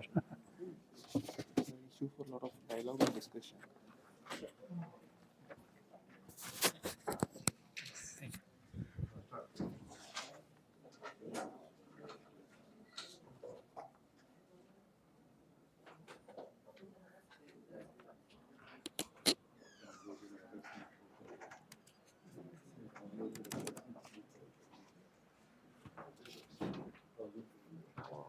Slide chamber. Slide chamber. Slide chamber. Can you plug this in? Is it not? It's not. Yeah. Now is it working? No. No? Wait. Not right. Yeah. Cool. Also. Also. Thank you everyone, and thank you, sir, for thank you, Manjunath, Professor Manjunath, for giving me opportunity here to talk about ATM frauds. After lovely lunch, thank you for keeping us alive, awake, sir. Lovely session. Now, since morning we have been not talking about lot about frauds, right? So please bear with me for next 20 minutes. I am also going to talk about fraud. Okay. So what I'm going to cover here is ATM frauds and couple of case studies. One is, of course, how this entire evolution of ATM fraud happened. Second, what are the latest ATM malware that we have seen in the market or seen in the investigation that we have carried out. What would be the future trends and ways to combat ATM frauds. I'm sure most of the bankers here would have already taken some mitigation steps here, but we will still touch upon those. But there are certain things that we still need to catch up. The way technology and the fraud are evolving. Two case studies I'm going to talk about. Of course, these are the live case studies, and some of the bankers may relate to their organization also. But the idea is not to idea is to discuss those case studies at a larger level so that everyone understand where gaps would lie, and then key issues that how do we kind of resolve this with these issues, right? I'm not going to talk about what are the cases flash in the media. I want to bring your attention to the right hand side of the slide, which is largely to see the quantum of frauds happening in the ATM space. Of course, there are 65,000 odd fraud related cases has been reported as per the RBI data. This is again quite dated 21-22. 2,000 cases reported within India just for ATM frauds. So that is where the quantum we are talking about. Plus your ATM frauds, your finance minister also mentioned about this 65% growth in the ATM frauds. So this is the quantum. This is the threat that we are now facing in terms of ATM frauds. And I often hear that term from most of my banker friends. ATM ecosystem is an orphan child of a bank. Now that is changing, of course, with the RBI regulation and the cases that we have seen. There have been a lot of efforts have been put by the banks to curtail those number of cases, but it was a saying previously, right? So, I'm going to talk about how this entire ATM fraud has evolved. So this is pre-2010 area. I may be wrong. In 2000, we could have seen earlier also, but I thought I'll just do some context here. One is card cloning, familiar to everyone. Card skimming, this is another way of stealing card information by putting some hardware in between your keypad or maybe with a what you say magnetic card reader, right? Fake keypads, again this is a part of the skimming scheme only. Physical theft of the card, that's again a physical theft of the card from by fraudster can misuse that card. Fifth one is dumpster diving, which is again very common. The fraudster will go and see the dustbin and then just pick up the slip and then try to manage the information which they can misuse. Post 2010. Again, don't hold me to this 2010. There could be earlier cases also. Jackpotting. So when I first investigated this case in 2015-16, this was a case of jackpotting malware, where you input the money that you want to withdraw, but the ATM machine will throw more money. So that is called a that's why the term is coined as jackpotting. Shimmers, which is nothing but to kind of read your information from the EVM chip that you have on the card, and this is again another way of protecting card that bank has come up with this EVM chip, but still fraudster has gone ahead and created that hardware to read information from that. Fileless malwares, and one of the malware name is Frodo, which is most common in this particular fraud. It does not leave any trace on your computer. It runs from the RAM memory, and that's why, of course, there are ways to figure out that how did it go with the RAM dump and all, but traditionally the malware would sit in your hard drive, right, in the memory. This would sit in the RAM, and that's why it is little difficult to investigate. RFID skimming, this is more to do with high frequency RFID readers that they use to fetch information from your card. So nowadays they also have come up with wireless cards. So that is also fall into this category. And this is NFC brace and then wireless contactless card that gets misused using this technology. I'll just give you a couple of examples of the latest ATM malwares that we have seen. One is Plotus. Plotus is the most dangerous and most commonly used. This has been typically distributed via your pen drive or something. And why this pen drive comes into picture? Because typically, if you see, most of the banks outsource this ATM operations to third party. The engineer who does maintenance, they possibly use this method to spread this malware. And we have seen that, and I'm not talking from the book knowledge, I have seen that happening in real world. Second one is ATM II. Again, this is spread through your USB drives. Third, ATM ITCH, we call this ATM itch, which is a subset of your Lazarus group, which is known for malware, malware group. This is again spread with the system vulnerabilities, because your ATM network is never on the internet, right? It is always part of your bank internal network. So it is just to put that bug into the ATM machine, and then it will travel through transfers through your bank network. FluBot is another example of malware which is spread via malicious links sent to SMS or phishing campaign or SMSing campaign. So these are the few important or maybe most commonly seen malwares in the ATM ecosystem. Okay, so before we move here, I just wanted to have this more interactive and don't want to just run the slides. But in your view, if you have any specific experience with the ATM misbehavior, would like to have this conversation with you before I move to the next.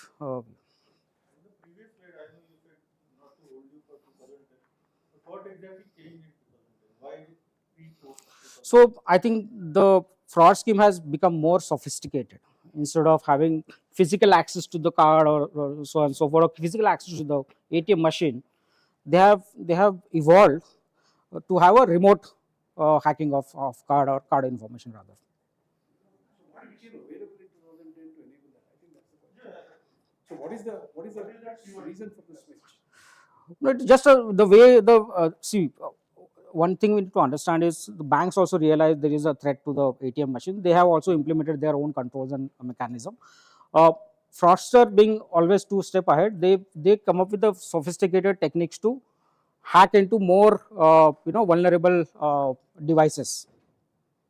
Does that answer your question? Just to add, these post related to either physically accessing the ATM machine? Remotely access, remotely. It's a mix of physical and remote. Someone must have hacked the internal network of the bank to be able to do this. Is that It's a combination. It's a combination. It could be hand in glove with the third party plus the bank employee also. This also covers debit card fraud. Which one? Debit card fraud. So this is largely to do with debit card. Debit card. Yeah. It not be necessarily. Not necessarily be credit card. Yeah. Or it could be combination of both. So there could be devices which you can actually connect that into ATM machines to perpetrate the fraud. I will give you one case study where the man in the middle attack had happened in the ATM network, and I'll show you that how it had happened. It's possible that just the kits for doing this may be more available in the black market Yeah. post 2010.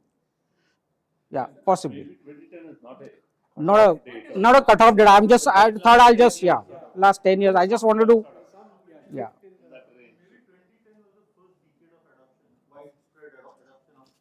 Possibly. But I think after 2010, I think But the widespread adoption in India happened in the first decade of 2000. After 2010, I think I put the caveat that don't hold me for that 2010 and after 2010. Yeah. Yeah. Sorry. Anyone has any point? Just a question. With all the digital money around and less of cash, I myself, if I see, I don't go to ATM quite often now. Have you seen any downward trend? In the recent time? Not really. Not significant. Not significant. maybe cash withdrawals are increased. Yeah. The amount of cash withdrawal, the amount of money that the RBI prints is increased. But that's I really debate that, because after this UPI payments. Actually, what has happened is, to answer to this question, in absolute numbers, yes, it has come down. But percentage wise, it is still good. The large amount of Cash balances have gone up. Average cash balances have gone up. Have you seen a lot of difference in post the EMV chips have come and have false names? It has reduced to certain extent, but it is not stopping fraudster to steal data from the EVM chips also. That is why shimmer comes into place. The second point on the yeah. Sorry. Cardless transactions now ATMs are offering. So that is actually the RF skimming and all that falls under this category. So your contactless cards. So that also can be hackable. Yeah. The virtual one. No, This is what. in SBI we are having YONO Cash. Okay. We don't use card. No. We don't need cash. Yeah. So that is not covered in the presentation. Yeah. Even UPI product, no? Now you scan a QR code. QR code. So QR code also not covered. So this is purely focused on the ATM machines. Yeah. Machines. Yeah. Yeah. Okay. So we talked about this. Any inputs on this? Anything that we have seen differently? And we will be also covering the fake ATMs which have been installed. So I have not seen that. I have not experienced. I have not. It could be, but not part of this discussion so far. Like a real ATM, and when people insert card, the details are captured. Cash is not dispensed. Okay. But I have a very interesting case study where the ATM has been exploited. The machine has been exploited with a very simple trick. Very simple trick. This is a case of fake ATM. Okay, this is a completely fake ATM. The machine is only capturing the card information. Nothing else. The real ATM machine. Fake ATM. There was a fake branch also. We are the fake branch. We have seen that. Yeah.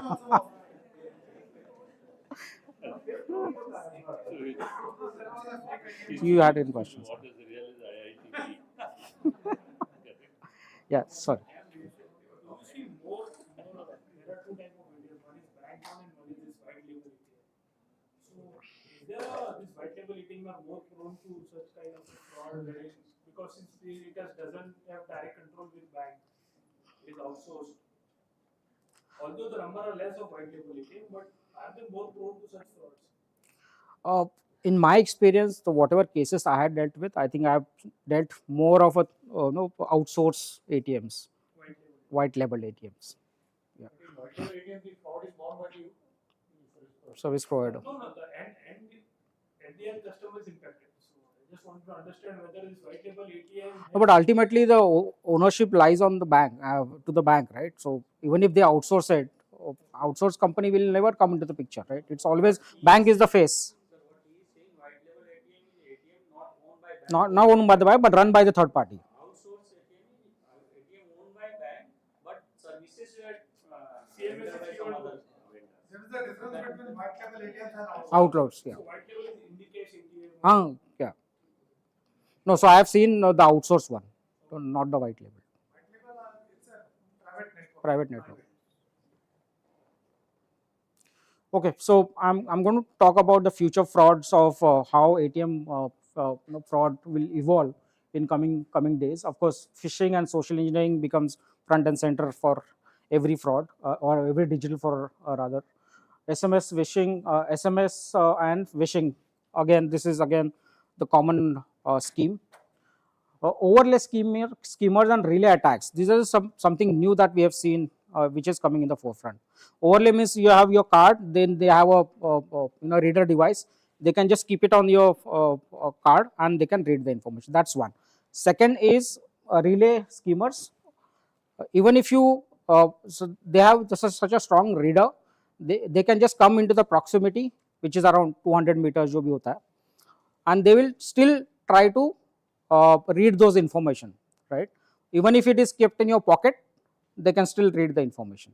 So this is what the relay attack would do. And there are certain things that this advanced schemings and that I talked about, deep insert. So deep insert means nothing but they have a device which is placed inside the ATM machine. When you normally go and insert your card, it will still read your, and this is a extra very thin layer of readers that they insert in the ATM machine. And this is only possible when we have these outsource agencies and who come for maintenance and all. And when they open machine, they put hand in glove with these guys.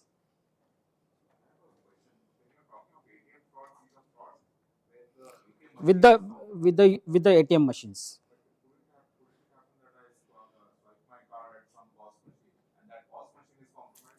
So mechanism would remain the same, right? If someone would stealing the information from your card with that either that magnetic swipe machine, or it could be your keypad, right?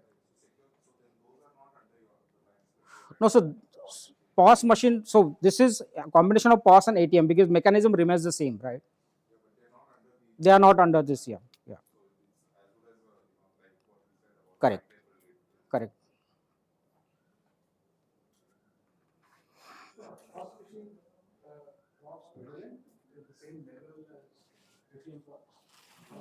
So actually, sir, for all physical card transactions, EMB gets it, not the magnetic strip.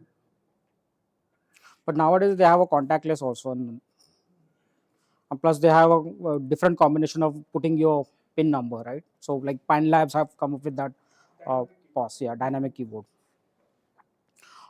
Some of the way of ATM fraud, combating ATM fraud would be, most of these are very commonly, but these are the low hanging fruit for any fraudster to exploit upon.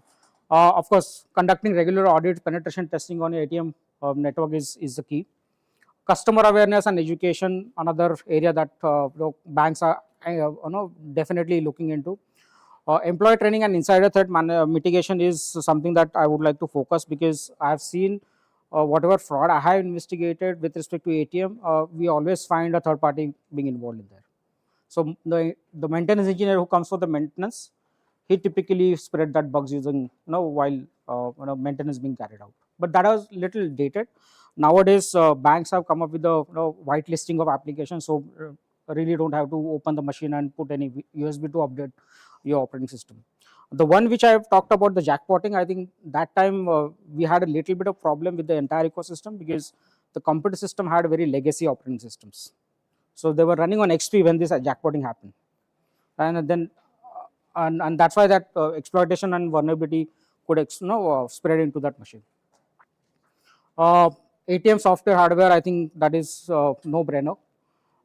Ensure end-to-end encryption. Now banks have been following that end-to-end encryption with to the switch level, but the idea is to make sure that your health is always okay. So keep doing that periodic assessment of your ATM switch, ATM network, because this is anyways extended arm of your bank services. So this is what I was talking to you about the case study. So I'll just take you through the case study. There's a bank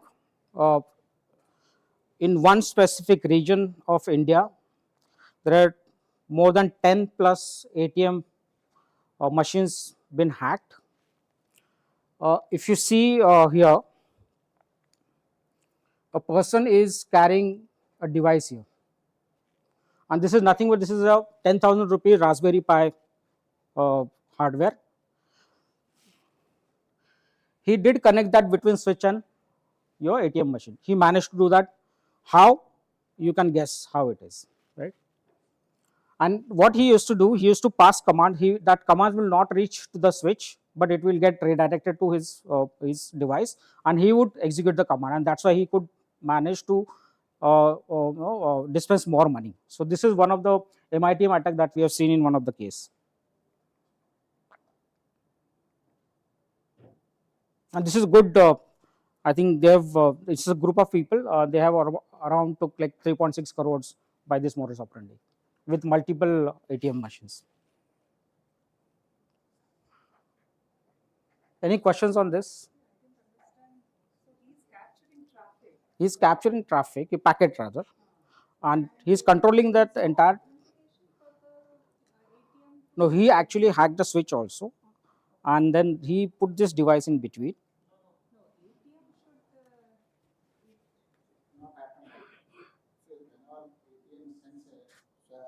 Message to the switch. Switch will authenticate the card, that whether the card is right and authorization is. If it is okay, then it will authorize the transaction and send the message to the ATM to dispense the cash. There, this fellow is doing that. He made it all the declined cards. All the declined cards, correct. Cards are non-operative cards or inactive cards. This fellow, what he did is he used the same card and always he put that card. Switch will always tell that decline the card because no cash is there, is inactive card. Then this fellow using his mobile by connecting to the Raspberry Pi and he changed the because whenever switch sends a message, it will send the dispensation cash also. How much he has to dispense. All the zeros he made it as something 50 random numbers. That number based on that, ATM is thinking that switch has sent the command that you dispense this cash. So then this ATM is dispersing the cash. So all inactive cards is able to cash the encashment fee. So basically, he managed to decipher the entire message and put his own number for dispatch. In this case, two types of problem is there. One is bank don't have any accounting on that, but bank cash is using. Correct. Because that message was not going to the bank server completely. Yeah. Nowhere it is not accounted for. So naturally, bank doesn't know that, but the cash is going off. Correct. This is the problem. The message coming from the switch, which the ATM is executing, that should be encrypted. No, that is always integrated. Actually, larger problem for the ATM is it's not the technology point of view. Actually, it's a simple mechanical device. Even though we use it for the digital transaction, but we call it as digital. It's a mechanical device. It don't have any electronic sensors or something. So it always have a problem with anything to be built. Even the OEMs also different. NPCI, Taibo, and all. They have their own messages, own proprietary messages are there. Whenever something decline is there, nobody has come up with the same standard formats. Suppose some decline is there. Suppose some power off is there. So power off, some message has to send to the switch. Then switch will send it back to the ATM, decline the transaction. But that is not uniform. Because of that non-uniformity of the standards in the entire ecosystem, a lot of problems banks are facing. But it's still, I hope it's still not a problem, or it is still a problem. Sorry? It's It's a OEM's problem. That machine OEM's problem. No, not yet. Not yet. Yeah. This was like dated case.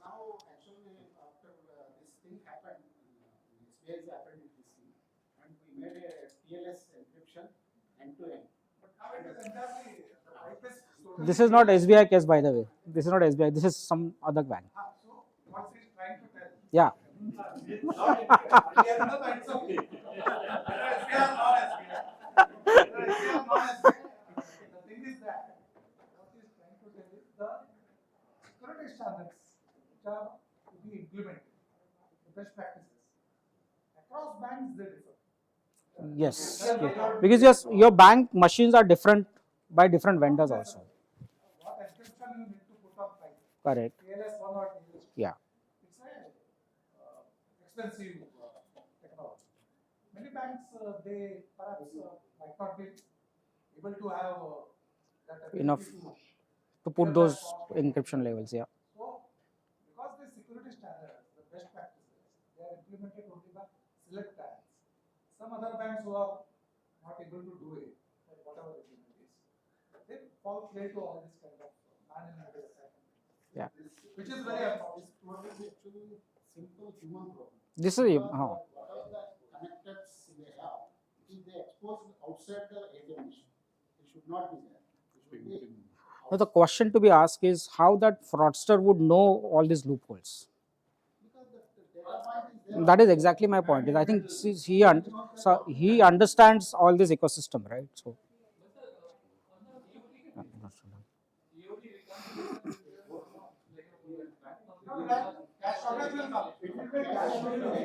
Okay. Okay. Time up. I think we have a second case study. We'll still debate on the similar model.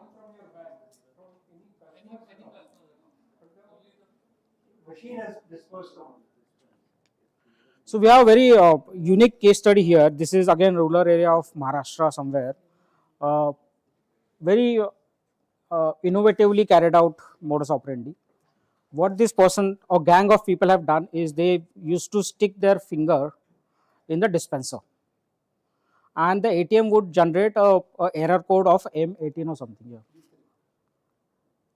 T18, huh?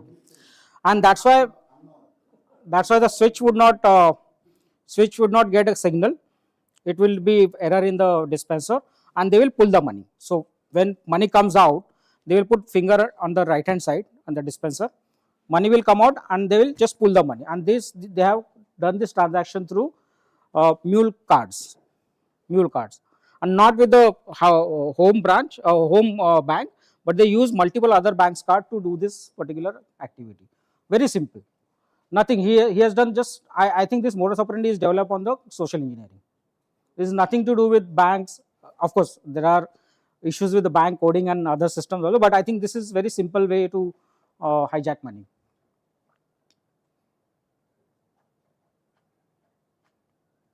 Okay, so what key issues that we are going to talk about is, of course, rapid evolution of fraud techniques that we talked about. Insider threat could be hand in glove with your vendor, or it could be your maintenance engineer. That could be another way to look at it as an issue. Customer education, of course, is a prime concern that every bank or every such institute should have customer education programs running, educating them about these frauds. And last, I want to just keep it for debate. While you said your TSM encryption is very costly, but I think this last point would answer that, because there could be cost constraint to kind of build that secure or robust environment. So that is how these are key issues that I think would be relevant for this topic. And with this, I'll just stop here. Any questions, anything that you would like to add? Happy to hear. Thank you.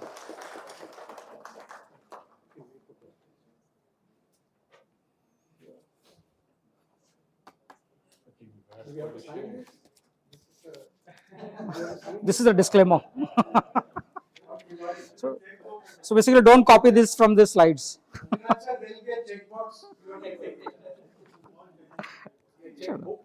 Thank you.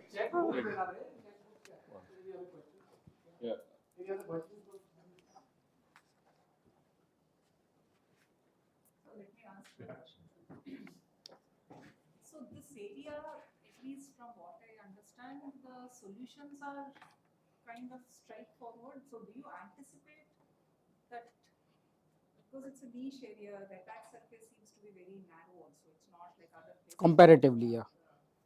And already the state of the art for most of the things, there are defenses, at least mechanisms in place. So do you see it as you go forward, whether given that we have reached a state where there are these good mechanisms to implement them, this will be no more, or you still think there will be more cases of fraud going? So it's a journey, I would say, and the banks have been taking cognizance of these attacks and have been putting mitigation plans around it. Of course, they're doing periodic assessment and everything. They're doing proactive assessment of remote ATM machines, and this is how they are actually started the journey. Of course, they were serious and they are serious about these threats, but there has been significant effort has been built to avoid this kind of frauds, or at least ATM frauds. Anything, sir, you want to add from the SBI perspective? Next time, whenever you get an opportunity, also try to include the Aadhaar-enabled payment system. Aadhaar-enabled payment. This is also That- one area where a lot of complaints are made Sure. about fraud. And means agency like organization like Deloitte can definitely come up with some suggestions. No, I have a ready-made presentation on the QR code and Aadhaar-based payments and all. Yeah, yeah. So we can have that conversation later on. Yeah. Okay. Thank you. Thank you so much.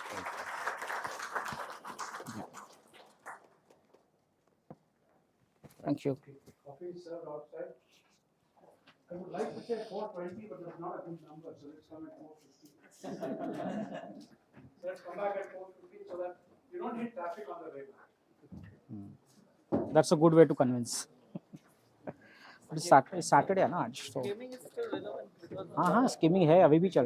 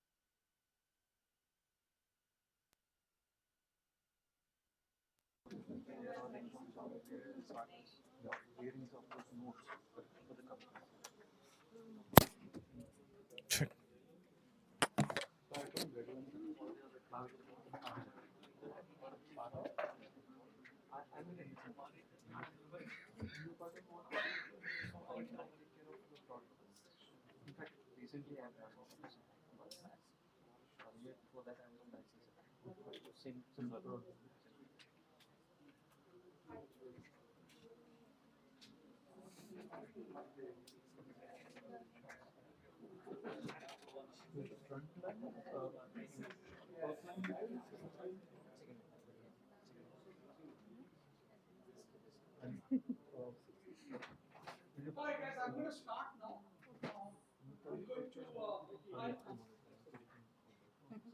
closer to that. No, not enough. All right. I'm Professor Venki Basin. I'm from IIM Bangalore. I'm probably a odd man out in this group of tech wizards. So I'm going to tell you why I'm interested and also how this is a great opportunity for somebody like me to contribute to this workshop as well as something down the road when we take an award. First of all, I have to say that I used to be a professor at Washington University, so it's a great honor. And in fact, at the beginning of this program, I was asked to come and teach here. Unfortunately, things didn't work out at that time, but so I'm glad I'm come back to the Zemba classroom. The second thing is, in terms of financial markets, and I sit on several regulatory committees, and in fact, and also on some boards. And in fact, almost in all of these discourses, one of the issues that generally is talked a lot, but where the least amount of action is actually taken is on risk, and especially around issues like cybersecurity and so on. So you have a field day for consultants, but at the same time, really, how do you think about risks coming out of this? Whether do we even are we even aware of the kind of risks that are being posed to these corporations and so on? We don't know. So I think it's a great start to actually have Professor Manjunath and the center to start something like this, and hopefully this could be a start of a small group of people, like-minded people working on these issues. So I have the honor of doing this last session, so it's going to be an online short discussion by Viraj Joshi from Zerodha. So I'll introduce him in a minute. And then we're going to have 3 people, including myself, talk about, kind of summarize the day's sort of events and also summarize things that did not get discussed from 3 different perspectives. So we have Sandeep sir from banking, and then we have Sulesh from the startup community, as well as both as an investor as well as being a player in the startup ecosystem. And hopefully I can summarize from a researcher point of view, like what are the things an academic institution can contribute in this sort of a discussion. Okay, so that's what we're going to do, and then we will have a closing remarks at the end. So first of all, let me introduce Viraj Joshi. He's right there on the screen, as you can see. He is the Associate Vice President of Regulatory and Policy at Zerodha. He has a background in law and public policy before he joined the Zerodha team. At Zerodha, he is part of the CEO staff, managing strategic initiatives across all aspects of the business. He is also involved in everything related to compliance, risk, and governance at Zerodha. And as you know, Zerodha is the largest broker, stock market broker in the country. And more importantly, and in fact, I was sitting there as a business school professor, listening to some of the discussions about the importance of alignment of business incentives. I mean, why do people do what they do? And I think if we don't appreciate that, then it's very hard to solve a deeper problem like risk and fraud. And I think there is a very interesting case with Zerodha. And I don't know how many people are aware, Zerodha is a bootstrapped startup. So in a sense that they have not taken public money or private capital, and because of which they could do a lot of things. And Viraj is going to talk a little bit about some of the things related to fraud that they have done, and that's only possible because they don't have the kind of pressures that outside investors bring to a company like Zerodha. So with that, Viraj, please take it over. Thanks, Professor, for this kind invitation. I'm very happy to be here and just contribute to the discussion. I have a focus around capital markets broadly, so I'll stick to talking about frauds and the risk monetization that we have broadly from a capital market perspective. And I'm sure that everybody who's working on solving these problems will benefit a little bit at least from these insights. So, like the way I've structured this presentation right now, broadly I talk about the risk in general and how what are the risk monitoring that are unique to the stock market, to the capital markets at large, which may not be which may not you might not have come across in the rest of the financial space. Now, I'll broadly go over the risk metrics that we look at, and I'll also talk a little bit about the stock market specific frauds that happen. Now, broadly given, like at the end of that, given that that this is a discussion around, this is an audience that is interested in AI. See, I'm a lawyer. I'm not really totally fluent into AI, but I see a few use cases that I think can really help with the risk monitoring in the capital market space as well. So I'm just going to leave those suggestions at the end, open for discussion. That is not my core area of expertise, but I think that will leave some. So broadly now, starting off with the kind of risk monitoring that stockbrokers in general have. Now, these come from, some of these come from regulations where SEBI or the exchanges ask us to do some amount of monitoring. Some of this also comes from the overall broader KYC AML framework that exists for financial transactions. And some measures we have done on our own as well. As Professor was saying, there are some things that we can afford to do even that there is the client interest that maybe some of the competition cannot given the alignment. So I'll touch upon that a little bit. So now broadly coming to how a stockbroker is expected to think of this. So there are three levels of risk monitoring that are TMLA, are compliance. So the first of this is around, this is broadly common, KYC and pre-onboarding screening to qualify a client to have an account with us in the process. So now there's something called a client acceptance policy that we have. Here we review the customer risk profile against data that is held with external data sources, essentially to check that if the person is in bad reviews and so on. So even before an account is open, there is a risk score that is assigned to each account that's opened, and based on that we decide whether to accept the client or not. So this ties in with the KYC process, but there are some additional levels of risk monitoring that is done. So for instance, there are a bunch of negative databases that exist. The UI security council that was blacklist. Interpol had like a DMARC person. SEBI passing orders regularly, debarring people from the stock market. The Ministry of Corporate Affairs does that for delinquent directors and so on. So these bunch of these lists that exist. So now these are dynamic third-party lists that are updated on a daily basis. We run a check to against each of these databases in case there's any red flags that come up there. So this is all of this is happening even before the client is onboarded. Now there are two sorts of risky categories that we have to be mindful of. That politically exposed persons and the key managerial people who are part of companies and so on. Because with both of these things, there is a risk of since these people are insiders, there's a risk that they can front run something or get access to privileged information to move the market in some way, thereby come to. So these are the two categories that particularly bear mention here. So broadly, all of this, the first thing that I'm talking about here is the pre-onboarding scheme. This I'd say has a lot in common with banks and other financial institutions as well. It's not unique to the capital market industry. But broadly, I mean that's something that the regulator expects us to do even before a client is onboarded. Now, even after the client is onboarded, we have to continuously monitor the client. Now, what happens here, for instance, is what we need to check is are the funds that are coming into the trading account commensurate with the the declared KYC income or the geography or of the client. So this can be qualitative as well as quantitative. And I'll just give you an example to give this a little clear. Recently, we had a case where there was a 19-year-old student who had a declared KYC income of like 1 lakh to 5 lakh, but suddenly there was a paying of 2.5 crores into the account. Now there's clearly something off because like there's no way that a 19-year-old with 1 to 5 lakhs of income is has that sort of financial capacity.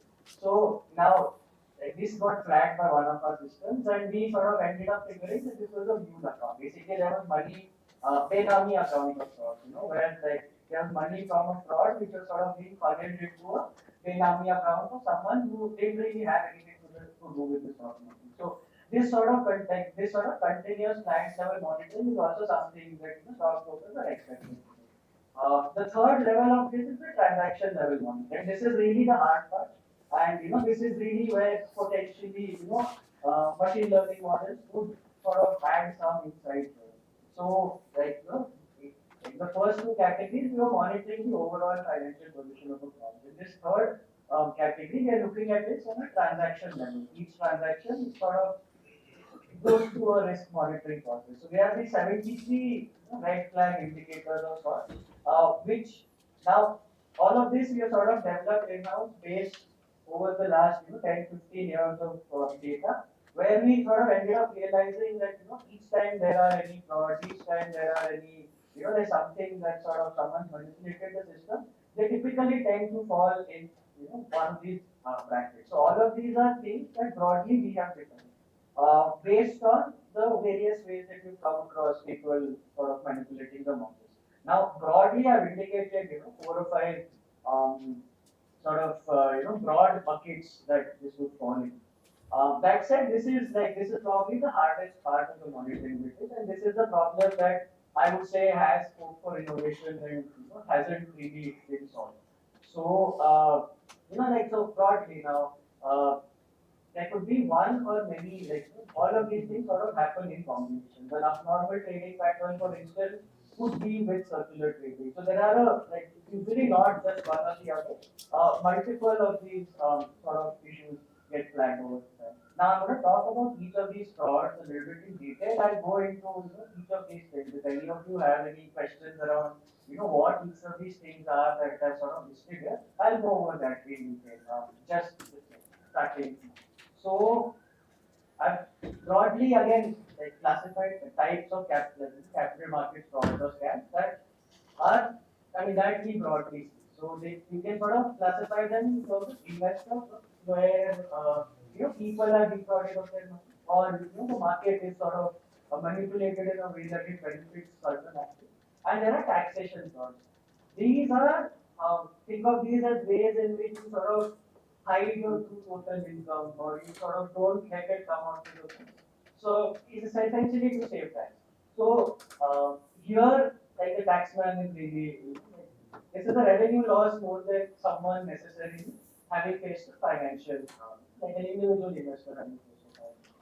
So I'll go over each of these with simple examples that sort of explain how it's a fraud and what are the sort of effects that you come from. Now the most common one that we see broadly is a penny stock pump and dump sort of thing. Here you have situations where you have some market operators, shady people, who will buy a certain percentage of like a small company. Now most of this stuff can't really happen with a large liquid company, like Nifty 50 company and so on. Most of these things to really work has to be in stocks that don't have much trading liquidity, or stocks which have a small market cap, not much trading interest. That's where the manipulation can really sort of pick up. And so that penny stocks and say some segments of the option segments are typically where most of the focus is. So the interesting thing about most of the stock, up and down schemes that we have come across is oftentimes the promoters themselves are involved. The promoters will sort of pay someone to push up the price of the share, mainly because they want to offload shares or sort of manipulate the price to take a loan or something along those lines. So this again ties back to what I was saying earlier about this being a particularly risky category. AMC is a thing that we really need to sort of keep a close eye on Because ultimately the regulator comes to us and says that the liability is on the stockbroker if he allows such activities to happen. Now, typically, what happens is these sort of market operators will start, trading amongst each other at continuously higher price, and ultimately dump the shares on a sort of retail only. So, just as an example here, there's a stock called Alps Industry, which has a 9 crore market cap. So, and you can see really small stock with like very little trading volume. You can see what happened here. There was clearly there was a bunch of stock operators who took to the stock, pushed the stock up from about like 50 paise 1 rupee all the way up to 6 7 rupees, um, and then sort of dump the stock over the now. What happens here is all the way up you have say like retail people who don't really understand what's happening here, seeing that the price is going up, getting very excited and buying into the stock. And so as soon as that happens, the operator sort of exits as and leaves the stock with these people who bought all the way up. So this is something that's very common in the market. Typically, you will have, like you have, I'm sure all of you have seen cases where you see these YouTube videos or you see, and you get SMSs about random small cap stocks where you're sort of getting a buy indication. Now, all of this is illegal.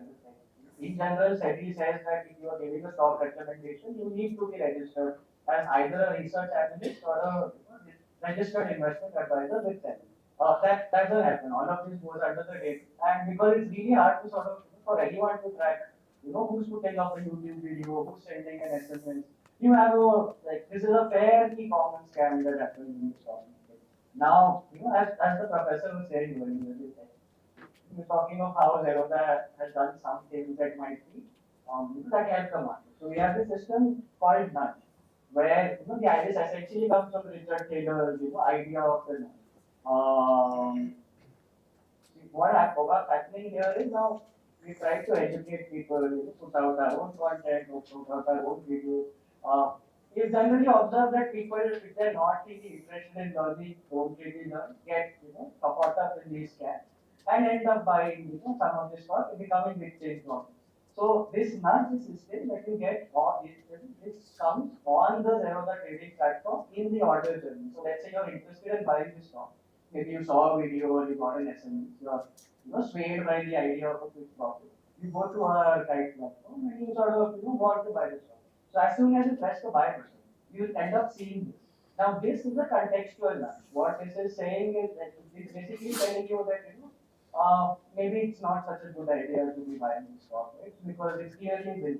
So we have a team at our back who's actively monitoring YouTube, SMSs, all of that to see which stocks have these abnormal trading volumes, which buy calls being put out.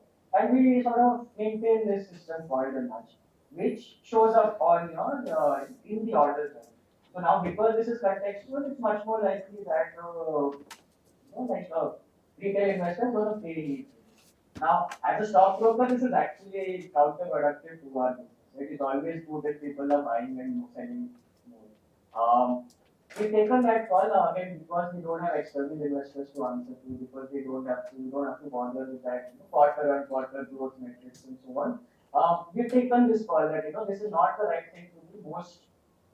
We shouldn't be enabling people to trade in stocks where a lot of this suspicious activity is happening. So we block it at our. Now the customer can still go ahead and place an order, but you made it harder for them to do so, and we put up all these sort of contextual bubbles that hopefully we nudge people away from it. So, I mean, the data point in this sense, as soon as the system went in, this was about a year and a half ago, the volume that we see on our platform which deal in these penny stocks, that's down about 60%. So, over the last year and a half or so, it seems to suggest to us that, this sort of contextual nudging is working. We'll have to see how it pans out in the long run, but that's broadly how we're thinking about this particular like stock pump and dump sort of. So like coming to the Viraj, can you hear me? You got about 10 minutes. You need to wrap it up. 10 minutes, okay? Okay, I'll just quickly. So I mean, phishing is something I think all of us are aware of. We have people who sort of create these fake platforms and basically gets the client details and basically try to sort of log into the account to unauthorized. So I mean, giving client account credentials, email hacking, all of that is sort of way that this happens. Now again, here we figured that we over time, given our cybersecurity posture, figured that a lot of these issues were coming up in Reddit mail accounts. So now on our platform, we have blocked all Reddit mail email accounts because there was a security lock. Third thing kind of that ends up happening. See now again in India there's a regulation that says trading accounts have to be mapped to your bank account with the person in your own. So even if someone committing fraud gets access to your account, it's not that they can really take the money out. So like the real way that this happens needs a little bit of knowledge of options and how penny stocks work. What this like once your trading account, someone gains access to your trading account, there's a way in which, and this is only possible for illiquid options or penny stocks. These contracts are sold from the account to artificially, create profits and create losses. So these sorts of so just an example here of like an MRF option where there was no liquidity as you can see. There are no buy orders, no sell orders. This was a contract that recently someone used to sort of move money around. Based on selling options that artificially take prices. Similar with penny stocks. So again, these are not really possible with the large 50-50 companies. This is only possible with some of these lesser known sort of securities. It's the same with like turning insider trading as well. We had a bunch of these sorts, and the solution will be coming up from either a regulator or a stockbroker. That's broadly, I mean, so I see this entire thing as a way to bring all of these various data points together and create a coherent narrative, which can be hard for a human being. As of now, we are not really using any models in all of this. Most of this is based on discussions and large team of humans who are sort of trying to establish correlation. But broadly, I mean, that's the way forward in the longer run. Now, given there's a lot of risk here, I don't think anybody is going to wake up tomorrow and sort of move to a model over. It's going to be a long transition process. But that's broadly the way I think that this can be. So yeah, that's my sort of brief presentation. Thank you so much. Open to questions. Thank you, Viraj. So let me like to open it up to Q&A on anybody with questions for Viraj, largely on the capital market side. Anyone? Yeah, please. It is mentioned that KYC happens only. Hey, Viraj, can you hear the question? Otherwise, we ask that we sort of go ahead and close the other. So it's three levels. It's before onboarding, it's during, on like an annual basis. There are any clients that sort of intervene. So all three of that is also. Okay. Yeah. Are you able to hear me? Yeah. So my question was that you mentioned that thing about nudge. So like, can't it be classified as manipulating? Can't it be classified as misusing your platform to deter people from buying a particular stock? Like, how do you avoid doing that thing? Because it may be the case that that particular company may sue you based on the fact that you are deterring people or at least warning them not to buy the stock because we think that according to our algorithms it has some suspicious activity. So how do you avoid that? What is your basis for that? So very fair question. This is there's a lot of back and forth that happens on this. We have had a few times also where companies have this. See, I'll tell you what. In nudge, it's not that we are preventing the person from buying at all. It's a nudge. You see it there. We make the process harder for you to go ahead and buy it, but we don't really stop. So like you press 2-3 extra clicks, it gives you like sort of form the seed of doubt in your mind. That being said, companies have reached out to us sometimes. Now, broadly, see, how I see this is a legitimate company is the only kind of company that's going to come and reach out to us. Now, this nudge list has evolved over time. Most nudges that you see today are actually like based on what we think are like fraudulent companies. Now, anyone who's sort of committing a fraud is not going to come to us and sort of challenge us on it. And we have had times when legitimate companies are reached out, there were errors on our team's part where we made a mistake and the team ended up on company ended up on one that we removed from. So that's an ongoing. I mean, there's a team that's sort of looking at the list of companies every day, seeing if any of them deserve to be removed. And it's not that because someone sent us an email or we saw one SMS, we're going to add it to it. There need to be multiple correlating factors.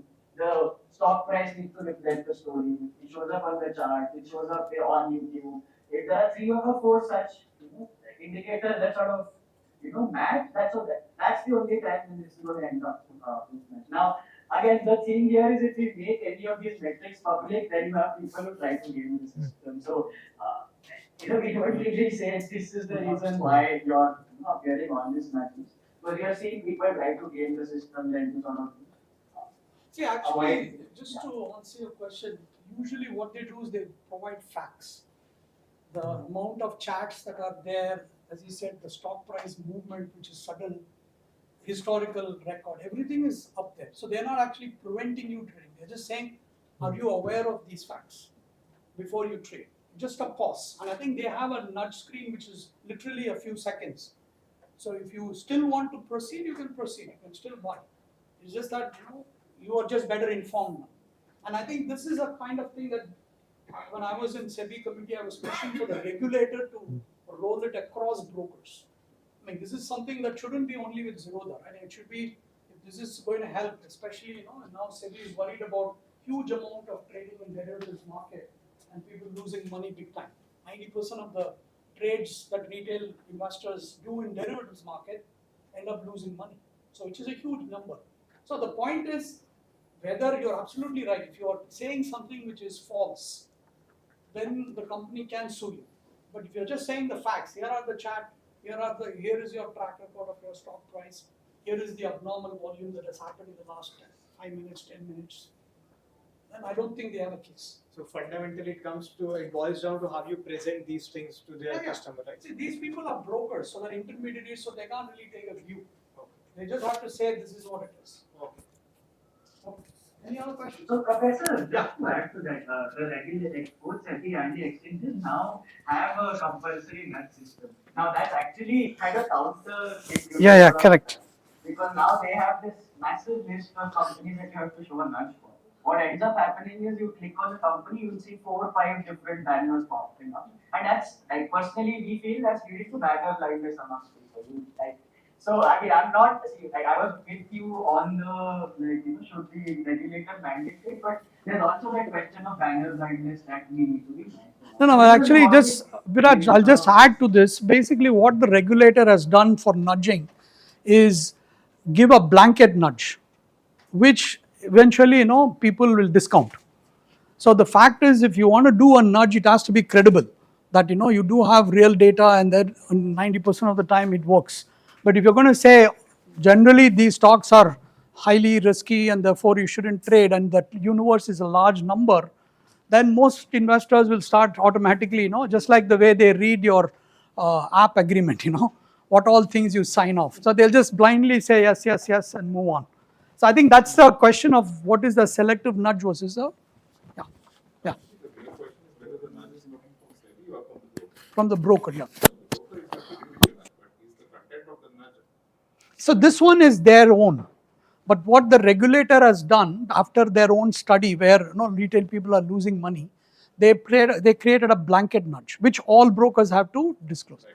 So that's the Yeah. understand type of. Correct. Yeah, but for these selective nudges, right? Yeah. Which are stock specific, characteristic specific, are these computed and decided by the broker, or is it? Yeah, this is done by Zerodha themselves. Yeah. But if it is decided by the broker, then you could be seen as guilty of omission of facts and so on. No, the thing is what happens is, what happens is that the regulator, SEBI can usually ask Zerodha what is going behind it. Just like the way they ask algorithms, what goes behind the algorithm. They can do that. And if they do believe that this is a good nudge, they can roll it out. So this comes back to one of the questions I had when we were discussing during the day, is if data security, is it a public good? And I think Nandkumar was talking about it. And I think it's important to understand that this is a public good. So which means regulators have to take control of this. Otherwise, there's no incentive for another broker who is extremely profit conscious to even roll out a nudge. They want more volumes. But can we say currently the regulator neither permits nor prohibits these specific nudges? See, regulators, specific nudges they don't have right now because they don't have the ability to create that. No, they don't have the ability. His question is, the regulator neither permits nor prohibits this. The thing is, see, one is it has to manifest into volumes and price eventually. So if you're doing it in a closed group and it's not impacting volume or price, then nobody cares. So the question is, these people are watching that, and then through a network of actually joining these closed groups. I mean, I think it's just a matter of time if they can use bots and get it. Putting two signals together. In Deutsche Bank, we have done this, something similar for the proprietary trading. If somebody is front running, then we monitor the surveillance, we monitor the communications along with the chatter on Bloomberg, Reuters, etc. platforms and the proprietary trading activity. So all these 3-4 signals put together, if the same trader is very active on Bloomberg and is keying in trade for a particular instrument, then there is a correlation and you can easily create an alert and kind of pass on that signal. Sure. Hey, sorry, we are run out of time. Thank you so much, and I would request. Thanks, Viraj. Thank you for joining us. Thank you. Since you're not here, you won't get your memento, but we will ship it to you. Thanks for joining. Yeah. Yeah. And just a request to Professor whether it's possible. I think the next logical extension to this workshop would be a deeper dive into one vertical. It could be capital markets, it could be banking or payments, where the idea is to take 3 or 4 core fundamental issues and then see within this larger stakeholder community how to solve it. And then, so it'd be great if you do capital markets. I'll be interested. So now we're going to have 3 perspectives. So we can switch right now.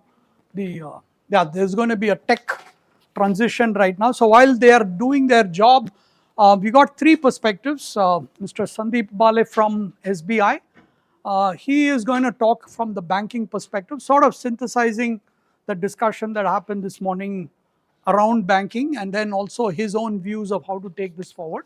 And then we have Sulesh there from Idea Spring. He will talk a little bit about the startups, and then I will try to summarize it from an academic perspective. Okay. And then of course, yeah, perfect. All right. So, sir.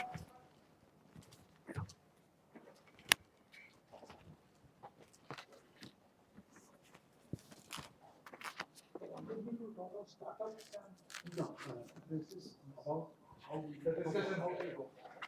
What's the next steps?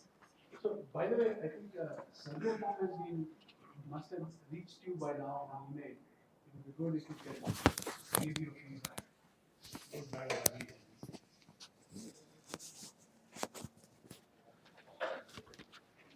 So, the way forward is the. Yeah. Can I start? Yeah, please start. Is that necessary? No, is there a. No, I have not given any No, PowerPoint. No, that is, he's, I think, that is Suresh's PowerPoint. Yeah, Suresh. Yeah, he's going next. So He's going next. Yeah. You have a presentation or not? No, I Okay, don't. good. So then we can start. He told me today morning that I have to speak. No. You have to listen and then just summarize. So good evening, all of you. It had been a long day, and since morning we had been told how many types of frauds are there, varieties of frauds, and frauds, nothing else, right? So I was thinking, sitting there, whether I am in a wrong profession. Custodian of all data of 45 crore customers, and then hearing about variety of frauds which are happening all around. But let me assure you that yes, frauds do happen, and it's not that frauds are happening recently. They're happening for last 100 years. It's not a new thing. Only the variety changes, and as we are growing as an economy, obviously the numbers also grow. So as far as we are going to do banking and financial, we are into financial services, frauds are going to be there. But then what do we do about the frauds? Let me assure you that in banking sector, there is a very strong functional structure to attend to frauds. It's not that people are insensitive about the frauds, and if somebody comes and tells that my account has been siphoned off of some funds, we take it very casually and attend to it in a typical bureaucratic or clerical manner. It's not like that. If that is the feeling you people are going to take back from this session, please don't do it. In bank, the machinery to attend to fraud related cases is at branch level, it's at regional level, it's at zonal office level, at local head office level, and at corporate center level. And this machinery is functional, constantly under scrutiny, is being reviewed, and people are held accountable for not acting on something related to frauds. It's not taken very kindly by the management if somebody is found to be lacking to take action on fraud that has been reported. Our the system of addressing this menace of fraud is at 3 levels. One is preventive, like customer awareness, education, which we keep doing. We invest a lot of funds, efforts in all kind of creatives. We also collaborate with organizations like NPCI for spreading awareness on how to protect oneself from the frauds which are happening. Then we have put in place something called device binding, SIM binding, which doesn't allow your device to be used by any other person other than you. So that no one is having, anyone if he do have access to your device will not be able to do anything from that device. Even if he steals your credentials, he can't use it on some other device to access to your account. So that is the prevention.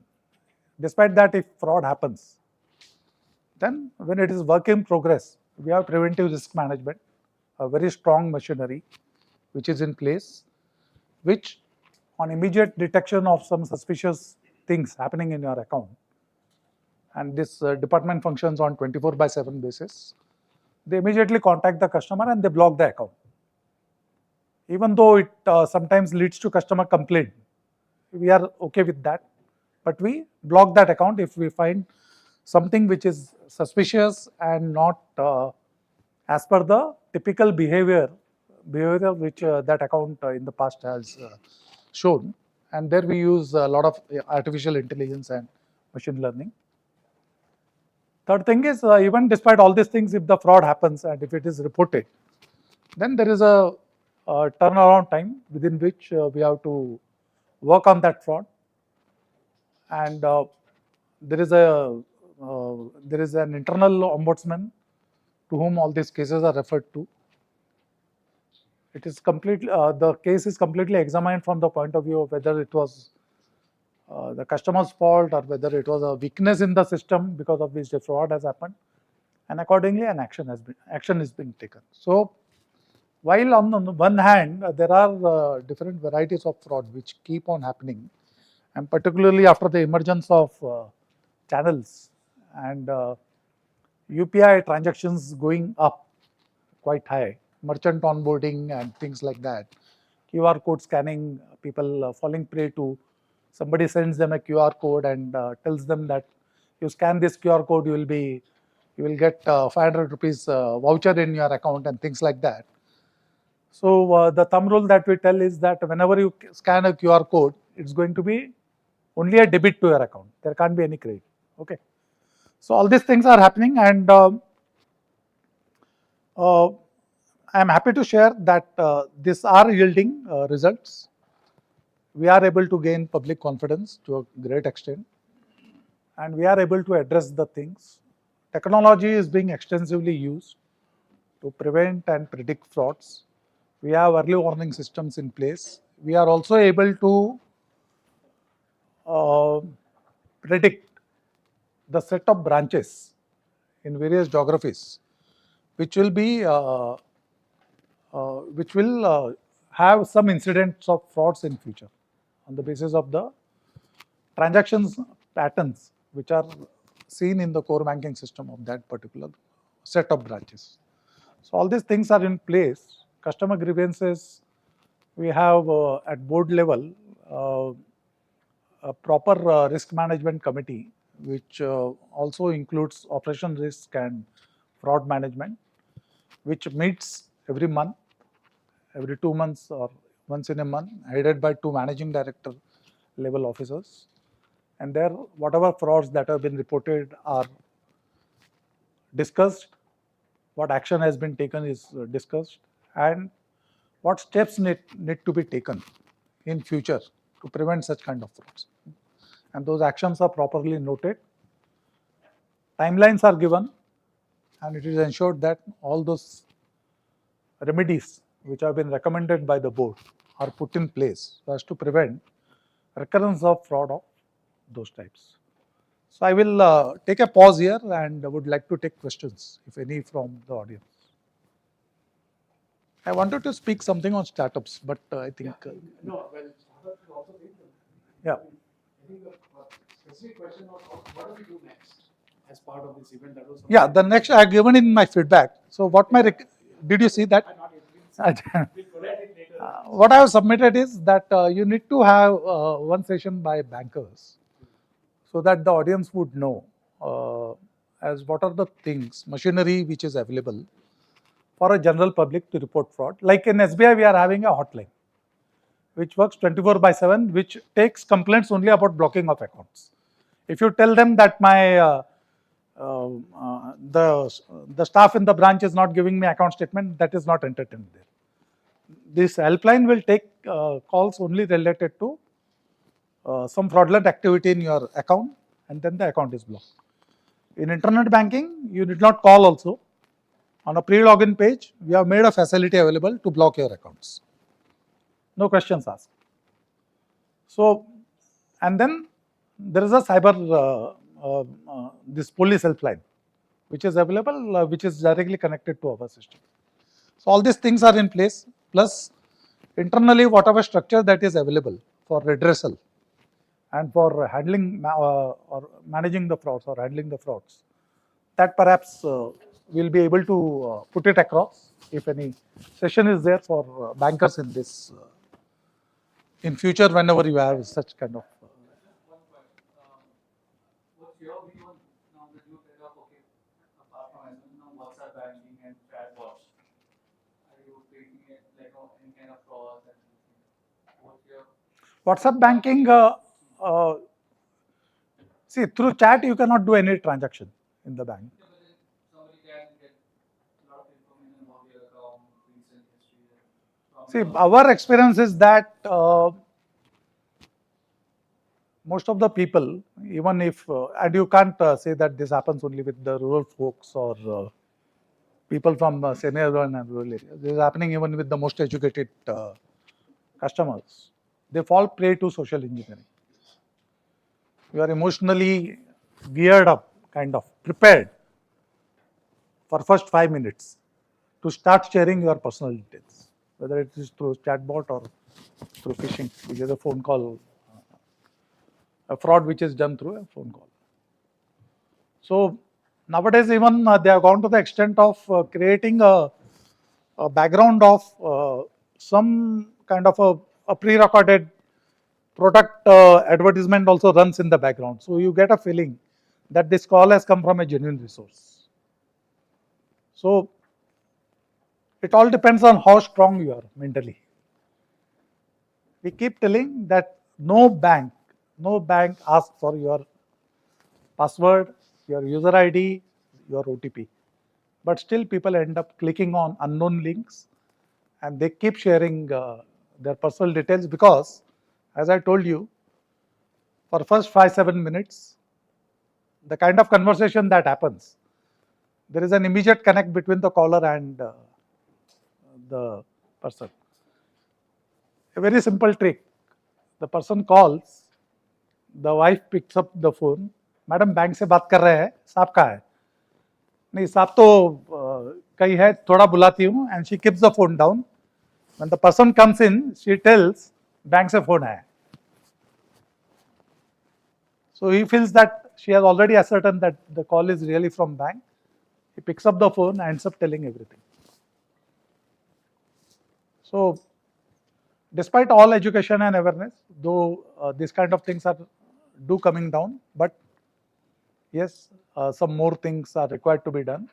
And unless and until people stop doing this kind of things will keep happening. But as I told you, there is a mechanism in place to prevent these things and even to address all kind of grievances which do occur because of this kind of frauds. I think we should have a deeper dive into the banking, and I think we should have a separate full day where some of the issues, both simpler and more complex issues related to banking fraud, can be explored. But thank you, sir. Professor Kameshwari has a small memento. Thank you. I took only 10 minutes. Huh? So, Thank you very much. Anybody could 10 minutes or 1 hour, it's all the same. Thank you, sir. Thank you.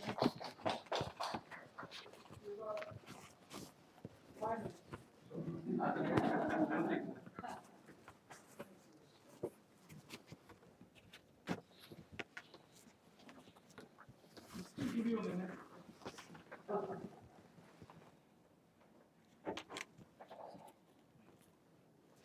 Sorry. My objective here was to come to the issue of going to be a fly on the wall, see what problems you guys are facing in the banking side, and then find good startups to invest in. That was my selfish motive to come here.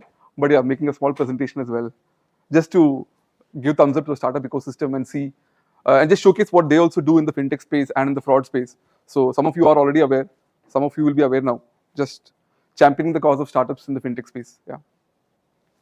So I'll just give you a quick background about what Idea Spring Capital and what I do over there. So we are a venture capital firm. We invest in early stage product startups. So in the B2B space, we look at sectors across deep tech, enterprise SaaS, life sciences.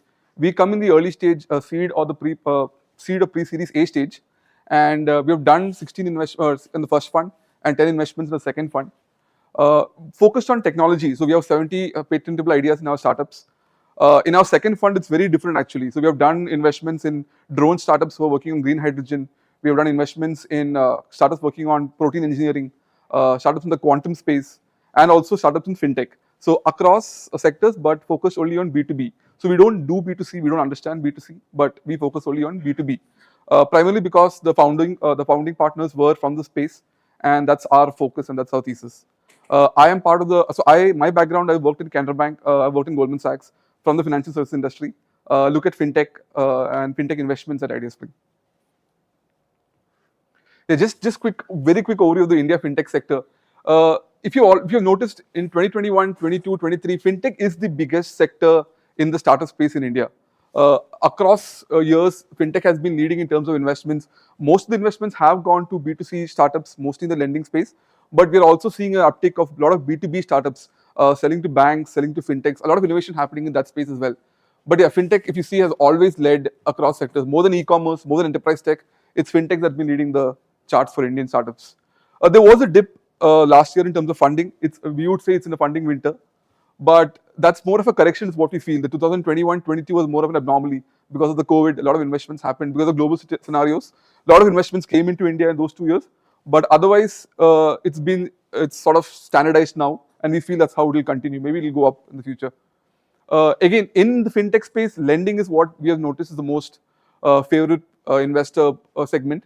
Post lending, there's fintech SaaS, there's banking tech, there's insure tech, but lending tech is what, so basically underwriting, also lending marketplaces, those are the sectors which have generally got a lot of investor attraction in terms of funding. You can't ignore the India fintech story without talking about the DPI, without talking about the advances that's happened there, in terms of be UPI, be the JAM initiative, be it the account aggregator with Sahamati, or even recently with OKIN and what ONDC is doing in the fintech side. All these initiatives have helped a lot of startups innovate in these spaces. So it can't be just about private individuals making, enterprises making innovation here. The government has also enabled a lot of innovation in this space, and we feel a lot of startups will now be enabled through that. And a lot of innovation will come in fintech in those spaces as well. Yeah, here again, this slide is already shared with Nankumar sir. I'll just give you a brief. What I understood from this slide is which we showed yesterday. So nearly 80% of frauds are in advances and card internet. We also feel that startups will be focusing on these sectors. 80% of all the frauds that happen in terms of transactions are at least in those two spaces. And that's where we see a lot of innovation in terms of startups building in these spaces will come up. What we also noticed is there's been a big increase in transactions from in the card internet space from the 2021 to 23. Mostly it could be because of the post-COVID digitized world and a lot of adoption of UPI. So that's one of the reasons why the card and internet transactions frauds happen more in that space. But yeah, these two bring up almost 80% of all transactions. Again, divide between public, so public and private sector banks see most of the frauds. The share of private sector banks in frauds have increased. It's been 50 in 2021. It's now moved to 66%. That's something which I just noticed. Maybe any of you could shed light on why that's the case. But yeah, a lot of frauds happen amongst these two players. Again, so we obviously banks are working really hard. Banks are innovating and trying to help their customers in tackling fraud. But startups are also trying to help banks. A lot of startups are also innovating in this space. And if you look at examples like, this is an article by Economic Times, where they actually claim that fraud hit banks are turning to startups to help cope with risks. RBI did a regulatory sandbox, where they actually selected 6 startups to tackle financial fraud. Again, the finance ministry met fintechs as well as banks and to see how they can tackle cyber frauds. And again, with the whole generative AI coming in, we feel a lot of startups can actually make a difference in this space where they can, evolve better, they can understand technology better, and they can start tackling these problems probably sooner. We are actually seeing a lot of startups in this space. We saw a startup that's working on deepfake detection, and specifically in the video KYC space. We also saw a startup which is working on increasing the speed of AI deployment in banks. So a no-code platform to deploy AI models faster. So there are players who are now coming to solve specific problems in AI, in banks and the BFSI sector. Yeah, some of the global startups tracking frauds, again, this data is all available online. What I'm trying to say here is that this is not an India-specific problem. And startups across the globe have been tackling this. Startups across the globe have been working with banks. These startups have been funded heavily. You can see all the startups here, maybe Canada, the China, in Israel, in Europe. So it's not an India phenomenon. It's not like, okay, you know what, are really banks working with startups? Yes, banks are working with startups across the globe. And a lot of them have been funded, a lot of them have solved big problems, and they continue, they are probably now listed and in unicorn status as well. Again, a quick overview of Indian startups tackling fraud. I've taken these startups not because of any particular reason. They just some where they're funded more, some which I know of. Just a disclaimer, we are not invested in any of these startups. So there's no reason why I've taken this, just to show you a broad overview of the market. If you look at these two, I've taken two sectors, identity fraud and credit fraud. In identity fraud, there are startups working specifically on KYC onboarding. Like it's mentioned, even for banks, for even companies like Zerodha and all, they always tie up with KYC providers who help in the onboarding process and help in identifying fraud in the onboarding process. A lot of startups have raised funding. Sciences has raised 40 million. Karza is a big player in the space, is now acquired by Perfios. In credit fraud, it's mostly about credit risk management. There are a lot of startups working in terms of identifying who are the fraudsters applying for loans, and that's a big problem that's happening. And a lot of startups are playing. I'll probably dive deeper into these with a few examples as well. But a lot of startups are working in this space as well. Yeah. So some of the examples of some startups, again, just randomly taken from the internet, just to show you that there are a lot of innovations happening, and a lot of banks are working with these startups to see what problems can be solved. Now, Perfios, from what again, all this information is available online. I just taken examples. You can always go back to them and find and ask and inquire with these startups to see what better solutions they have. So Perfios, they have an end-to-end fraud detection solution. As far as I know, Perfios is known for bank statement analysis. That's their bread and butter. But the fraud product is apparently the third highest revenue generating product. So a lot of banks are using Perfios' fraud detection product. It starts off with the KYC product of Karza, and they also have employee verification. They look at bank statement analysis. They look at analysis of salary statements to see what sort of people are applying for loans. They verify the employer, the employee, the salary slips. They look at round tripping, what transactions are happening in the salary slip. Those sort of data is analyzed very very scrutinous in these areas. If you look at payments from and to shell companies, all these are analyzed in transactions. Then we have a company called Data Sutram. Data Sutram is actually working on location-based fraud detection.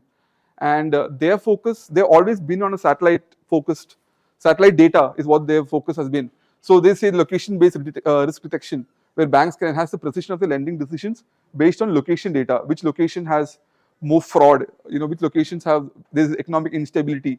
In those areas, they feel that fraud cases can go up. So it's based on location data.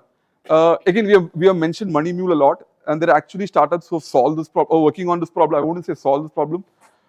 Bureau claims that they have a Money Mule score where they can identify which all accounts are Money Mule and how can you stop those accounts. And they claim in a particular case study, they have done that there's a 60% increase in detecting Money Mules compared to a bank's existing KYC process. So just trying to give you a broad understanding that there are startups working with banks to solve problems for banks in the fraud space. Yeah, again, this is a very common question where banks struggle in terms of how do I select the right startup to partner with. Again, this is from my experience interacting with startups and also being from the banking side in my early avatar. So yeah, basically do your research. I mean, a lot of startups will keep coming to banks because they want to try out their products with the banks and stuff like that. Do your own research before selecting a startup. Do your research in terms of what background are they coming from. A lot of startup banks in the US have accelerator programs, have cohorts where they give problem statements to startups, and those startups work towards those particular problem statements. Can Indian banks look at that? I know NPCI is a brilliant example. They have their own accelerator. They actually encourage startups to apply for problems. Founder background also types to do you understand the fin of fintech? A lot of startups are from the technology background. A lot of times the founders don't understand the financial problems. They don't talk the bank lingo. And that always been a problem which I feel that banks face when they interact with startups. That there is a technology, there's a problem that's been solved through technology, but they don't understand the business use case. So it's very important that when a bank interacts with a startup, to understand what the founder backgrounds are. Are they folks who understand finance? Are they folks who understand banking lingo? Have they worked with banks before? Have they worked with banks, NBFCs before? Have they done POCs with banks? This is a chicken egg problem. Obviously, a startup will want to work with the bank first, but the bank will see what's your credential. Have you worked with the bank earlier? So that's different. Yeah. Is it a generic startup engagement, or are you talking about startups for the fraud detection? This is generic. But why are we talking about that? So basically, what happens is, from our understanding, banks are we identify classify two things: is selling to banks and selling to hospitals are the most difficult things. So we start to identify how can banks identify good startups to work with, and how can startups make interacting with banks easier. True, but I'm just saying, given the context of our discussion on Yeah. fraud, Yeah. so you're talking about a few startups in this fraud space. Correct. And I think the engagement with them. Okay. Because otherwise, this could be a broad. Yeah. This is just like, this is not specific to fraud. It's basically fintechs working with banks. Again, we can do this also to do with fraud as well. A lot of times we realized is what banks work with startups early, and they tell out the rules, tell out the problems they have. Once the project is implemented, there's no feedback, and the feedback comes too late. If feedback comes saying that no, you're not done a good job, we want to cancel your contract. If you can work with the startup earlier, find out what there are false positives happening in your fraud detection. Why are those false positives coming up? Those sort of feedback. So these are actually, I've talked to startups in the fraud space and understood the problems here. And feedback is one mechanism, one problem which startups face. Data partners, can we have integration with data partners in your sort of a data lake or a private data warehouse where banks can interact with, share their data with startups working in the space. Reduce integration time. I've heard a particular startup complain that they took a year for their fraud product to be integrated with the bank's software. And that's too much of a time. Can that integration happen faster? And the last one, this is again specific to fraud. Can you bring users on board during discussions? So a lot of times startups notice that, and the fraud discussions happen with the CROs and the risk officers. But the ultimate product is being used by somebody who's a credit professional in a branch. And when the profiles are set, when the requirements are given, these people are not involved. Can we involve the credit folks as well, along with the risk officer, when we enter into a partnership with a startup? Yeah, these are just some of the areas which I noticed where banks can maximize the partnership better. Yeah, that's just my quick presentation. Thank you. We'll probably, in the interest of time, we are way First, thanks, Suresh. No, well, thank you. Thank you. It ain't over until the photographer clicks. So I think if I can recommend that we cut short this, I will probably share my thoughts by email. Oh, sorry. Because I think already gave thoughts, thank God it reaches WhatsApp. But anyway, thank you. Thanks for giving me this opportunity, and it was a great day. Thank you. Thank you. So without talking, hey, you ran the show. Thank you. For the last 2 seconds, funny and everybody is here. Yeah, I think Ramesh will just Yeah, I will also close very fast. I think we have had a long day. So it was a very informative session.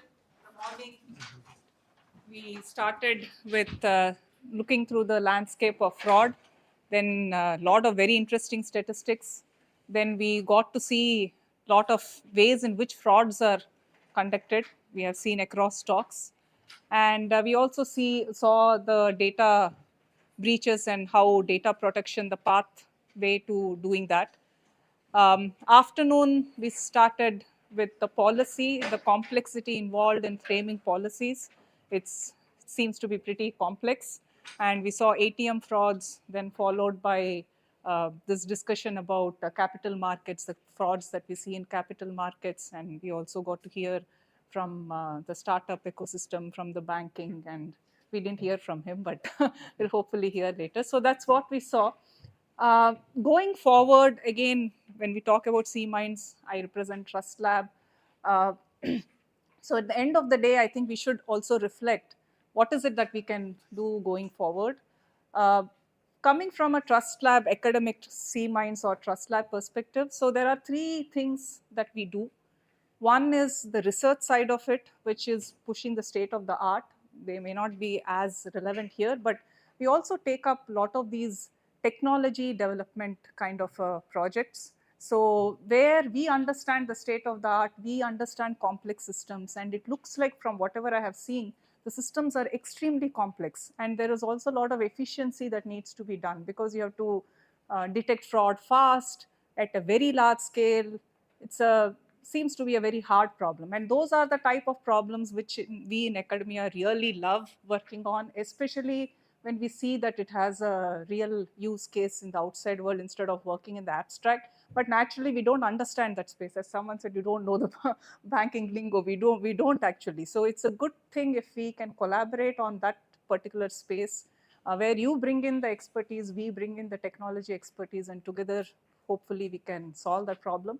The third vertical, which we also do, is the outreach networking kind of a thing, and these workshops are part of that. So when we get together, we discuss many things, we make connections. We also do educational outreach, so there is any skill gap to be built in the community. And again, there a lot of case studies. I can definitely see one, like he was asking, do you do a course on fraud? I can definitely see a course that could run on the fraud. Where you're also training your employees because you need people who understand the space well so that they can get started, they work well within your system. So there's definitely. Ask anybody who wants to volunteer teaching in that course Teaching. on fraud. Okay, Yeah. anybody who wants to volunteer, please. Yeah. Please send us an email. Yeah. So we are very open. So in terms of preparing material, educating people, developing technology. So all of it is something we are quite interested in. So please reach out to us. Let this not be an end. We saw it's like conquered like that. It cannot be like that. We have to go forward. So please be in touch with us. You can reach out to Trust Lab and also Manjunath's the C-Mind. So I definitely see. It is not my C-Minds. Manjunath in C-Minds. Okay. Yeah. So with that, I think I will conclude, and thanks again for joining us. Thank you. And then high tea outside. Yeah, for those of you not in a hurry, please enjoy the tea. Thanks. Thank you.